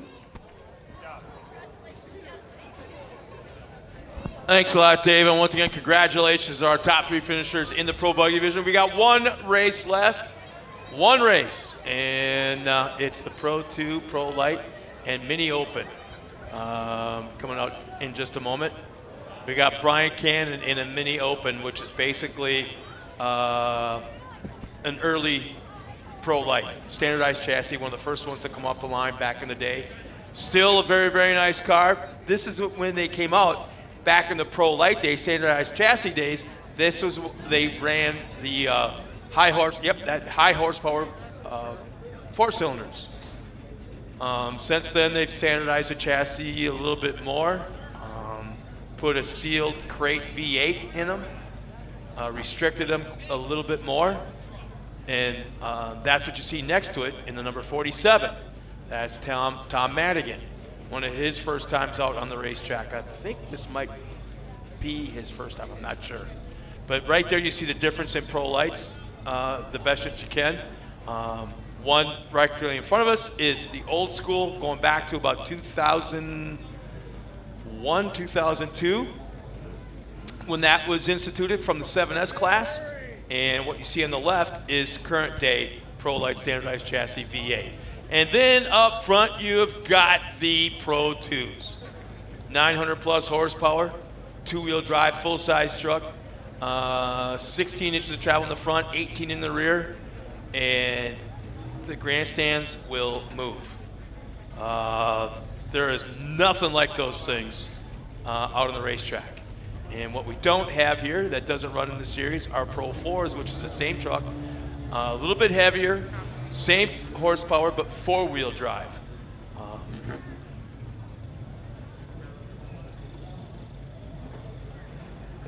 So, Dave Arnold, turn your microphone off.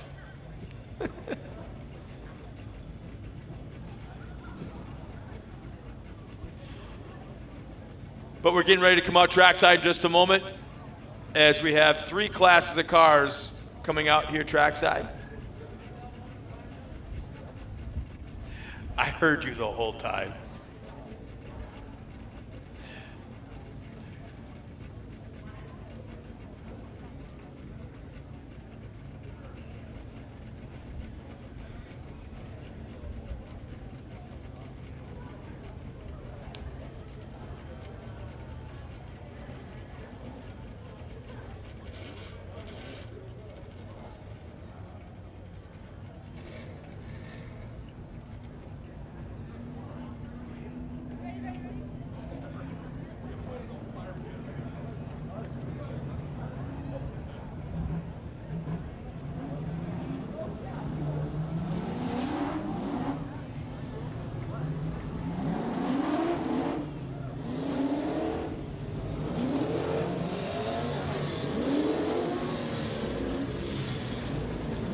Well, race fans, there we have it on the track, our last race of the afternoon, which is now evening, under the lights. Brian Cannon out there in the Mini Open standardized chassis, the old school Pro Light chassis, the number 73. Man, what a great onboard shot that was, Scott. Alongside of him will be Thomas Madigan in another Pro Light, in a, I guess you'd say, current state-of-the-art Pro Light. Sealed crate V8. Yep. Brian Cannon running a high horsepower 4-cylinder. And then sandwiched in the middle, you've got Brock Hanmer in the number 99 Pro 2, Mayan Spaccarelli in the number 12, also in a Pro 2, but no Kip Michaels. Yeah. Saw Kip here, and I guess there was some kind of issue. He said he ordered all the fuel, got everything, and I guess something didn't show up to make that truck work tonight, so hopefully we'll see him tomorrow and he gets that issue rendered not a problem. Here's our current points leaders, and not one of them is here. Kyle Knott is actually going to be running. He's registered for MAO. Yep. Johnny Holcher will be there, and well, all 3 of them will be there. Yes, Connor Berry has also registered. And then you got Ricky Gutierrez in the Pro 2. And Mayan Spaccarelli is about to, ooh, is there enough? Yeah, he our new points leader after this race will be Mayan Spaccarelli. Yeah, that's right. I just missed who's running the in-car camera. Well, it's... So the Pro 2s are running, starting in the front row. And the 2 Pro Lights of different generations are running starting in row 2. Well, Cannon has that front-facing one. He's right behind Mayan Spaccarelli. Expect that to have a cake full of mud lens. That doesn't last long usually. The rear ones tend to not get mud because they're not getting showered down. And we're green, Optima Batteries says so.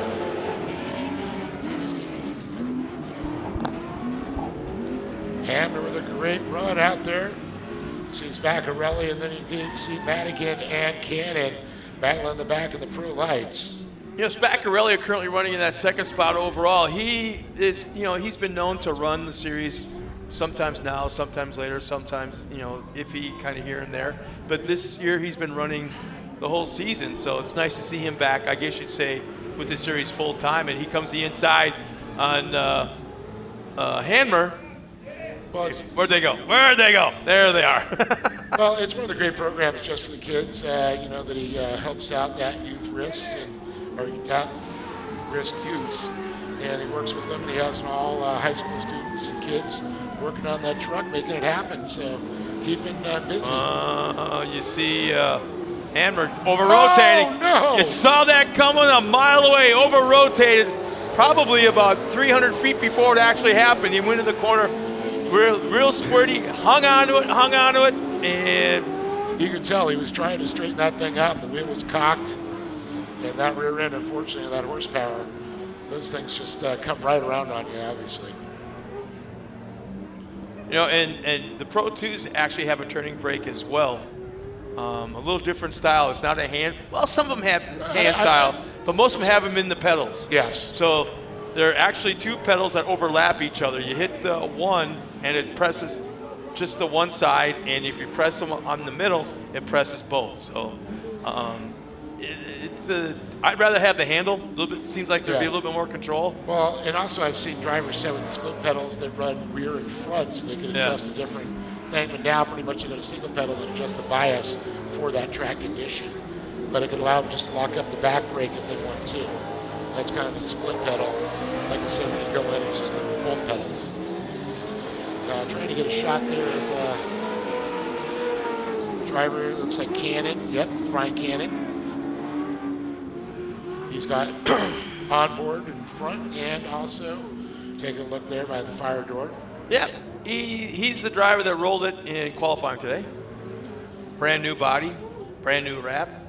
Hey, you got to put a show on if you haven't been here in a while. I'm just, yeah, he was the one that we were talking about earlier that had to refreshen his motor last year for racing season because he put so many hours on it running up and down the street in front of his house. Hey, it made some great social media, I got to say. Oh, he was all over Facebook. It's like, dude, run the truck already. Come on. Well, and something special to him, you know, Todd LeDuc helped him, and then Kyle LeDuc also. He's worked on his team, and Kyle's had some input into that Pro Light also. Kyle's was no stranger to banging gears in a 4-cylinder Pro Light. Look at this. Cannon and Hammer. Look at this, leading on him just a little bit. That's a 4-cylinder holding off a V8. He's taking that line away, and it's like almost double. It should be double the horsepower at least. I'm going to go triple. Hammer's having all kinds of issues with Cannon. He just doesn't want. He could easily pile drive him into a corner, but he's not going to do it. Just find the spot. What are we looking at? A little around 300 horsepower on that 4-cylinder tweaked up? No, actually, it should be closer to 450 to 5. I mean, has he got it turned up all the way? I don't know what he's got it set at, but I know back in the day that that's what these guys were running. But they were also rebuilding the motor after every race. Yeah, because they blew up. Yeah. Kincaid actually lost, I want to say it was 5 engines in one weekend at Fall Crandon. Oh, jeez. Had a great shot of Mayan Spaccarelli again as we see him coming around there to the drone, down the front straightaway. And Hammer finally got around Brian Cannon. It might be pushing 350 to 4, but I don't think that thing's tweaked all the way up. No. We're looking at about 800 horsepower. Yeah, you can tell that he's going by. That thing is not pushing the RPMs. Oh, I remember hearing those things, man. They were literally those. Well, they sounded like Pro Buggies. Pro Buggies, yeah. You know, just pinned all the time. Constantly, all you heard was constantly on the chip. 6,000 RPM screaming. Bouncing off the red line. And, hey, the Cannon's driving that thing great. He's got a great setup on that. He's had that Pro Light so long. Whose old chassis is that? I don't remember that truck. I don't remember the history of that truck because he's had it for a long, long time, though. Did he get it from LeDuc's possibly? I don't think so. Yeah, because that truck went to. Well, there's been several of them. But the fast one, the one that Kyle won the championship. Yeah. With this Robert Naughton. Rob Ficknott, that's right. Talk about a driver. Oh my goodness. Look at another championship driver. But great shot, Mayan Spaccarelli there as we see him rotating around through. Coming down the middle of the section of the track, we're going to serpentine back into the split lanes. Cop Yellow should be coming out this time around. You know, Mayan's looking pretty damn good right now. Even if he's by himself and not being pushed. But I have a funny feeling the second half's going to be a different story because Hammer, I think, is each successive lap. Because he's still new to this. Yeah, he is. Still real new. He's still young and moldable. Okay, I see a flashing yellow and a green.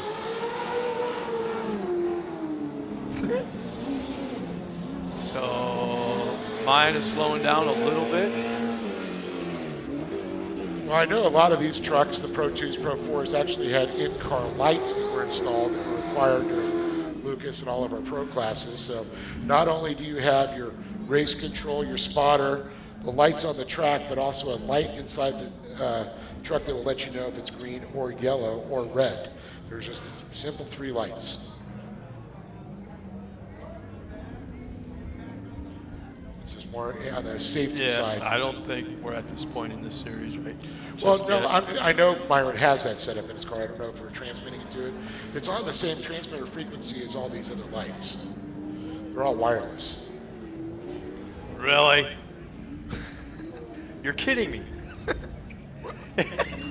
Well, the people at home can't see if there's cords ran to them, and it's good to be. Well, look at the distance between the lights. I mean, that's a lot of. I don't want to lay that cable. Well, have you been to Mid-America Outdoors and all that fiber they laid? Believe me, I heard from a lot of people how much fiber really get laid there, and it's going to be incredible. Talk about bringing it the HD to mind-blowing possibilities, 4K down the road. Well, just like that, I got them all regrouped up and coming to the green. And let's see if Hammer's got anything for Spaccarelli in Pro 2.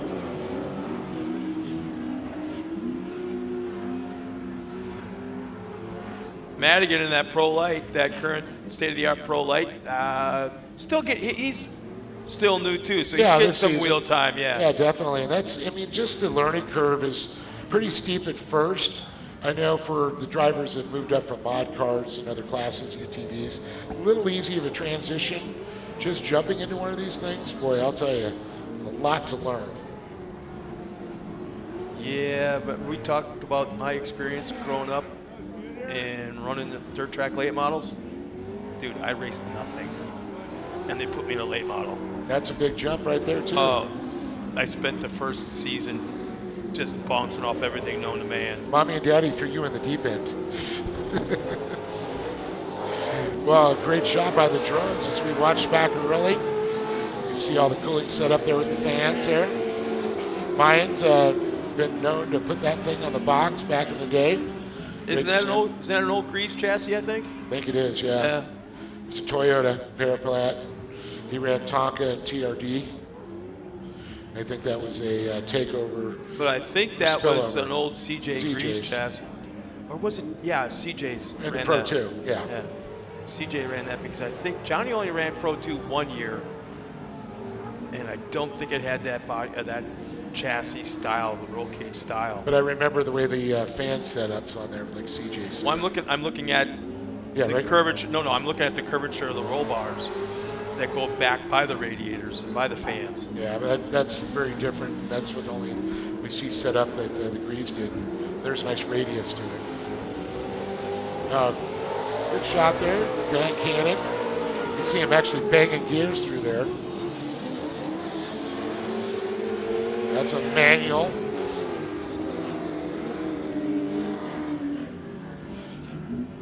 Well, you got to give it to Cannon. His fastest lap was on this very last lap with a 60.8. And Spaccarelli's fastest lap was 1 lap ago with a 58.9. So we're looking at, what, a second and a half difference between a 4-cylinder Pro Light and a 800 horsepower, 750 horsepower Pro 2. Cannon's got some experience, from the years running the mini stocks and moving it up there and all those laps. Oh, will you look at this? Not to interrupt, but Hammer's like getting on it. Yeah, he is. It's 2 laps to go this time by, and Hammer decided, let's see what we can do here. But I think the laps up and down the street helped Cannon out quite a bit, too. Yeah.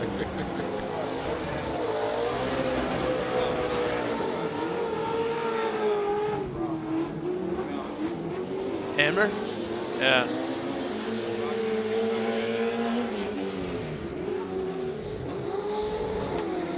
that's a beautiful setup that Brock Hamner has for sure.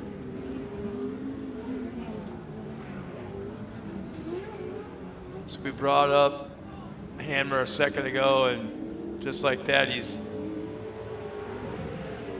kind of lost contact with our leader. Well, he's still there. I mean, he's still in the vision there. Yeah, he was one car length back, was back early last lap, and now he's about 3, maybe 4. And I saw we were talking about the lights on there. He's got red lights that coming underneath that thing. That's pretty sick. So white flag should be coming up this time by, and yep, there it is. Hamner's turned up the power on that Precise Motorsports. Something's going on with back early because you hear him on the chip all the way down the front straightaway. So he's at speed, but on the chip. So I don't know if he's bouncing off of. He's still pretty fast for second gear, though. Yeah, I gotta say. But he's on the chip so much. He's just rode it all the way across the front here. Sounds like Mickey Thomas 2 weeks ago. Oh boy, was he on the chip hard. Oh yeah, Woof. yeah, definitely. Yeah, he was trying to feather that thing, and then just all of a sudden you get out on the chip so fast, the tires, so much power. Spack Reyes looks so smooth tonight. Hammer's been back and forth, and he's showing great signs of speed, but just a little bit too late. As here they come down the front straightaway, and the final checkered flag of the night. Spaccarelli will take the win in Pro 2. Hammer will take second. And let's see, where did we lose Cannon? We didn't lose him. Yeah, here he comes. Lose him. He's got some souvenirs for the fans, though. He'll take the win in Mini Open, and Thomas Madigan will take the win in Pro Light. We'll see all of them up in the podium in a second, as Dave Arnold will head on trackside and shut down the event. And we're coming back tomorrow morning at, what time's the first race tomorrow? 9 is the first race. All right, means you got to get your ass up.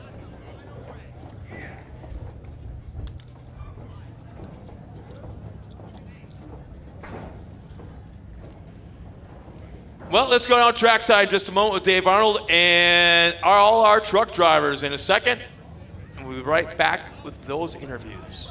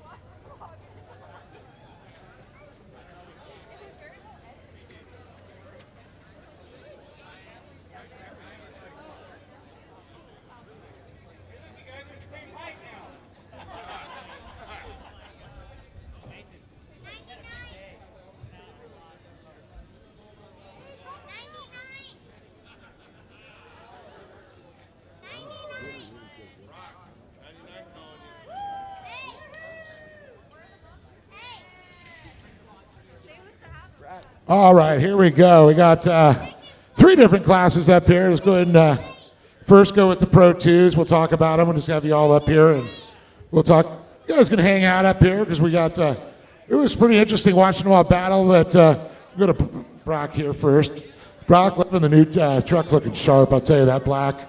But what a great race that was. Yeah, it was a good race, just a lot more slick than I thought, and ran out of tear-offs. Well, the funny thing is, the last lap, you were starting to reel him in. Yeah, I was trying my hardest, but just couldn't. He's so fast. Trying.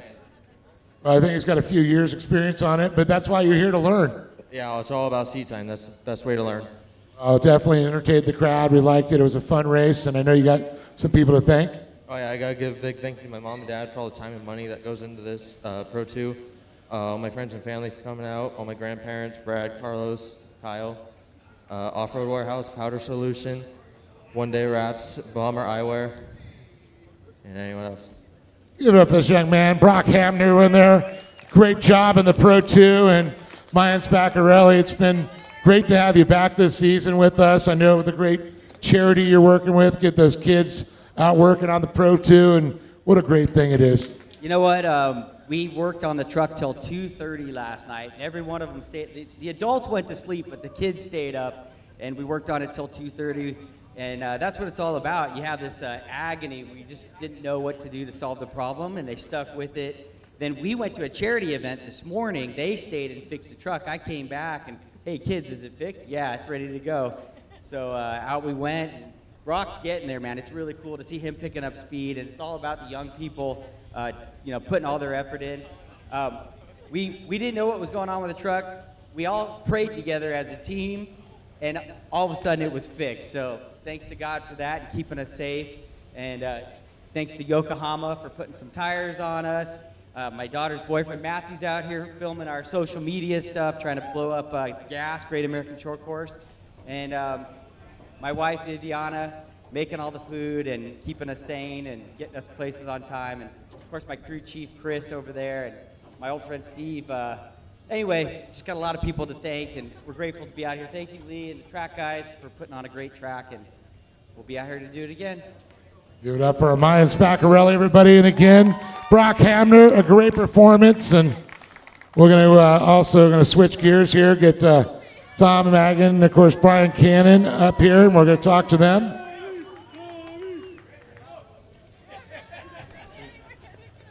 First, second? First? Well, you're both first. Yeah, both down up there. Ryan? Can you open? There you go. She can hold it, right? You get his chocolate milk too, right? All right. Okay, I'm going to come up here because 2 different classes, old school and new school. We're going to call it Pro Lights, it's the open, mini open. But man, we've been watching all year long, and finally to get you back out here. I know you've been so busy with work and getting that thing dialed in. I think that truck is pretty impressive. Watching you hold a Pro 2 off for a little bit. Yeah, well, that was kind of scary. Let me tell you, I felt him bump me back there a couple times, and I just tried to give him room to get around me, and he flew right by me. Let me tell you, okay, he's going. But, it was definitely a wild ride. Madigan put up a heck of a fight, too. I mean, it was just, it was exciting all the way around, man. I had a handful the whole time. Well, definitely entertain the crowd, and you got people to thank for that. Yeah, well, first off, I'd like to thank God. Without him, give me the spirit and, the power to get all the stuff done. And then my wife, Brandy, for putting up with all the stuff and all me in the garage and, just always on that truck. I know sometimes she's like, God, I'm tired of that thing, but I'm glad she still's putting up with it. And Cole Mamer and his dad, Steve, they adjusted the shocks for me. They helped me get that thing dialed. Kurt LeDuc for setting up the rear end for me. Corey Winters for the gears that are in the rear end. I mean, there's a lot of people. Kyle LeDuc for pretty much everything that's in that truck, and also helping me figure out how to put it together, and Kurt for helping me put it together. So, I mean, it's a big deal. Ultra Wheels I'd like to thank, too. I don't really have any other sponsors helping me, so it's been kind of a struggle this year, too. So anybody wants to help out a mini open, it's pretty fast. Oh, yeah. And Mike Childress, the new race fuel that I got in my truck, man, that thing was on fire, man. It was jamming. It was getting going. I felt the difference as soon as I put it in the truck. VP is out the door, and they're in the door, let me tell you. Right on. Well, give it up, Brian Cannon, and we're going to go over here, the mini open. Now we're going to talk to Tom Madison. Get up there. Yeah, Tom, because both got first there. They could share the podium. But Tom, it's great. And you guys were battling out. It's a 4-cylinder and a V8 Pro Lights, I'm going to call it. So, it's still a Pro Light in my mind, but you really, you could wheel that thing. And being with those Pro 2s and be able to hang, pretty impressive. Yeah, it was a lot of fun. It's really just my 4th race weekend racing. So we're learning, my family, my friends, that's all we got, and we're putting it together, and we're here on the box. And one of the things you just said it right there, the family. That's what this sport's about. Yeah, absolutely. Without their help, I wouldn't be here. Well, Tom, you like to thank anybody else? Yeah, I would like to thank, obviously, my friends and family. I would like to thank Maximum Oil, S&B Filters, and that's it. There you go. Get over Tom Madigan, everybody. Congratulations. Incredible job. I want to thank everybody that's tuned in, everybody that's shown up. We want to thank you so much. Don't forget, we're going to do this tomorrow, but it's going to be racing at 9 a.m. So we're going to 9 to 11. We're going to be going again till 12 to 2:30. So make sure you join us. Turn in. Once again, for myself, Dave Arnold, Scott Rain, and the entire Great American Short Course family, we'll see you tomorrow on the dirt.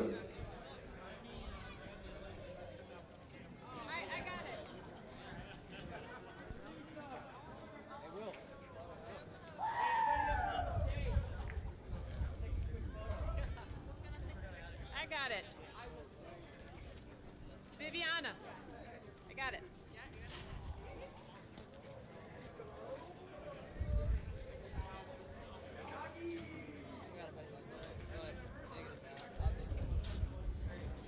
No, you gotta stand up on it, Mayan.